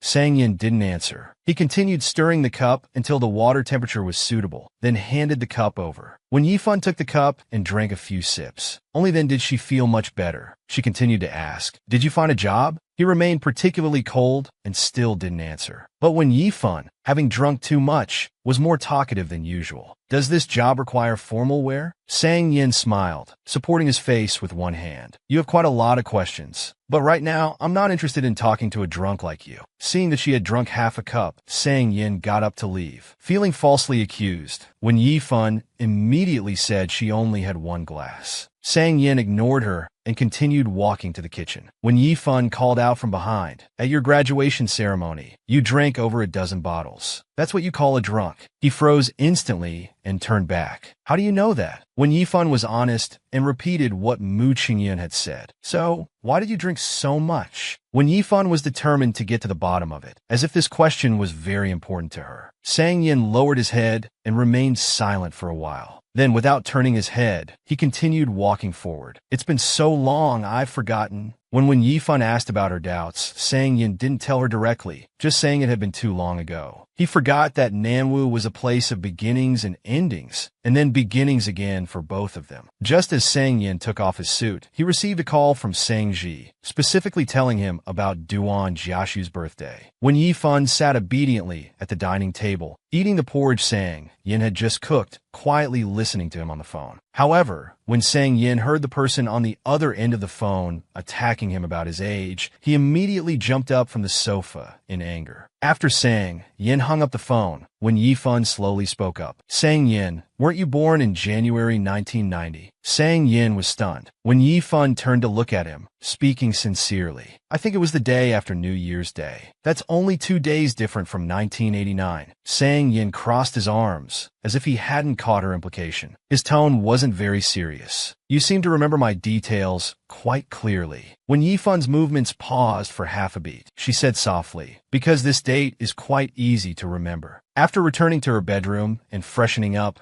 when Yifun began to feel regret, once again regretting drinking tonight. Fortunately, there was Sang Yin. But then, thinking about Sang Yin moving out, she felt a bit of reluctance. If only he could stay a little longer. With dreams of a better life, when Yifun unconsciously drifted off to sleep, returning to her college graduation day. After the ceremony, when Yifun's roommates gathered together, one of them was heard saying, "After getting the diploma, I saw an incredibly handsome guy in the back row. I wonder which department he's from." No one paid much attention to it when Yifun was pulled away by another roommate to take photos. She was arranged in the middle position. Looking at the camera, the curve of her lips was tight. The photographer held the camera, counting down loudly, 3, 2. Before the last number was called out, at that moment, in the mixed crowd, when Yifun suddenly heard someone calling her name. The voice was neither loud nor soft, but particularly familiar. Her breath stopped, and she unconsciously turned her head to scan the surroundings. Her roommate, not understanding what was happening, asked, "Yifun, why did you suddenly move?"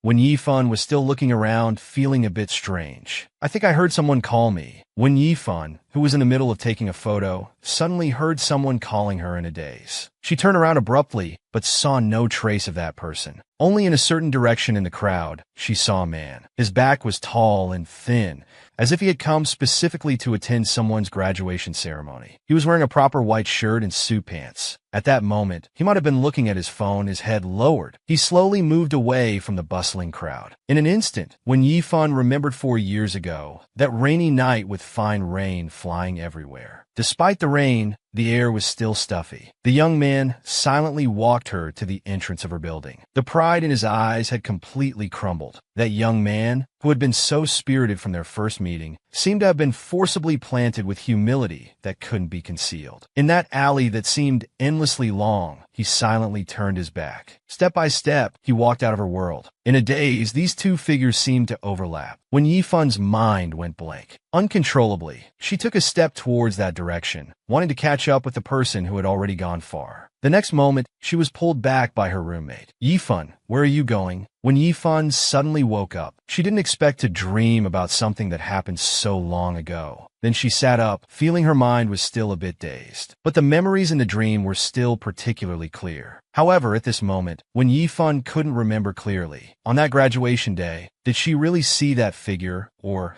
was it just the dream adding a bit more color to her memory? She was no longer sleepy at all. She decided to get up and get a glass of warm water. Afraid of disturbing Sang Yin, she didn't wear slippers. She gently turned the doorknob. As she opened the door, when Yifun was startled, because Sang Yin was staring at her at that moment. He was wearing casual short-sleeved shirt and shorts, looking slightly sleepy, as if he was about to use the bathroom. Catching sight of her presence from the corner of his eye, he tilted his head and sleepwalked again. Perhaps just waking up, Sang Yin's voice was low and hoarse. "What's your starting point for sleepwalking? You can even sleepwalk after drinking too much." Because of thirst, she wanted to drink some water. But when Yifun froze in place the moment she opened the bedroom door, she saw Sang Yin standing in front of the bathroom door. Catching sight of her presence from the corner of his eye, he sleepwalked again. Seeing that she didn't move, he then added with a slightly teasing tone, "What, not taking advantage of me this time?" When Yifun didn't make a sound, the moment she saw him, the images from her recent dream surged up again. Her mind was completely occupied by that figure moving further and further away from the crowd. It took up an extremely quiet space. The view of the embankment seemed to carry a bewitching quality. A sudden impulse welled up in her heart. Recalling what Sang Yin had said earlier, "You suddenly ran out and hugged me." When Yifun's hands clenched tightly, this time, since he thought she was sleepwalking anyway. When Yifun slowly walked towards him, she wanted to do what she had longed to do back then. When Yifun's heart was completely occupied by the longing from that time and the lingering effects of alcohol. Not a shred of reason remained. The distance between Sang Yin and her was just one step away. The scent of the man was no different from when he was a young boy. A very faint sandalwood fragrance diffused in the air. As it was her first time doing such a thing, when Yifun held her breath, her movements paused slightly. "It's so late, quickly go back." Before he could finish, when Yifun lowered her eyes and leaned forward, she raised her arms and hugged him. In that instant, Sang Yin seemed as if he had been electrified. His expression turned serious. At this moment, when Yifan felt like the missing piece in her heart was gradually being filled by something, a sense of stability seemed to materialize, enveloping her in its threads. It was like a warmth that only he could transmit. Just a touch was enough. When Yifan forcefully controlled her emotions, making her breathing smooth and regular. At this point, Sang Yan's face was already flushed like a peach blossom, but he still lowered his head, bringing his face close to hers, then slowly raised his arms, preparing for a deep embrace. When Yifan's expression suddenly changed, her emotions were reined in instantly. Her mind flashed back to what he had said to her before. If this happens again in the future, you can just punch me directly. A sense of guilt also rose to its peak. Before his fist could land, when Yifan naturally withdrew her hands, she didn't look at his face. She slowly turned around and walked towards the master bedroom. Sang Yan's voice came from behind, seemingly a bit reluctant. "Is that all the time you're reporting today?" When Yifan's footsteps didn't pause at all, she walked straight into the bedroom and closed the door, leaving Sang Yin staring at the door for a long while before coming to his senses. Both of them, back in their respective bedrooms, tossed and turned, unable to sleep. After who knows how long, she seemed to finally react. She grabbed the pillow next to her and covered her face. Her face turned red at a visibly rapid speed, even more exaggerated. Then she suddenly flopped down on the bed, covering her face more tightly with the pillow. At the same time, Sang Yin in the next room also suddenly sat up, wide awake. His mind kept replaying everything that had just happened. A smile and shyness gradually spread across his entire face. Even when Yifan herself hadn't expected it, she had actually pretended to sleepwalk and hug Sang Yin just now. She had really taken advantage of Sang Yin. How could she hug him? After the embrace, when Yifan lay in bed tossing and turning, she couldn't believe that she would take the initiative to hug him. Unable to believe she would do such a thing, when Yifan's mood was somewhat devastated, she stared into space, crying and beginning to talk to herself. "I was drunk. Yes, I was drunk. Drinking leads to mistakes. I won't drink again in the future. If I have the chance, I hope this alcohol can apologize to Sang Yin." When Yifan muttered, "Instead of shifting the blame onto me, can't let me take the fall for this." The remaining alcohol made her mind especially excited, coupled with having done something she felt guilty about. When Yifan was even more unable to sleep, she kept finding reasons to try and convince herself. But no matter what, she had no sleepiness at all. She simply sat up, trying to ease her emotions. After a long while, when Yifan's mood calmed down a bit, she picked up her phone from beside her, attempting to distract herself by scrolling through Weibo. After scrolling through a few posts, she saw a confession post. "The guy I've been chasing for a long time kissed me when he was drunk last night. He even said he agreed to be with me. I was happy all night, but when I went to find him today, all excited, he told me he was drunk and didn't remember anything." When Yifan's brow twitched, she clicked to see the comments. "Probably next time he gets drunk, he'll take you to bed. Wake up, it's really good." Being drunk is such an all-purpose excuse. The word scumbag hit like a ton of bricks, forcefully smashing into Yifan's face. She immediately exited the comments, not reading any further. The next morning, the sun was shining brightly. Another sweet day, due to not sleeping all night and nervousness, when Yifan sat obediently at the dining table without saying a word. Sang Yin, who had gotten up early, handed her the cooked porridge. When Yifan hurriedly took it, the two ate breakfast on their own. The air once again fell into silence. After a moment of silence, when Yifan finally couldn't help but speak up, Sang Yin took a slow sip of porridge. He decided to take the initiative to get some information. "I seem to have sleepwalked again yesterday." Sang Yan's porridge drinking motion paused, because this was the first time she had mentioned sleepwalking herself. Then he pretended as if nothing had happened. He didn't even raise his eyes, just continued drinking. He made a sound of acknowledgement. From his expression, when Yifan couldn't tell if he had guessed anything. Feeling anxious and uneasy inside, she asked, "Did I do anything this time?" After speaking, when Yifan stared at him, patiently waiting for his response, Sang Yin looked up. His words carried a hint of reluctance. "You hugged me a bit, but you were quite restrained." His demeanor and tone of voice seemed to indicate that he truly didn't find anything strange. When Yifan finally felt relieved, but in its place, a sense of guilt rose up. She felt as if Sang Yin had taken advantage of her and suffered all the grievances. "I am sorry."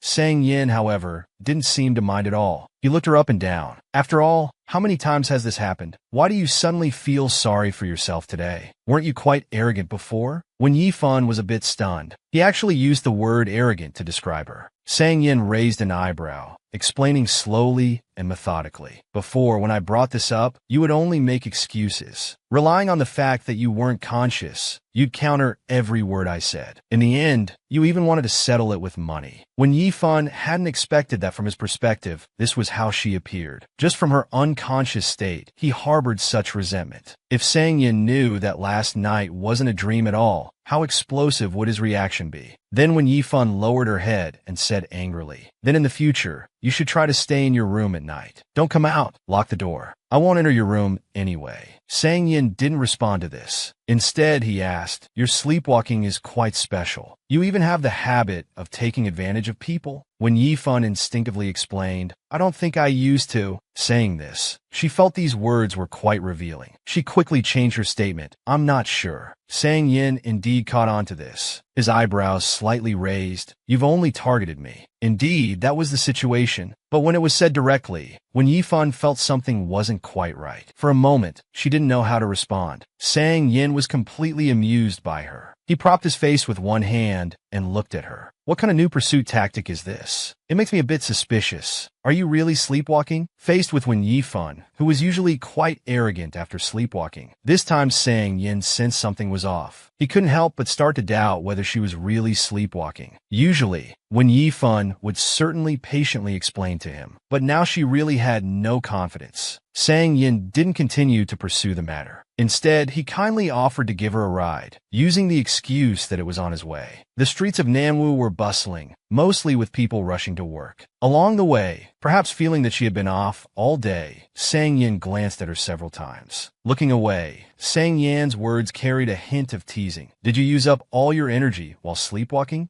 When Yifan remained silent, it seemed inappropriate to answer this question in any way. Seeing no response, Sang Yin continued to provoke. "Weren't you quite enthusiastic when lifting my shirt last night?" When Yifan suddenly looked up, defending herself, "I didn't lift your shirt last night." In an instant, the atmosphere in the car became strange. Sang Yin stared at her with a mischievous smile. When Yifan's face turned red in a flash. Hadn't her words just given herself away? It happened to be a red light. Sang Yin stopped the car and turned his head slowly to meet her gaze. He looked at her meaningfully for a few seconds. "How do you know you didn't?" When Yifan searched for a response in her mind, her expression was slightly stunned. After a moment, she reacted, "Didn't you just say that I only hugged you once last night?" Sang Yan's eyelids twitched. He seemed to accept this explanation. He just shook his head lightly and then looked away, not pursuing the matter further. When Yifan wanted him to feel that these difficult days had an end, she added soothingly, "I'm sorry for troubling you.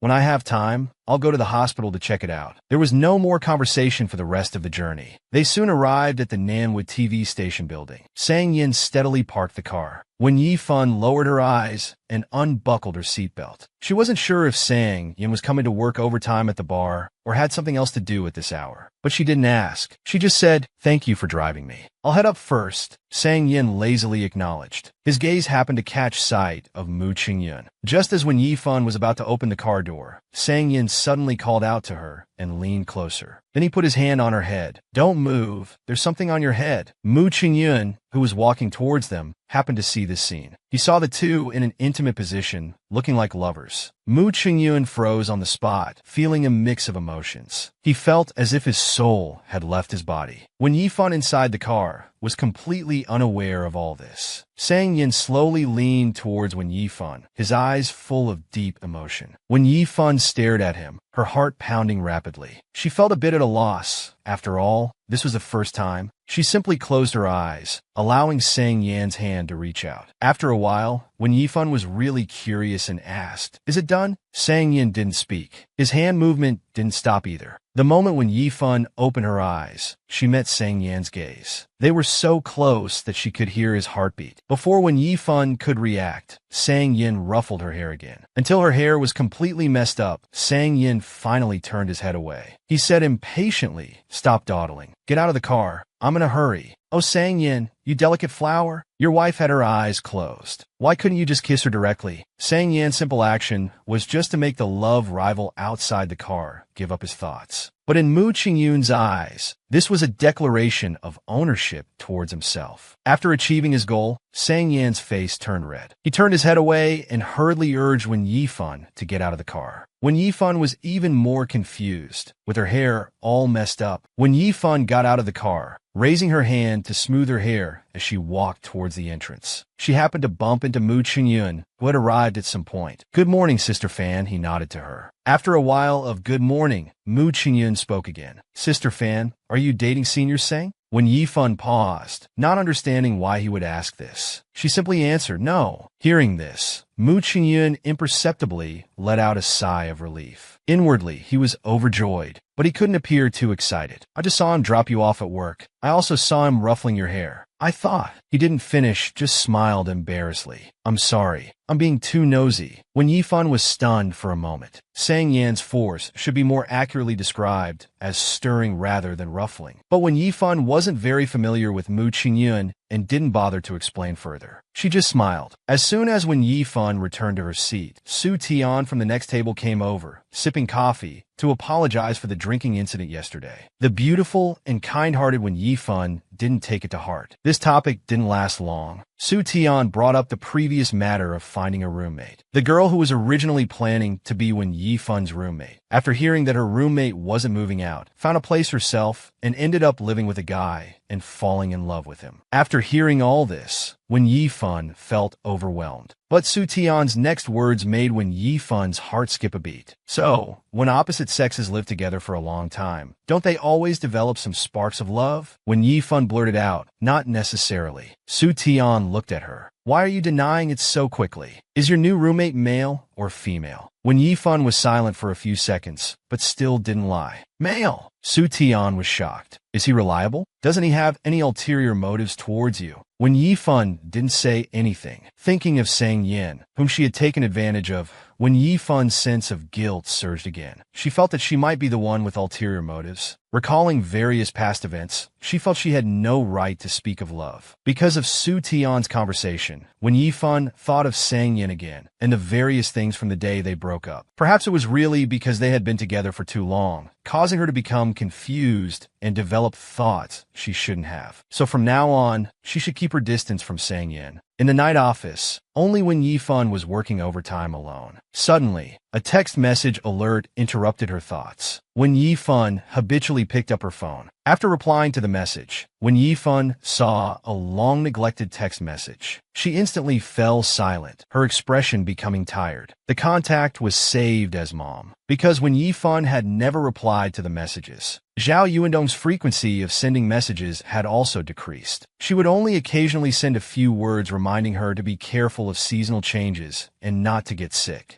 Wen Yifan casually scrolled through and saw a message from a few days before Qingming Festival. "Your aunt returned to BU today. Don't be angry with Mom anymore, A Jiang. Do you want to go with Mom to see your dad today?" Wen Yifan stared at it for a long time, then directly exited WeChat. She closed her eyes briefly, then picked up her phone again and cleared the chat history with Zhao Yuandong. And this clearing was not just of the connection between mother and daughter, but also a farewell to the past. At that moment, her thoughts were racing. All of this was something she had been enduring silently. Tears flowed uncontrollably, expressing endless heartache and pain. However, life must go on. That day, Wen Yifan worked overtime until very late. It was already midnight when she returned home. Just as she walked through the door, Sang Yan's voice came from behind. "Forgot the rules? If you're not back by 10, you need to let me know." When Yifan turned around abruptly, she saw Sang Yan sitting upright on the sofa, with a laptop on his legs. He seemed to have been waiting for a long time. When Yifan was stunned for a moment, then said belatedly, "I forgot. Sorry." After that, she didn't say anything else and continued walking towards her room. "I feel like your attitude towards me recently has been a bit." Sang Yan paused, as if choosing his words carefully, and then slowly uttered two words: neglectful. Sang Yan's love for Wen Yifan was always a silent protection. The agreed-upon time to return home, Wen Yifan had forgotten to report today. Facing Sang Yan's inquiry, Wen Yifan knew she was very tired and wanted to sleep. But Wen Yifan's expression couldn't escape Sang Yan's eyes. Sang Yan stopped what he was doing and looked at her intently. Go to sleep. When Yifan didn't say anything, silently walking towards the bedroom. Sang Yin recalled her recent behavior, remained silent for a while, then started typing on the keyboard again. Close to 2 a.m., Sang Yin closed his laptop, went back to his room to get clean clothes, and went to take a shower. When he came out, he wanted to go back to the living room to get his laptop. At some point, when Yifan had come out to the living room again,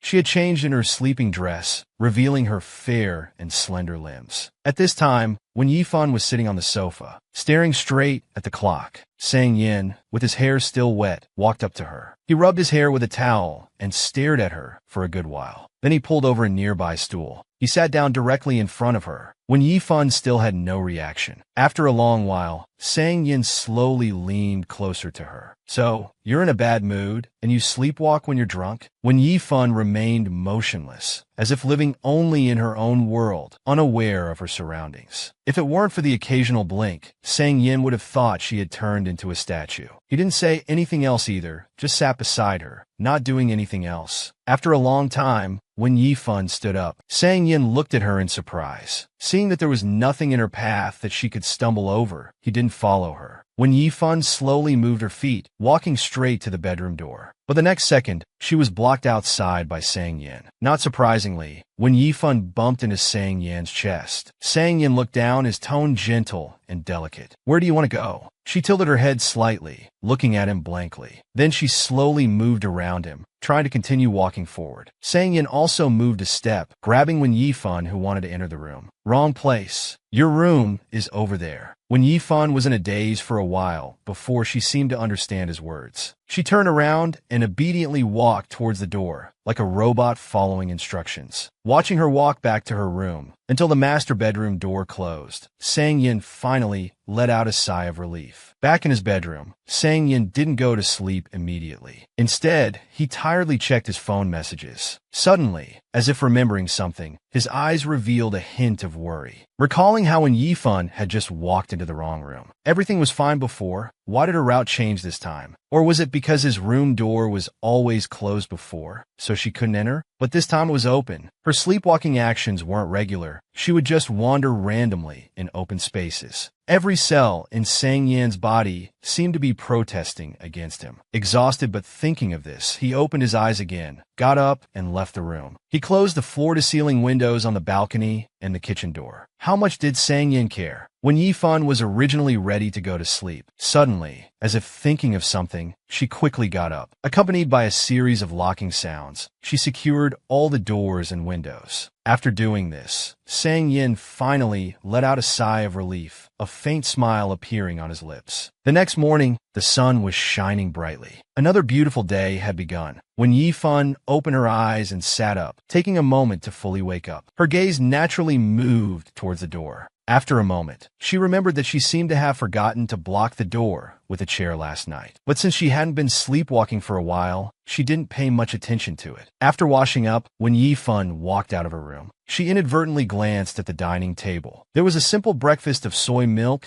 and fried dough sticks on the table, but Sang Yin was nowhere to be seen. He must have bought too much again. These things couldn't be kept overnight. If not eaten, they would probably be thrown away. When Yifan didn't want to waste it. Plus, this was a reciprocal gesture. When she bought breakfast, she would also buy a portion for Sang Yin. While eating, when Yifan casually opened her phone to check messages. Sang Yin hadn't contacted her about anything. When Yifan let out a sigh of relief. So nothing must have happened last night. But then again, even if she had sleepwalked, it was the middle of the night. It wasn't possible to run into Sang Yin every time. Just then, a message from Zhong Xiqiao came in. Fan. Xiang Lang said Sang Yin went to work at their company, and he's even a manager. When Yifan fell silent for a moment, her chewing also stopped. The next second, when Yifan unconsciously started searching for Sang Yan's company. Before clicking on it, when Yifan caught herself. Why was she looking this up? Mid-July, Nanwu welcomed the hottest time of the year. Due to a recent drunk driving incident, when Yifan had to work overtime to write a report. Halfway through writing, her phone, placed beside her, rang once. It was a WeChat message from Sang Yin. My sister will come over for dinner tonight. When Yifan quickly replied, okay. After thinking for a moment, she added, in the future, when your sister comes over, just let her come. You don't need to inform me about this anymore. When Yifan didn't work overtime for long, she returned home just after 7 p.m. By this time, Sang Yin was already busy in the kitchen. Sang Ji, sitting on the sofa, actively greeted When Yifan smiled and glanced at the time. Haven't eaten yet, huh? Sang Ji looked around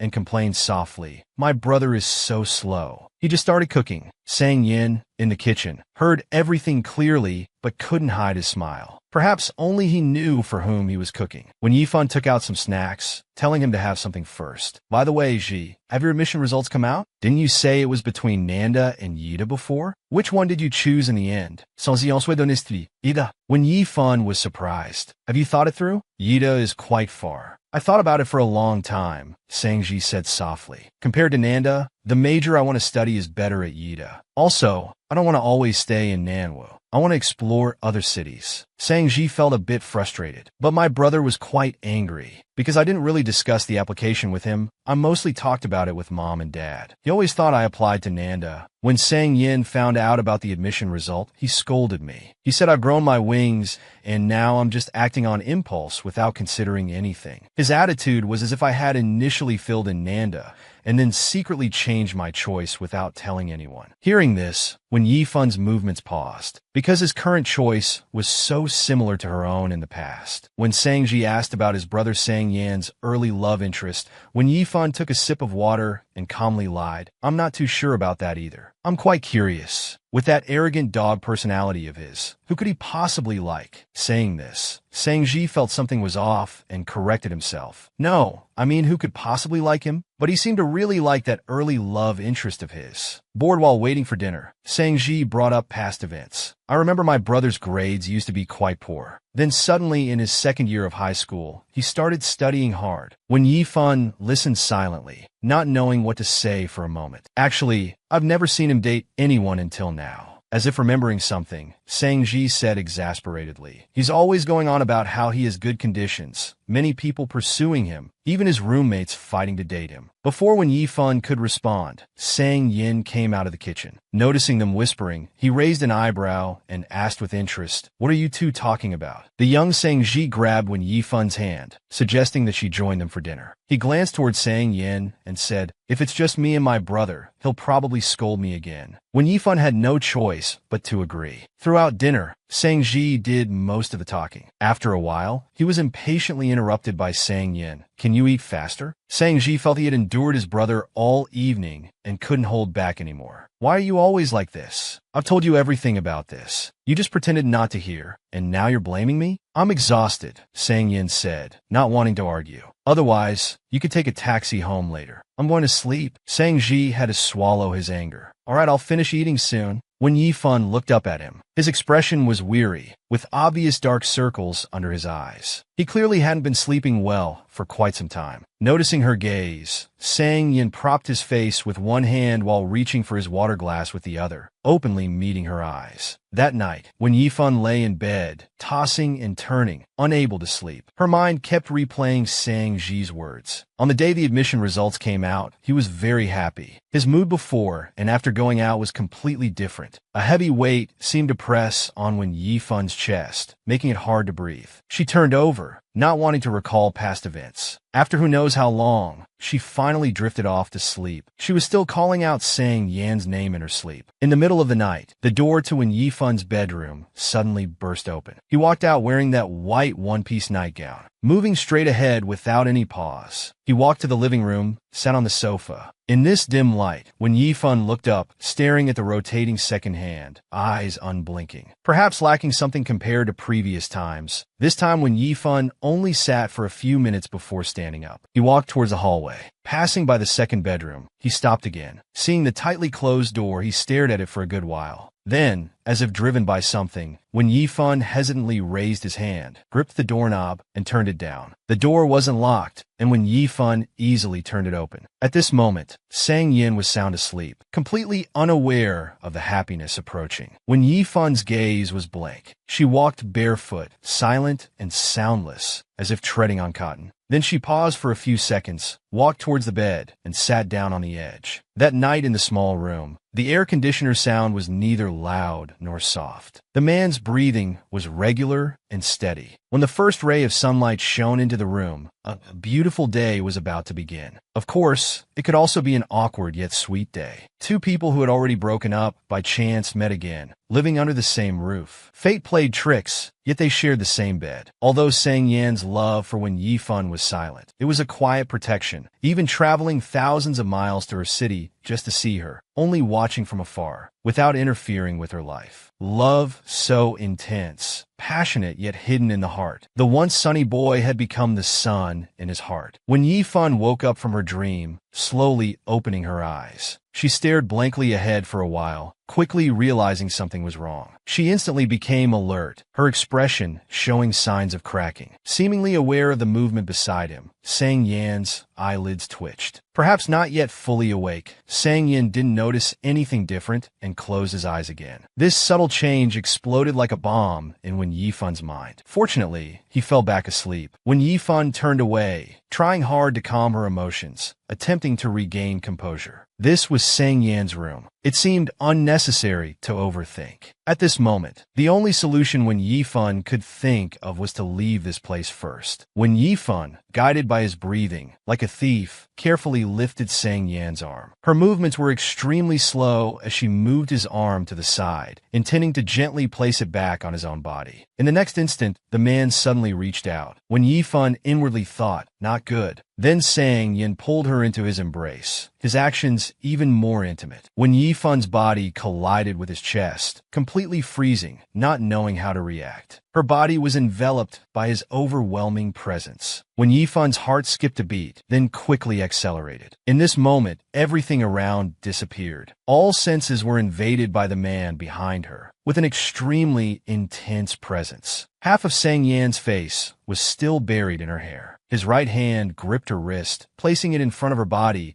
as if treasuring it, yet also like a restraint, preventing her from moving. Several minutes passed like this. As time stretched on, her anxiety grew. Mustering courage, she decided to try a second time. Staring at the hand held by Sang Yin, when Yifan raised her other hand, carefully prying his fingers open one by one. Only after returning his hand to its original position did her mind relax a bit. He hesitantly looked back again. Sang Yan's forehead hair was messy, looking less sharp than usual. He withdrew his gaze and sat up carefully. Inch by inch, he moved towards the edge of the bed. However, just as his feet touched the ground, when Yifan heard Sang Yan's slightly hoarse voice. When Yifan, why are you here? Sang Yan's words were full of confusion, yet not at all surprised. When Yifan's mind instantly froze, pausing for several seconds. Before he could answer, Sang Yin spoke again, asking for an explanation. When Yifan closed his eyes briefly, he was almost off the bed, just a few steps away from leaving the room. But Sang Yin just had to wake up. Then when Yifan mechanically turned back, you were dreaming. You'll be normal when you wake up. Sang Yin stared at him, amused. Do I look like an idiot? When Yifan said while walking out, absent-mindedly comforting, go back to sleep. You won't look like one when you wake up. Finally, when Yifan walked out of the room under Sang Yan's surprised gaze. When Yifan quickly returned to the master bedroom and swiftly locked the door. He immediately leaned against the door, exhausted. Pressing against the door panel, he vigilantly listened for any movement outside. After a long while, when Yifan crouched on the ground, burying his head, how did I end up sleeping in the same bed with Sang Yin? Now I have no idea how to face him. After experiencing this awkward sleepwalking incident, when Yifan felt that, for a short while, he couldn't be in the same space with Sang Yin. He had to leave before Sang Yin came out of his room. He would come back to resolve this calmly after adjusting his emotions. when Yifan grabbed his bag and left the room. At this time, Sang Yan's room door was tightly closed, but the bathroom door on the other side was open. Meanwhile, the water sound stopped. Sang Yin turned his head to look in his direction. When Yifan had just reached the bathroom door and froze. He wanted to speed up and escape from here. However, things weren't as simple as he imagined. Suddenly, Sang Yin unexpectedly reached out and grabbed Wen Yifan's wrist. Wen Yifan was forced to stop, taking several steps towards him. He looked up and met Sang Yan's casual gaze. "Running quite fast, aren't you?" Wen Yifan's face remained calm as he asked. "What?" Sang Yin didn't speak, just silently staring at him. In this situation, Wen Yifan couldn't pretend anymore. He could only come up with a reasonable excuse. "I'm not trying to act like nothing happened. It's just that I'm in a bit of a hurry now. When I come back tonight, we can deal with this matter." "Okay." Sang Yin smiled and released his wrist. Then he leaned his head closer and said word by word, "Not okay. First, tell me what happened this morning." "Sleepwalking," Wen Yifan explained. "It's a behavior I can't control. Didn't you say before that you wouldn't enter my room? This time I really don't know what happened." Noticing his expression, Wen Yifan sincerely said, "I'm sorry. This is indeed my fault. It won't happen a second time." Sang Yin lazily said, "You're making me quite scared." Wen Yifan was completely startled by his narcissism and let out an ah. "After all, I don't know to what extent you might go. Who knows, one day, I might wake up." Sang Yin bit his words, his tone both annoying and shameless, "and find that my chastity has been ruthlessly taken away by you." When Yifan's brow twitched, not knowing how to respond to him. "You don't have to be so. Sans Yan deliberately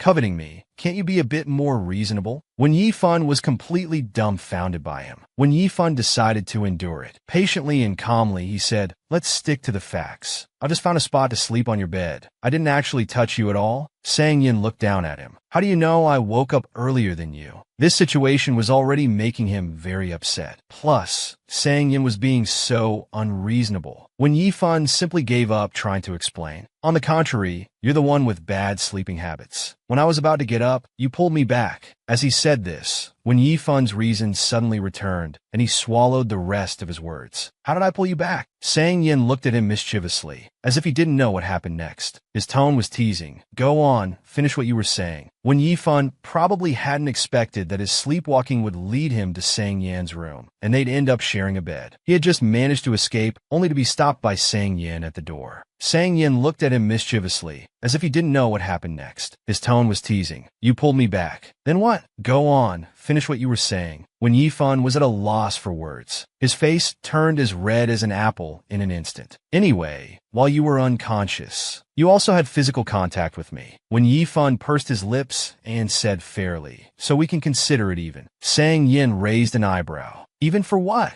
Since he had already mentioned it, when Yifan became calm. "For the time I hugged you while sleepwalking before," Sang Yin said leisurely. "So that's how you want to settle it." As he said this, when Yifan instantly realized that what he said wasn't quite right. "But aren't I still the one at a disadvantage?" Sang Yan's lips curled into a smirk, extremely arrogant. "Which one of us has feelings for the other? Isn't that crystal clear?" When Yifan's mind was in chaos at this moment, he really didn't know how to deal with this person. Instead, he felt more guilty about having his thoughts exposed. He simply used the excuse of having to rush to an interview again, suggesting they resolve this matter when he returned in the evening. Sang Yin looked him up and down, his expression thoughtful, as if trying to catch something amiss. After a moment, he agreed readily. These words sounded like a blessing. When Yifan didn't say anything more and immediately left. Even after leaving that space where he was alone with Sang Yin, when Yifan didn't feel relaxed at all. He just felt a headache, knowing that when he returned in the evening, they would have to formally discuss and resolve this matter. Mainly, when Yifan didn't know what there was to resolve. At most, he had just rented half a bed from him. Was he supposed to let Sang Yin rent half a bed from him in return? Back at the TV station, when Yifan focused his energy on work, he requested equipment and an interview van, taking Mu Qinyun, the only available person in the office, out for an interview.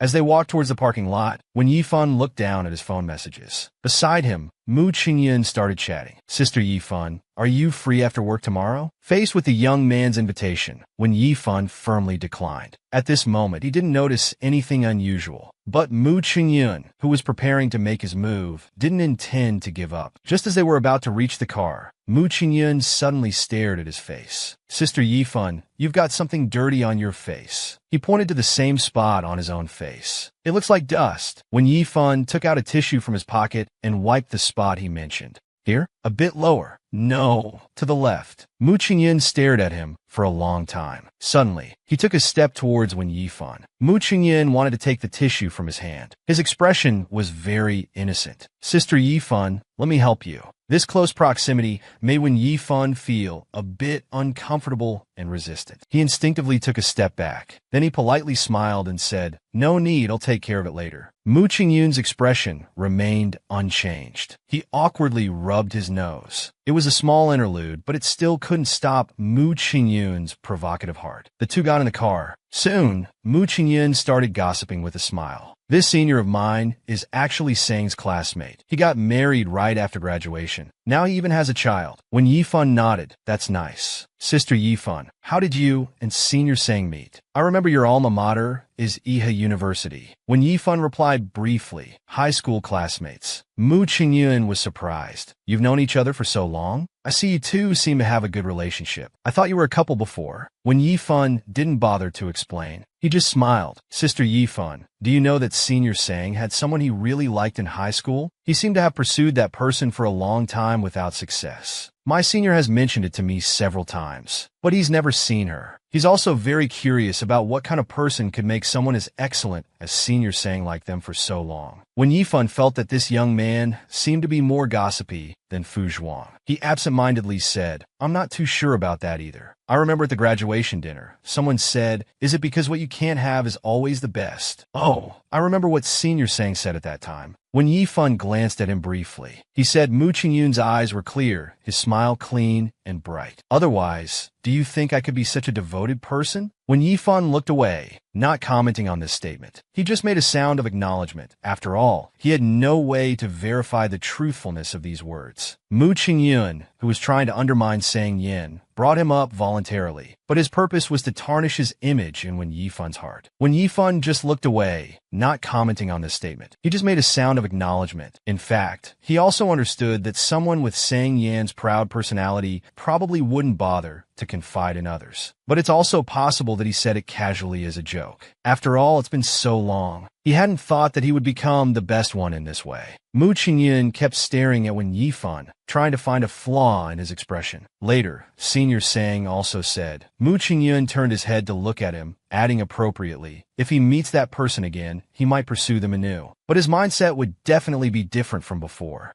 When Yifan pondered for a moment, then blurted out, "Didn't you say earlier?" Mu Qingyun perked up, looking at Wen Yifan expectantly. He only said one thing the entire night? When Yifan pointed out the flaw in his story, Mu Qingyun's smile faltered, but he quickly recovered. "Did I say that before? I don't remember. Maybe I was drunk." "Then you should be more careful in the future. Don't drink too much when you go out. In our line of work, we might have emergencies at any time." At this point, when Yifan seriously reminded him, "It's okay to gossip casually in daily life, but you can't have this attitude when doing news. What you see and hear should be exactly what comes out in the report. You can't rely on guesses, and you can't use 'I heard wrong,' or 'I remembered wrong,' or 'I said it wrong' as excuses. Everything must be factual." Mu Qingyun's smile completely disappeared. His expression turned serious, and he quickly responded, "I understand." Arriving at the hospital, when Yifan contacted the hospital and the victim's mother. They only came for the interview after getting their consent. He had learned about the situation beforehand. The victim was a young girl who had just started junior high school, named Zhang Yu.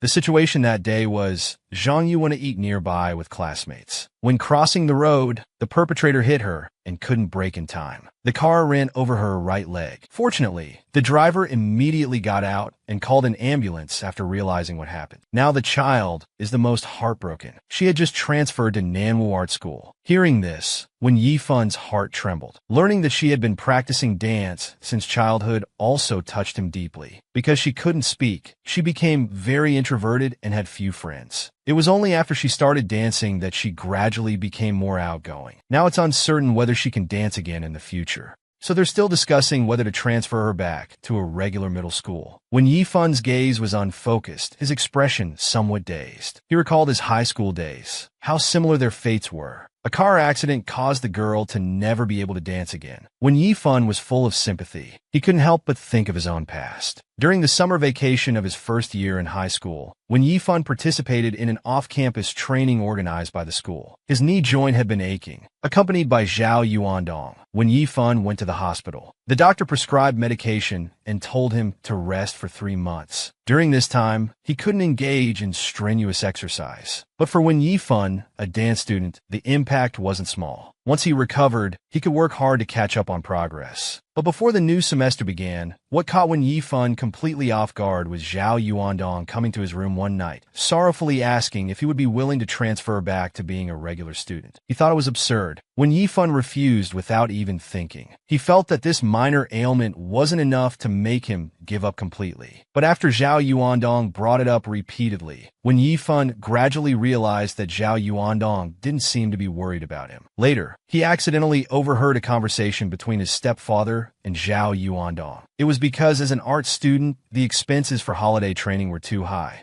Not just this time, but for every holiday training in the future. Each time would cost money, making it difficult for them to afford. Zhao Yuandong didn't have a job. The savings she had were left by Wen Liangzhe, which had now become the common property of the new family. His stepfather was unwilling to pay for this, so he took this opportunity to suggest that Wen Yifun transfer back to being a regular student. After that, Wen Yifun's objections were completely useless. Once the adults had made a decision, no matter how unwilling or resistant the child was, it was all in vain. When the new semester of the second year of high school started, Wen Yifun transferred back to being a regular student. This news shocked other classmates in the class. This situation was equivalent to a top-performing science student suddenly saying they wanted to switch to liberal arts just before the college entrance exam in their senior year. Several close classmates came to ask him one by one. He lied to everyone, saying it was due to his own health condition. Sang Yin was the last one to come and ask him. At that time, when Yifun was sitting in his seat, quietly looking down, Sang Yin directly sat in the seat opposite him. When Yifun was startled, quietly looking at him, not knowing what he was going to do.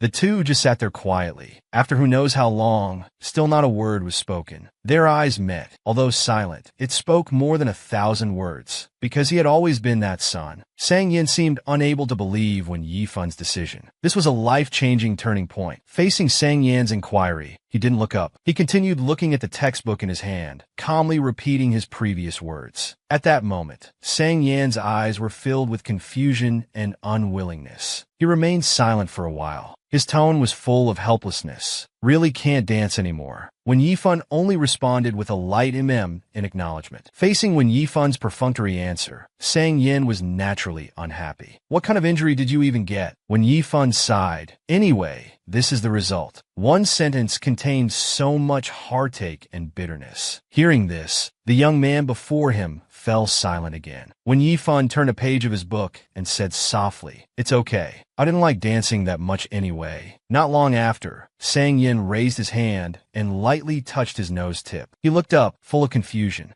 Sang Yin met his eyes and tugged at the corner of his lips. Your nose got longer. Lying makes your nose grow. Everyone else was fooled by his extremely calm attitude. Only Sang Yin saw through his facade. It's okay, let's wait a bit longer, Sang Yin said, leaning on his desk and looking up at him. If it gets better, you can transfer back to being an art student. Look at your grades now. They're a mess. Take this chance to learn some academics too. If it really doesn't get better, you can still dance occasionally. If that's not possible either, Sang Yin smiled, his tone like he was coaxing a child. Then I'll learn and dance for you to watch. Wen Yifun's thoughts were interrupted by Chun Lizhen's words. Chun Lizhen smiled and perked up again. But it still depends on what Xiaoyu herself thinks. We'll respect her choice. Wen Yifun looked at Chun Lizhen again, blinked hard, and smiled. It will definitely get better. After the interview, Wen Yifun went to a few more places with Mu Qingyun. By the time they submitted the news footage for review, it was already mealtime. Mu Qingyun came out with him and casually asked, Fan Jin, are you working overtime tonight? Let's go have dinner together. The gossip king Mu Qingyun took the chance of overtime to invite Wen Yifun for dinner, but was rejected by Wen Yifan, citing work reasons. Mu Qingyun scratched his head, still not giving up. I noticed you don't seem to eat dinner much. It's not good for your health. Wen Yifan smiled. I know. I'll eat when I'm hungry. Mu Qingyun didn't force the issue and went to the cafeteria to eat by himself. Later, he came back to the office. Wen Yifan was still sitting at his desk. All day, Wen Yifan had been busy with work,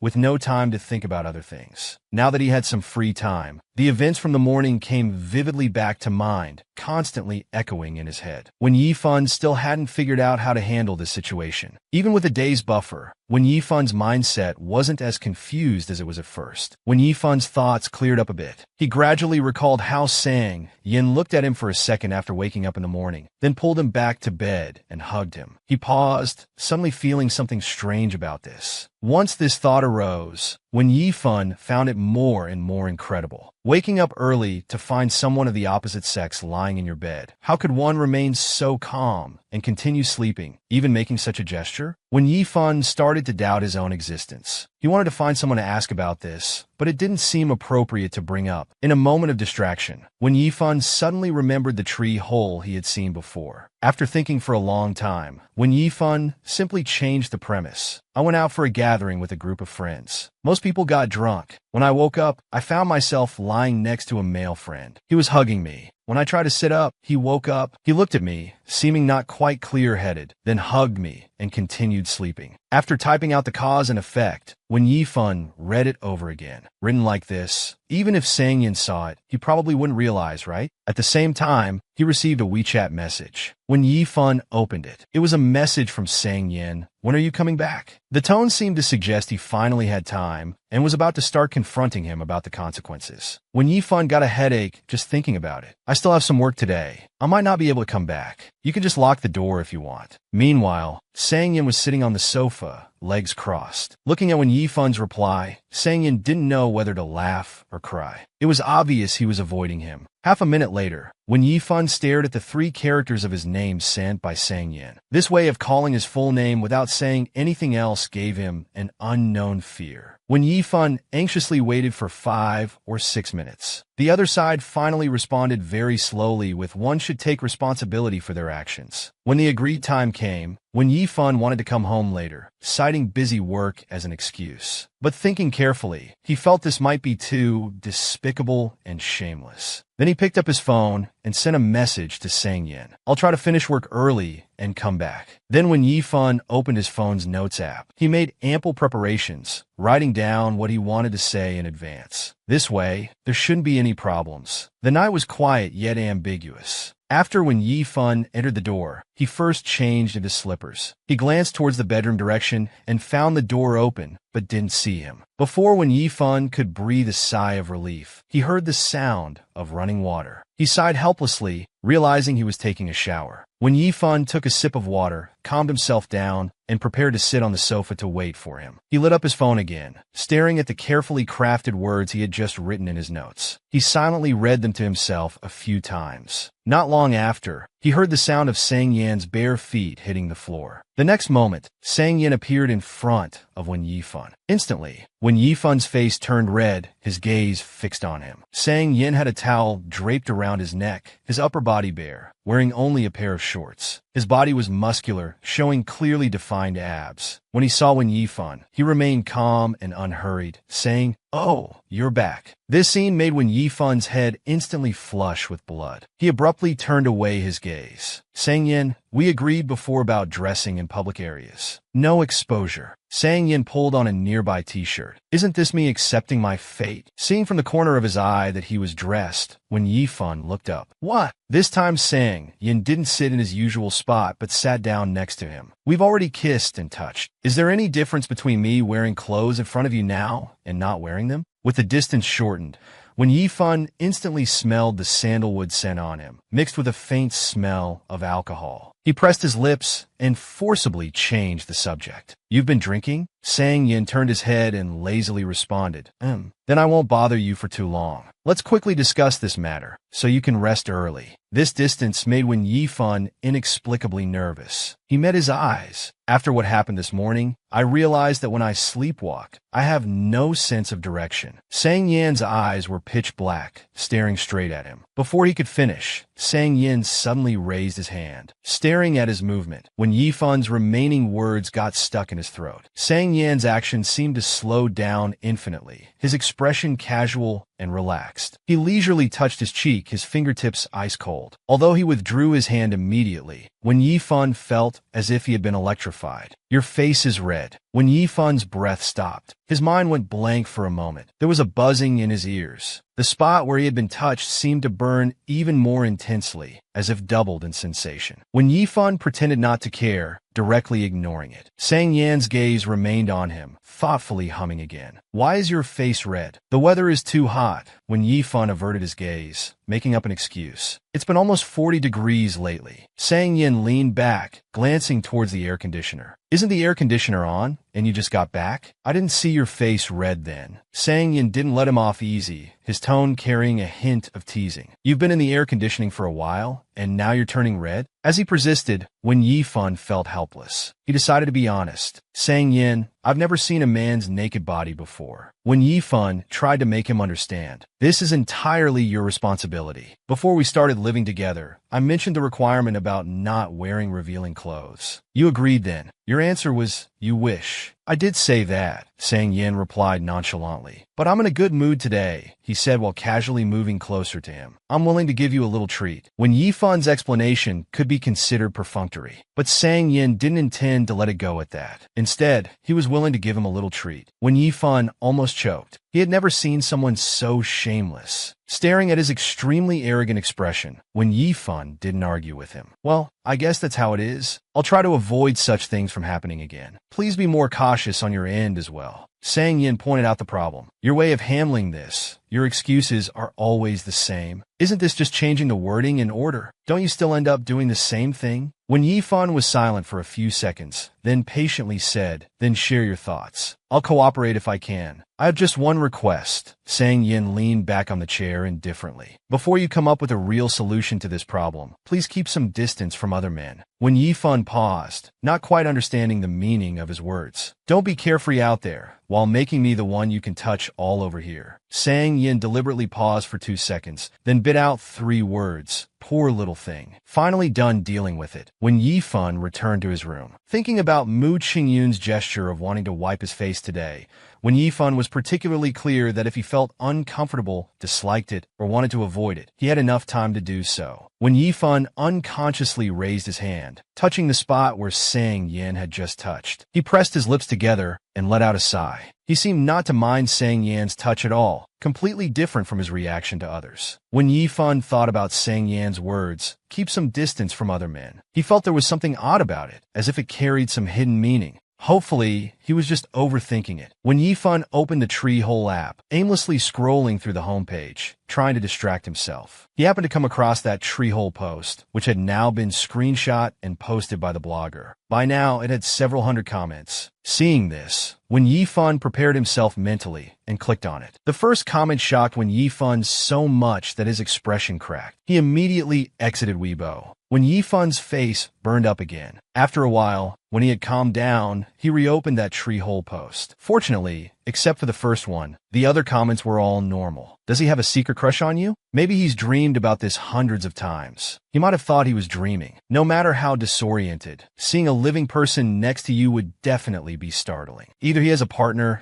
and is used to someone sleeping next to him, or he did it on purpose to take advantage of you. How come others don't end up hugging? One of the two must be pretending. The remaining comments were mostly the same. When Yifan scrolled down a bit more, but didn't continue reading. When Yifan zoned out for a while, piecing together everything that had happened recently, he suddenly felt that Sang Yan's attitude towards him seemed a bit different too. Even if his actions were uncontrollable, given Sang Yan's personality, if he truly disliked it, he probably would have moved out long ago. Besides, it had been so long, his house should have been renovated by now. Thinking about what Mu Qingyun said today, and Sang Yan's attitude before and after saying, Ji mentioned the admission results. When Yifan wasn't sure if he was like a thorn in Sang Yan's side, bothering him for years. So when they met, he particularly wanted to remove it. Thinking about this, when Yifan suddenly remembered something a female classmate had said about Sang Yan a long time ago. After so long, he couldn't remember the exact words. He only remembered the gist. Seeing Sang Yan's proud and arrogant demeanor was irritating. She hoped he would encounter something he couldn't do, something he couldn't obtain, to dampen his sharp spirit. At that time, when Yifan just listened without saying anything. But in his heart, a completely different thought emerged. Such a proud and brilliant young man should have everything he wishes for. Give him whatever he wants. Even if he wants the stars in the sky, they should be plucked down for him. Let him always maintain his current vigor and spirit. During the National Day holiday, when Yifan took a few days off, he spent one day meeting with Zhong Siqiao, chatting about recent events. Zhong Siqiao suddenly asked, "How are things with you and Sang Yan lately?" When Yifan didn't react, Zhong Siqiao continued, "Is there really no possibility between you two?" Not knowing why he brought this up, when Yifan laughed, "We're just roommates. But we're both busy with work, so we rarely see each other at home. I'm just asking." Recently, Xiang Lang and Su Haoan have been getting along well. I heard from him that Sang Yan seems to have been going on arranged dates set up by his family lately. Hearing this for the first time, when Yifan's expression changed, and the corners of his lips unconsciously dropped a bit. Seems he's been on a few already. With his conditions, why does he need arranged dates? I thought since you two have been living together for so long, there might be some sparks, Zhong Siqiao sighed. But after all this time, nothing happened. When Yifan took a sip of milk tea, but with Sang Yan's temper being so unpleasant, you could say you dodged a bullet. This topic only lasted briefly before Zhong Siqiao changed to another subject. I met a guy during the National Day holiday. I'm going to change my target. Lost in thought when Yifan didn't respond. Zhong Siqiao called out to him, "Hey." When Yifan immediately looked up. "Oh, so what's your plan now?" Zhong Siqiao rested his chin on his hand, looking a bit melancholic. "But I don't know if he's interested in me. I'll test the waters first. I'm too lazy to chase someone." When Yifan was curious, "How do you test?" Hearing this, Zhong Siqiao laughed. "Haven't you ever flirted with someone? Just be a bit ambiguous in your words." When Yifan felt like this explanation was as good as no explanation. "Can you give an example?"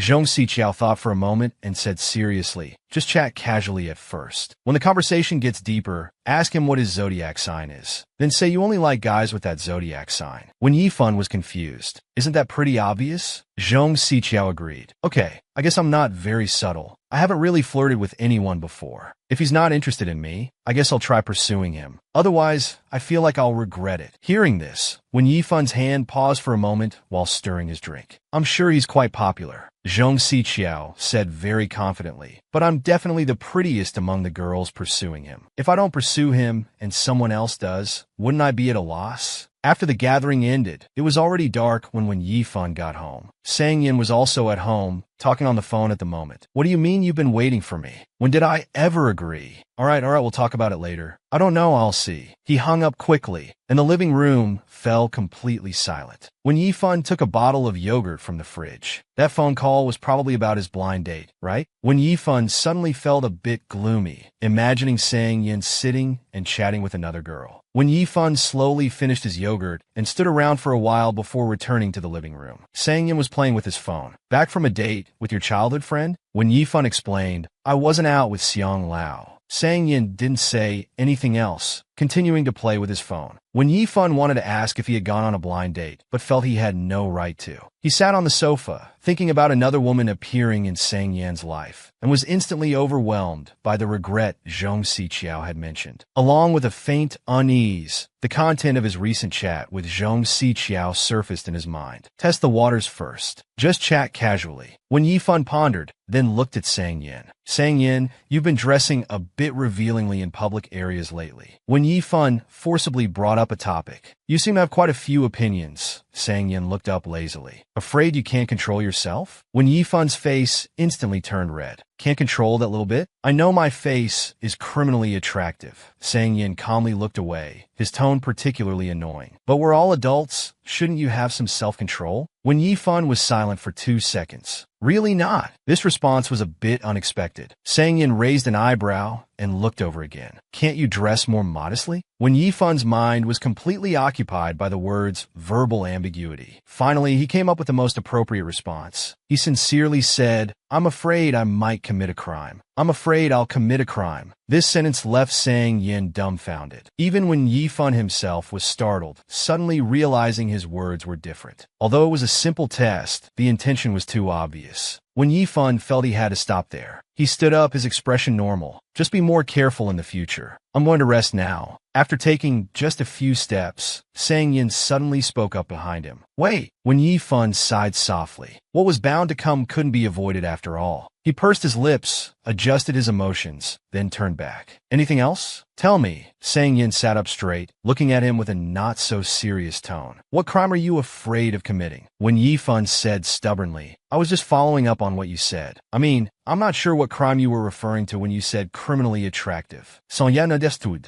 You want a kiss? A flash of unease passed through Wen Yifan's eyes. He hadn't thought that far ahead. He just wanted to use Sang Yan's words to see what his current attitude towards him was. He was about to refute when he heard Sang Yan continue. Not kiss. You want to violate me. When Yifan was at a loss, frantically searching for words to brush it off in his mind. Before he could think of a response, Sang Yin suddenly tossed his phone aside. He tilted his head back, staring directly at him. Strands of black hair fell across his forehead, his expression a mix of challenge and blatant seduction. Come on then. When Yifan's face instantly turned red, he desperately tried to explain, that's not what I meant, realizing he was only making things worse. When Yifan gave up trying to explain, he simply said, I'm going back to my room. Good night. He left Sang Yin sitting alone in the living room, seemingly quite satisfied with the outcome. At that moment, he felt a mix of emotions. Who was really testing whom, no one could say for sure. Back in his room, when Yifan leaned against the door, slowly letting out a sigh of relief. But Sang Yan's last 4 words seemed to stick in his mind like glue, impossible to shake off. Come on then. How could he dare? How could he have such boldness? Thinking about this, when Yifan took a deep breath, trying to regain some of his rationality. But after this incident, when Yifan made a new discovery, Sang Yin didn't seem to resist his probing, and even seemed to welcome the challenge. For a moment, he couldn't tell if Sang Yin had noticed something unusual,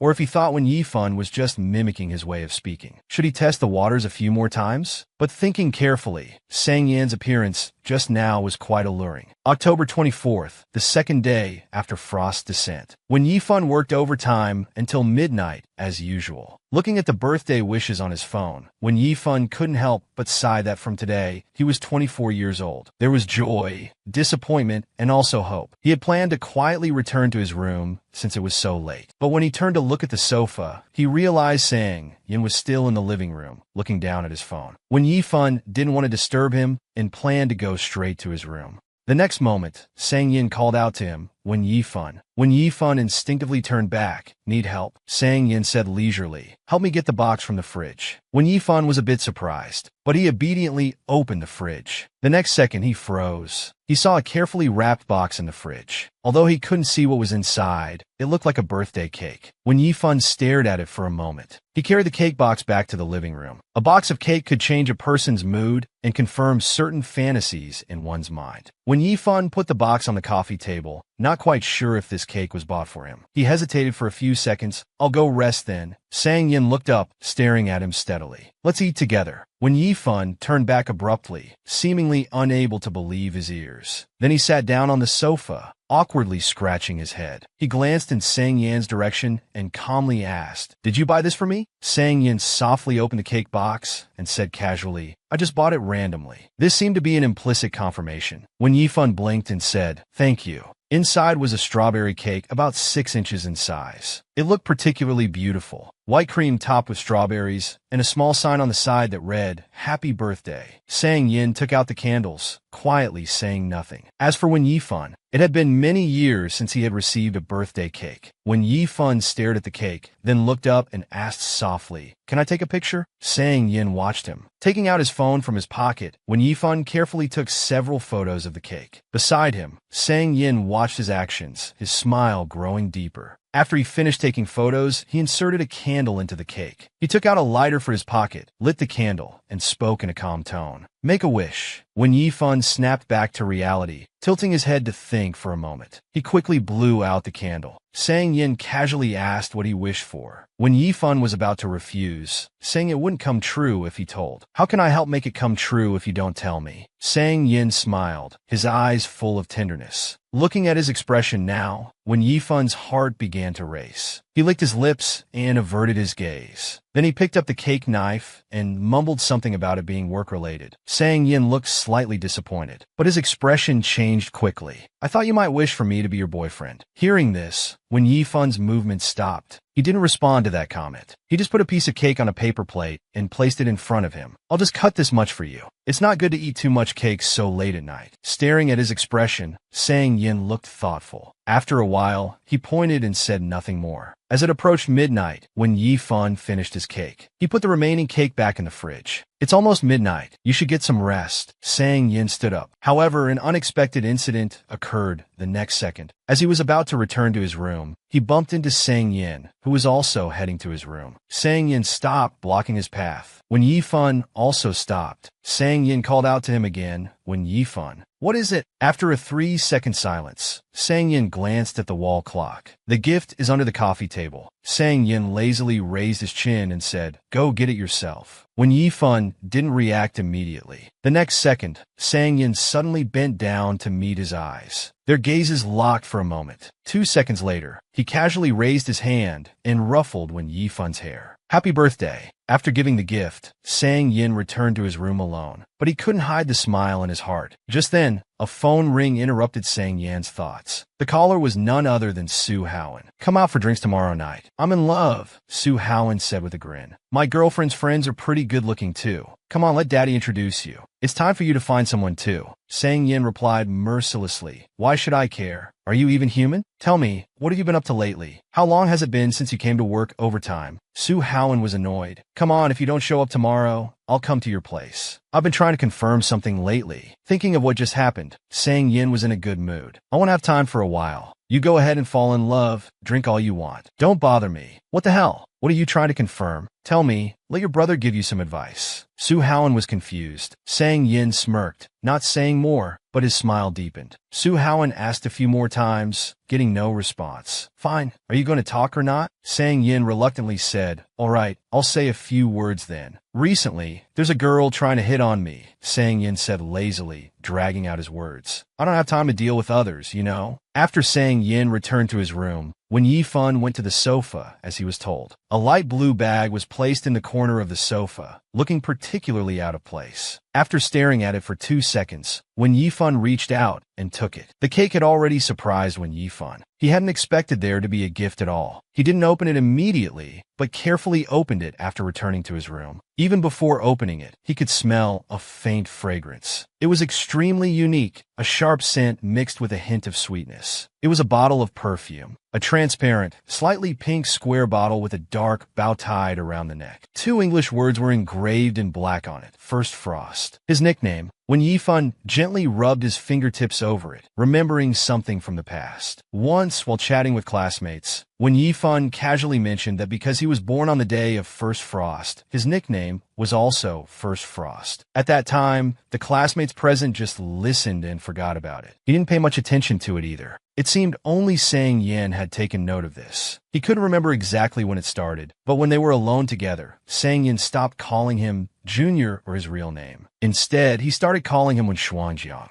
This was the first time someone had called him by his nickname, even including his surname. At first, Wen Yifan wasn't used to it, but after hearing it for a while, he got accustomed to it. Sometimes he even thought it sounded quite nice. After their reunion, when Yifan never heard Sang Yin call him that again. He thought he had long forgotten his nickname. When Yifan put the lid back on, then, hugging the box, he fell back onto the bed. He stared at the bright, glaring ceiling for a long while, then freed a hand to touch his head. The man's gesture was rough yet intimate. When Yifan remembered Sang Yan's eyes meeting his just now, at that moment, a very strong thought popped into Wen Yifan's mind. He suddenly wanted to be in a relationship with Sang Yin. He wanted to be in a relationship with Sang Yin. Wen Yifan's birthday wish was actually very simple. He just wanted to have enough courage. He hoped he could throw caution to the wind once, to rush towards that person without considering anything else. If that person was Sang Yin, Wen Yifan felt he could try his best, and also try to be the passionate one as much as possible. If he could get the result he wanted because of this, that would be great. But if not, he would just walk back. It didn't seem to matter much. He wanted to pursue him. He wanted to give it a try. When Yifan sat up and picked up his phone, through the black screen, he noticed his lips had curved into a smile at some point. When Yifan was slightly stunned. After thinking for a long time, Wen Yifan didn't know what to say, so he just typed "thank you" for the gift. But then he felt the emoji at the end looked a bit silly. Wen Yifan raised his hand to delete it, leaving only the words "thank you."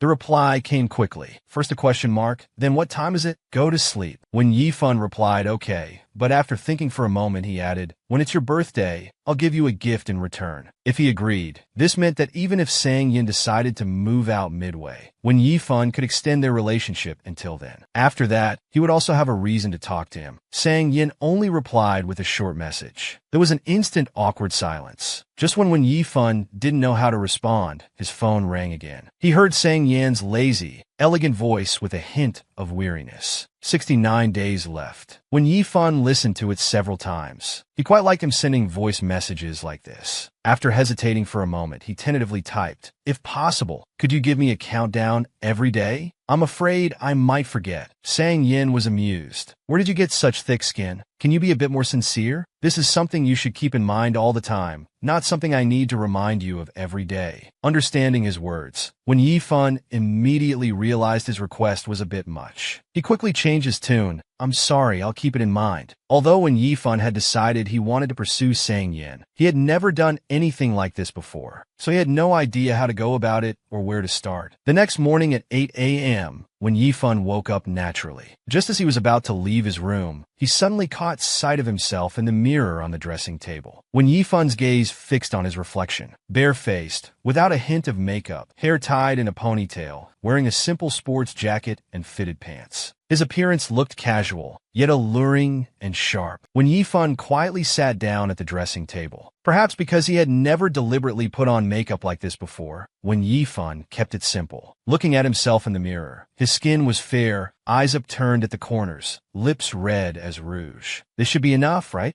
However, in the next second, when Yifan suddenly froze, he saw the perfume he had set aside last night. He picked it up, hesitantly sprayed some behind his ears and on his wrists. After letting the scent dissipate a bit, when Yifan went out to the living room. Today was the weekend. Sang Yin didn't have to work, but he was already up wearing casual clothes, cooking breakfast in the kitchen. Noticing when Yifan's movement, he glanced over briefly, but quickly stopped. Sang Yan's gaze was unabashedly obvious as he looked him over. The Wen Yifan before him was clearly different from before. Not only had he applied light makeup, but he was also wearing a pair of black heart-shaped earrings. As when Yifan slowly approached, Sang Yin caught a whiff of a faint fragrance. In that instant, the young man's heart fluttered again. Thump, thump, thump, thump. Looking at Wen Yifan, who was about to leave, Sang Yan's gaze was unabashedly obvious as he looked him over. "Where are you going today?" When Yifan glanced at the pot and answered honestly, "To work." Sang Yin raised an eyebrow and stared at him for a while. Soon he seemed to understand something. The corner of his lips curled slightly. He withdrew his gaze and very deliberately dragged out an "oh." When Yifan's expression remained calm, showing no sign of discomfort, as if he also thought it was natural, Sang Yin turned off the stove and took a bowl of porridge. When Yifan ladled a bowl of porridge, it looked very appetizing. At the dining table, when Yifan tentatively said, "Then for tomorrow's breakfast, I'll cook," Sang Yin indeed found it hard to believe. You can get up? I think I can, when Yifan wasn't too sure. You have quite a healthy routine. You eat breakfast every day without fail. Sang Yin tilted his head, his tone casual, yet somewhat pointed. Why do you think I'm healthy? Feeling that this question seemed to repeat what he had just said, when Yifan still patiently and very cooperatively answered, because you eat breakfast every day. Sang Yin didn't dwell on this question. He just asked when Yifan to clean up the table after eating. Of course, when Yifan didn't refuse. After Sang Yin finished eating, he turned and walked towards the bedroom. When Yifan thought he was going to take a nap, but not long after, Sang Yin came out. He had changed into a different outfit, looking cold and indifferent, like an assassin about to go on a mission. Perhaps because yesterday's mental preparation went smoothly, when Yifan was also deliberately looking for topics. Are you going out?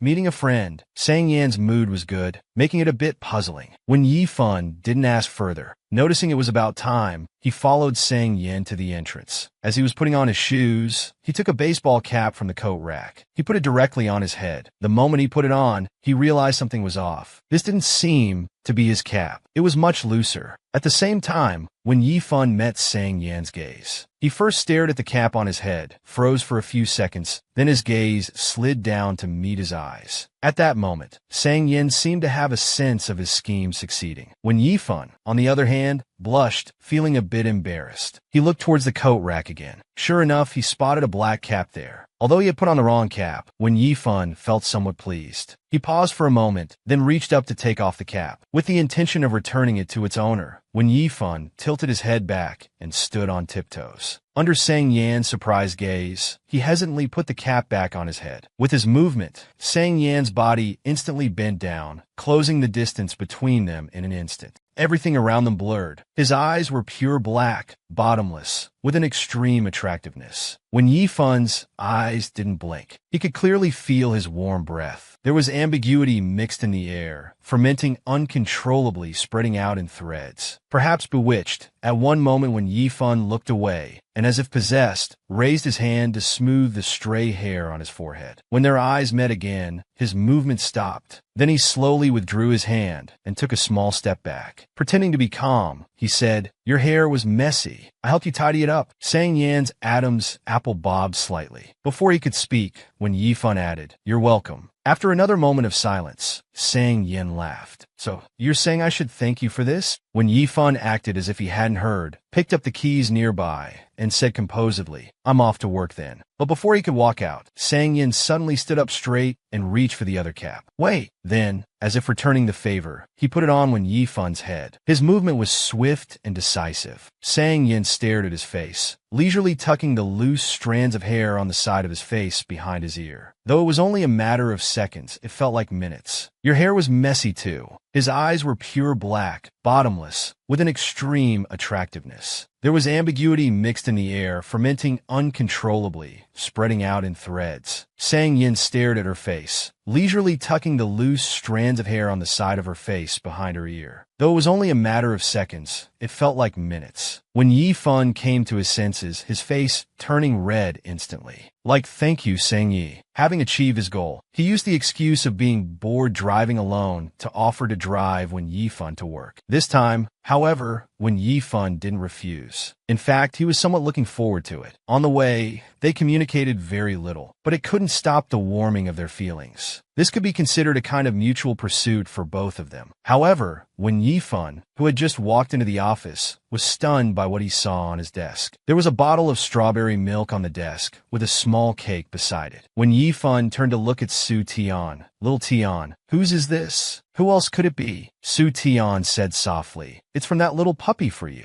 His feelings for you are becoming more and more obvious. Why don't you give it a try? This little puppy is quite obedient, and his looks aren't bad either." When Yifan didn't say anything, not knowing how to respond for a moment. Just then, Mu Qingyun stood up. He greeted him with a smile. "Sister Yifan, good morning." At the same time, he moved closer to Wen Yifan. Under his surprised gaze, Wen Yifan put the breakfast back. On his desk, Mu Qingyun's lips moved, wanting to say something. Before he could speak, Wen Yifan dashed his hopes. "Thank you for the breakfast, but I always eat before coming here. You eat it. No need to buy it again in the future. Thank you. Watching Wen Yifan's retreating figure, Mu Qingyun felt a sense of disappointment. What he didn't know was that the breakfast Wen Yifan had eaten was actually made by Sang Yin. Wen Yifan returned to his seat. Su Tian came over again. What did you say? Why does that little puppy look so clingy now? But he's really not proactive. Can he even pursue someone like this? As if discovering something, Su Tian sniffed and changed the subject. Yifan, did you wear perfume today? It smells quite nice. When Yifan touched behind his ear, Su Tian stared at him. You're acting a bit strange. Then she suddenly leaned closer to him. Are you dating someone? No. Wen Yifan denied. After thinking for a moment, realizing Su Tian didn't know Sang Yin and probably couldn't guess, he decided to be honest. I'm pursuing someone.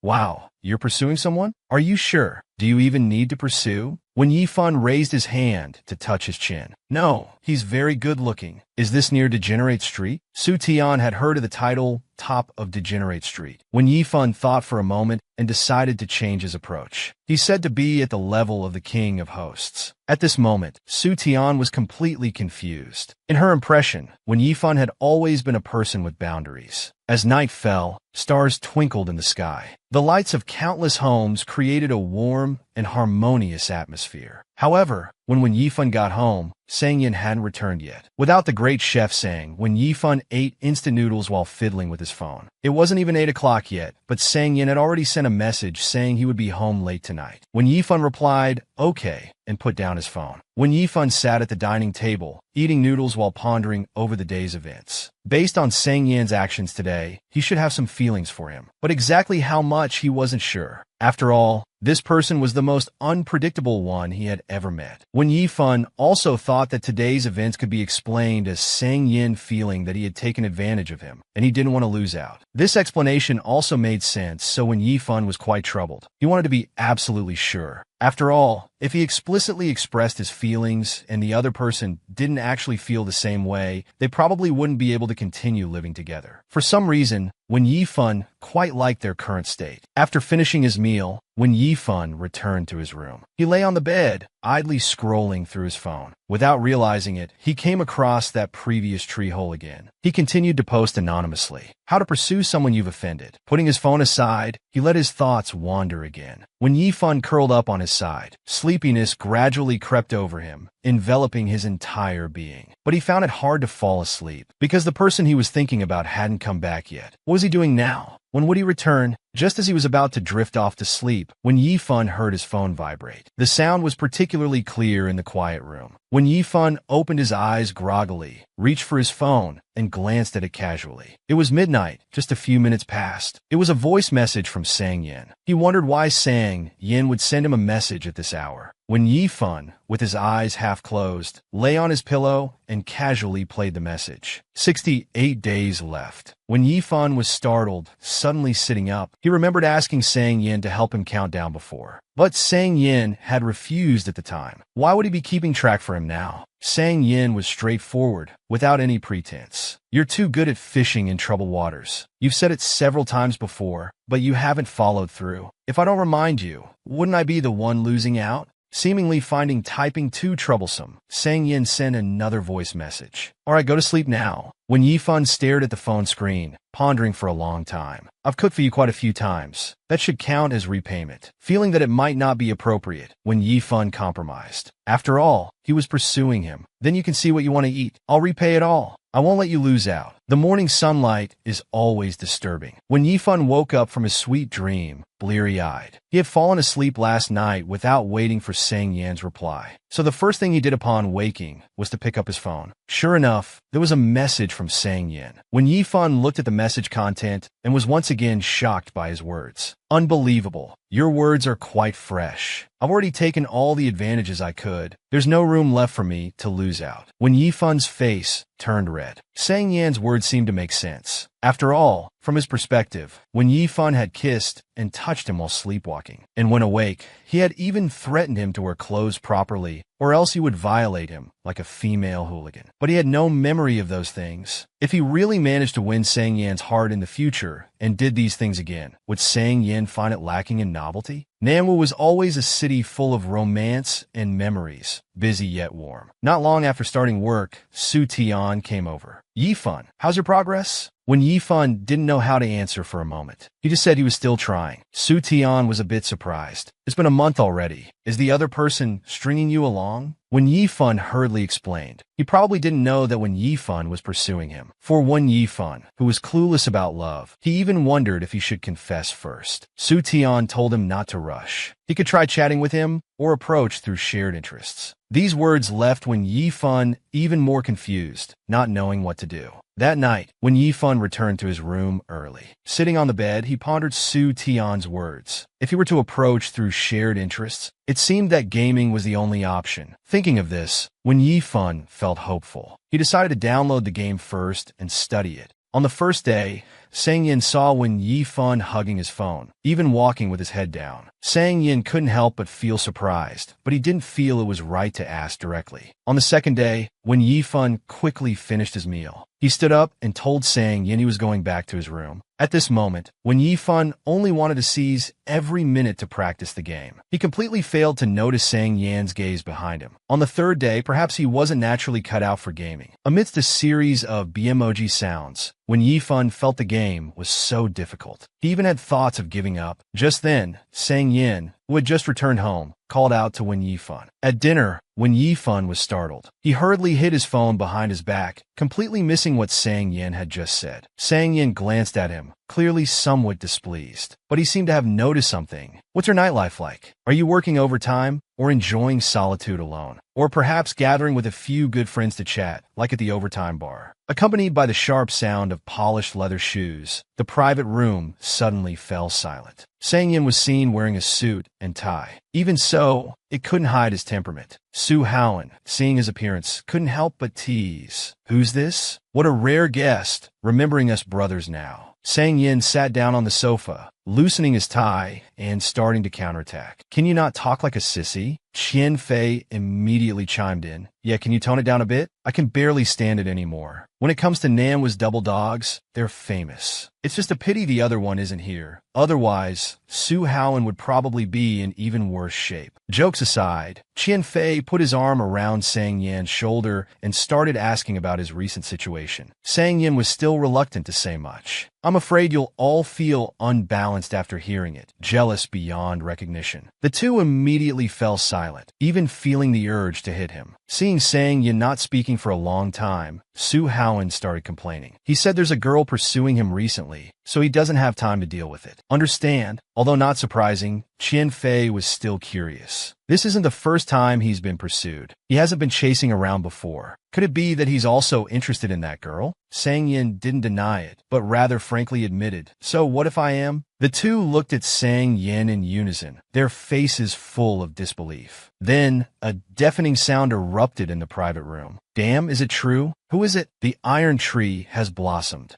Qian Fei couldn't stand it anymore. You're interested in her, yet you're waiting for the girl to pursue you? Can you not be so stubbornly reserved like a big macho man? Sang Yin scoffed, glancing at him. His tone became increasingly shameless as he started recounting Qian Fei's past. Instantly, the temperature in the private room rose dramatically. Qian Fei was furious. He rolled up his sleeves, ready for a big fight. Might as well go down together. The others, enjoying the show, continued to ask, is it the new intern at your company? Still in school, but quite pretty, right? Hearing this, Su Howen became agitated. Isn't that about the same age as Sang Ji? So Sang Yin liked someone that much younger. Sang Yin didn't react much, just telling them to watch their words. Seeing Sang Yan's reaction, the others realized they weren't talking about the same person. Then who is it? What exactly are your intentions with her? Sang Yin calmly took a sip of his drink. What intentions? Doesn't she want to seduce me? What can I do? Just wait for her to come and seduce me, I guess. The night always brings some unexpected surprises. When Sang Yin returned home, everything was pitch black. Even when Yifan's room door was tightly shut. Without thinking much, Sang Yin walked straight to the bedroom. Perhaps due to the alcohol, Sang Yin didn't notice anything amiss. However, the next second, he was shocked because someone was lying on his bed, sound asleep, completely unaware of his presence. The bright moonlight poured in, falling on his face that was like exquisite porcelain. His skin was smooth as jade, delicate as silk, and rosy as juice. It glowed with an alluring luster like a rose in early summer. For a moment, Sang Yin was mesmerized. After who knows how long, Sang Yin slowly bent down close to him, muttering softly, afraid to wake him up. "What kind of bully are you, occupying both rooms?" When Yifan didn't react, which confirmed Sang Yan's thoughts, he simply stopped hiding and spoke his mind. After all, he couldn't hear. "When Shuangjiang, could you be any more obvious? Otherwise, I'm not sure either. I used to think, even if not much, you at least had some feelings for me. But later I realized what I want to give you might not be what you want to accept. So this time I must wait. Wait until you're willing to reach out to me. Only then will I put everything back in your hands." When Yifan woke up and looked around, he couldn't help but feel a headache. He realized he had sleepwalked again, and this time he had slept in Sang Yan's room. He looked to the other side, but didn't see Sang Yan. When Yifan sighed in relief, but he didn't know if this situation was the same as last time. However, when he opened the door, he froze on the spot. He saw Sang Yan sleeping on the sofa. He didn't know if Sang Yan hadn't come back when he sleepwalked, or if Sang Yan had come to sleep in his room, causing him to wake up in the middle of the night and have to reluctantly go sleep in the living room. Just then, Sang Yin woke up from the noise. He stared directly at him without a word. Their eyes met, and when Yifan's face turned red. Then he stopped, hesitantly walking towards Sang Yin. "Were you back when I sleepwalked yesterday?" Sang Yin grunted in affirmation. When Yifan asked again, "So you came out to sleep in the middle of the night?" Sang Yin yawned and casually grunted again. The feeling of being a cuckoo in the nest was very strong. Then he sat down not far from Sang Yin. After pondering for a while, he decided to talk to him about this matter again. "How about this from now on? Can you lock your door before sleeping? That way, I definitely can't enter your room. This won't affect your sleep either." Sang Yin was indifferent. "You can pick locks." When Yifan patiently said, "I don't have that skill." "To violate me," Sang Yin slowly raised his eyes and said lazily, "What wouldn't you do?" When Yifan closed his eyes, feeling a bit overwhelmed. So, did he really want to violate him when sleepwalking? Had he really done such a thing? When Yifan couldn't quite understand Sang Yin. If such a thing really happened, why didn't he lock the door? Did he have to wait until things reached the most critical point before learning a lesson? To prevent this from happening again, in a flash of inspiration, when Yifan came up with an idea, with a sincere expression, he asked, "If I really violated you, would you be willing to lock the door then?" Hearing this, Sang Yan's brow twitched. The next moment, when Yifan stood up and moved towards Sang Yan, he kept moving until he was only half a meter away from Sang Yan. He remained silent, just watching him with interest. When Yifan had to stop, he waited quietly for a while. Like watching a show, Sang Yin still didn't move. Without any resistance, when Yifan didn't move closer either. He calmly gave himself a way out. "Now you should understand. If you don't lock the door, this kind of situation might happen." Sang Yin laughed. "What situation?" When Yifan, having lost the courage to say anything, looked up at the time and changed the subject. "Well, I'll go prepare now."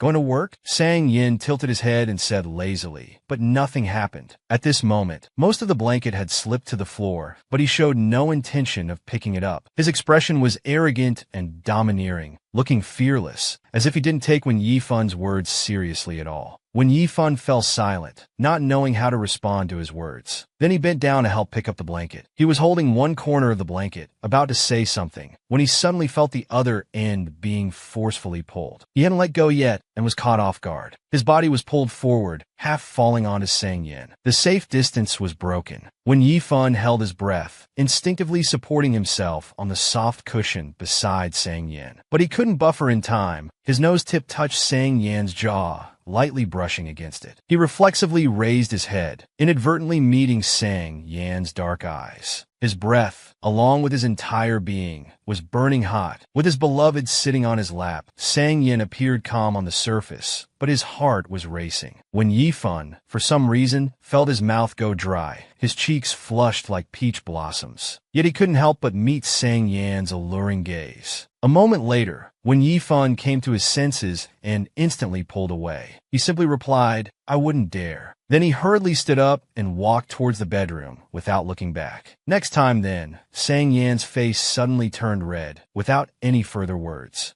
Only after when Yifan entered the bedroom did Sang Yin slowly raise his hand, covering his mouth, afraid he might laugh out loud. Back in his room, when Yifan was breathing heavily, his heart beating rapidly, he belatedly felt somewhat relieved. Fortunately, he had restrained himself. Doing such things to Sang Yin while sober and without any commitment would have been too disrespectful. He couldn't help but recall the intimate scene from earlier and Sang Yan's words, "Why did you change this time?" In fact, even when Yifan himself didn't know if there would be another chance to change in the future. But thinking carefully, why did Sang Yin suddenly pull the blanket? Was he afraid that when Yifan would not only take over his room, but also occupy his only blanket? Had his image really become like this? The next morning, the sun was shining brightly. Another day of hard work for the working people. Shortly after sitting down, Su Tian came over to ask about the situation. "Yifan, how's your pursuit going?" When Yifan didn't hide anything. "This time I must speed up and ask him out for dinner. But before that, I still have one thing to do." Su Tian looked at him in surprise. "What thing?" When Yifan was very serious. "Improve myself, become better. Try to get the station's top 10 award within 3 years." Reporter Su Tian couldn't help but remind him, "Are you sure in 3 years he won't have found someone else?" When Yifan turned his head and explained in a low voice, "I'm doing these two things simultaneously. I hope to make him feel." When Yifan thought for a moment, then expressed his idea that I'm a very hard-working person. Even if I'm not good enough now, I'll gradually become better through effort. As night fell, Sang Yin was sitting on the sofa as usual. After much consideration, when Yifan decided to make plans with him in advance. If he said he wasn't free, when Yifan could still adjust the time accordingly. When Yifan slowly sat down on the other side of the sofa, pretending to be there for a drink of water, while secretly glancing in Sang Yan's direction. He was caught looking right away. When Yifan took a sip of water and started to broach the subject, "Are you free this Friday evening?" Sang Yin tilted his head. "Well, I recently heard from a colleague that there's a good grilled fish restaurant near your company," when Yifan said calmly. "If you're free, we could go eat there together." Sang Yin put down his phone, stared at him for several seconds, then said thoughtfully, "Finally going to repay the meal you owe me?" When Yifan blushed again, feeling that this understanding wasn't wrong, so he just nodded. "So, are you free?" Sang Yin looked away and said, "Then I'll meet you at your company, or we can meet directly at the restaurant." Sang Yin continued looking at his phone. "No need." When Yifan's lips moved, but before he could speak, Sang Yin added, "I need to come back after work. We can leave together then." When Yifan lowered his head and took another sip of water. Okay, having said what he wanted to say, when Yifan didn't stay in the living room any longer. He stood up and walked a few steps. Then he suddenly stopped. He turned back to look at Sang Yin. "I'll remind you again on Friday."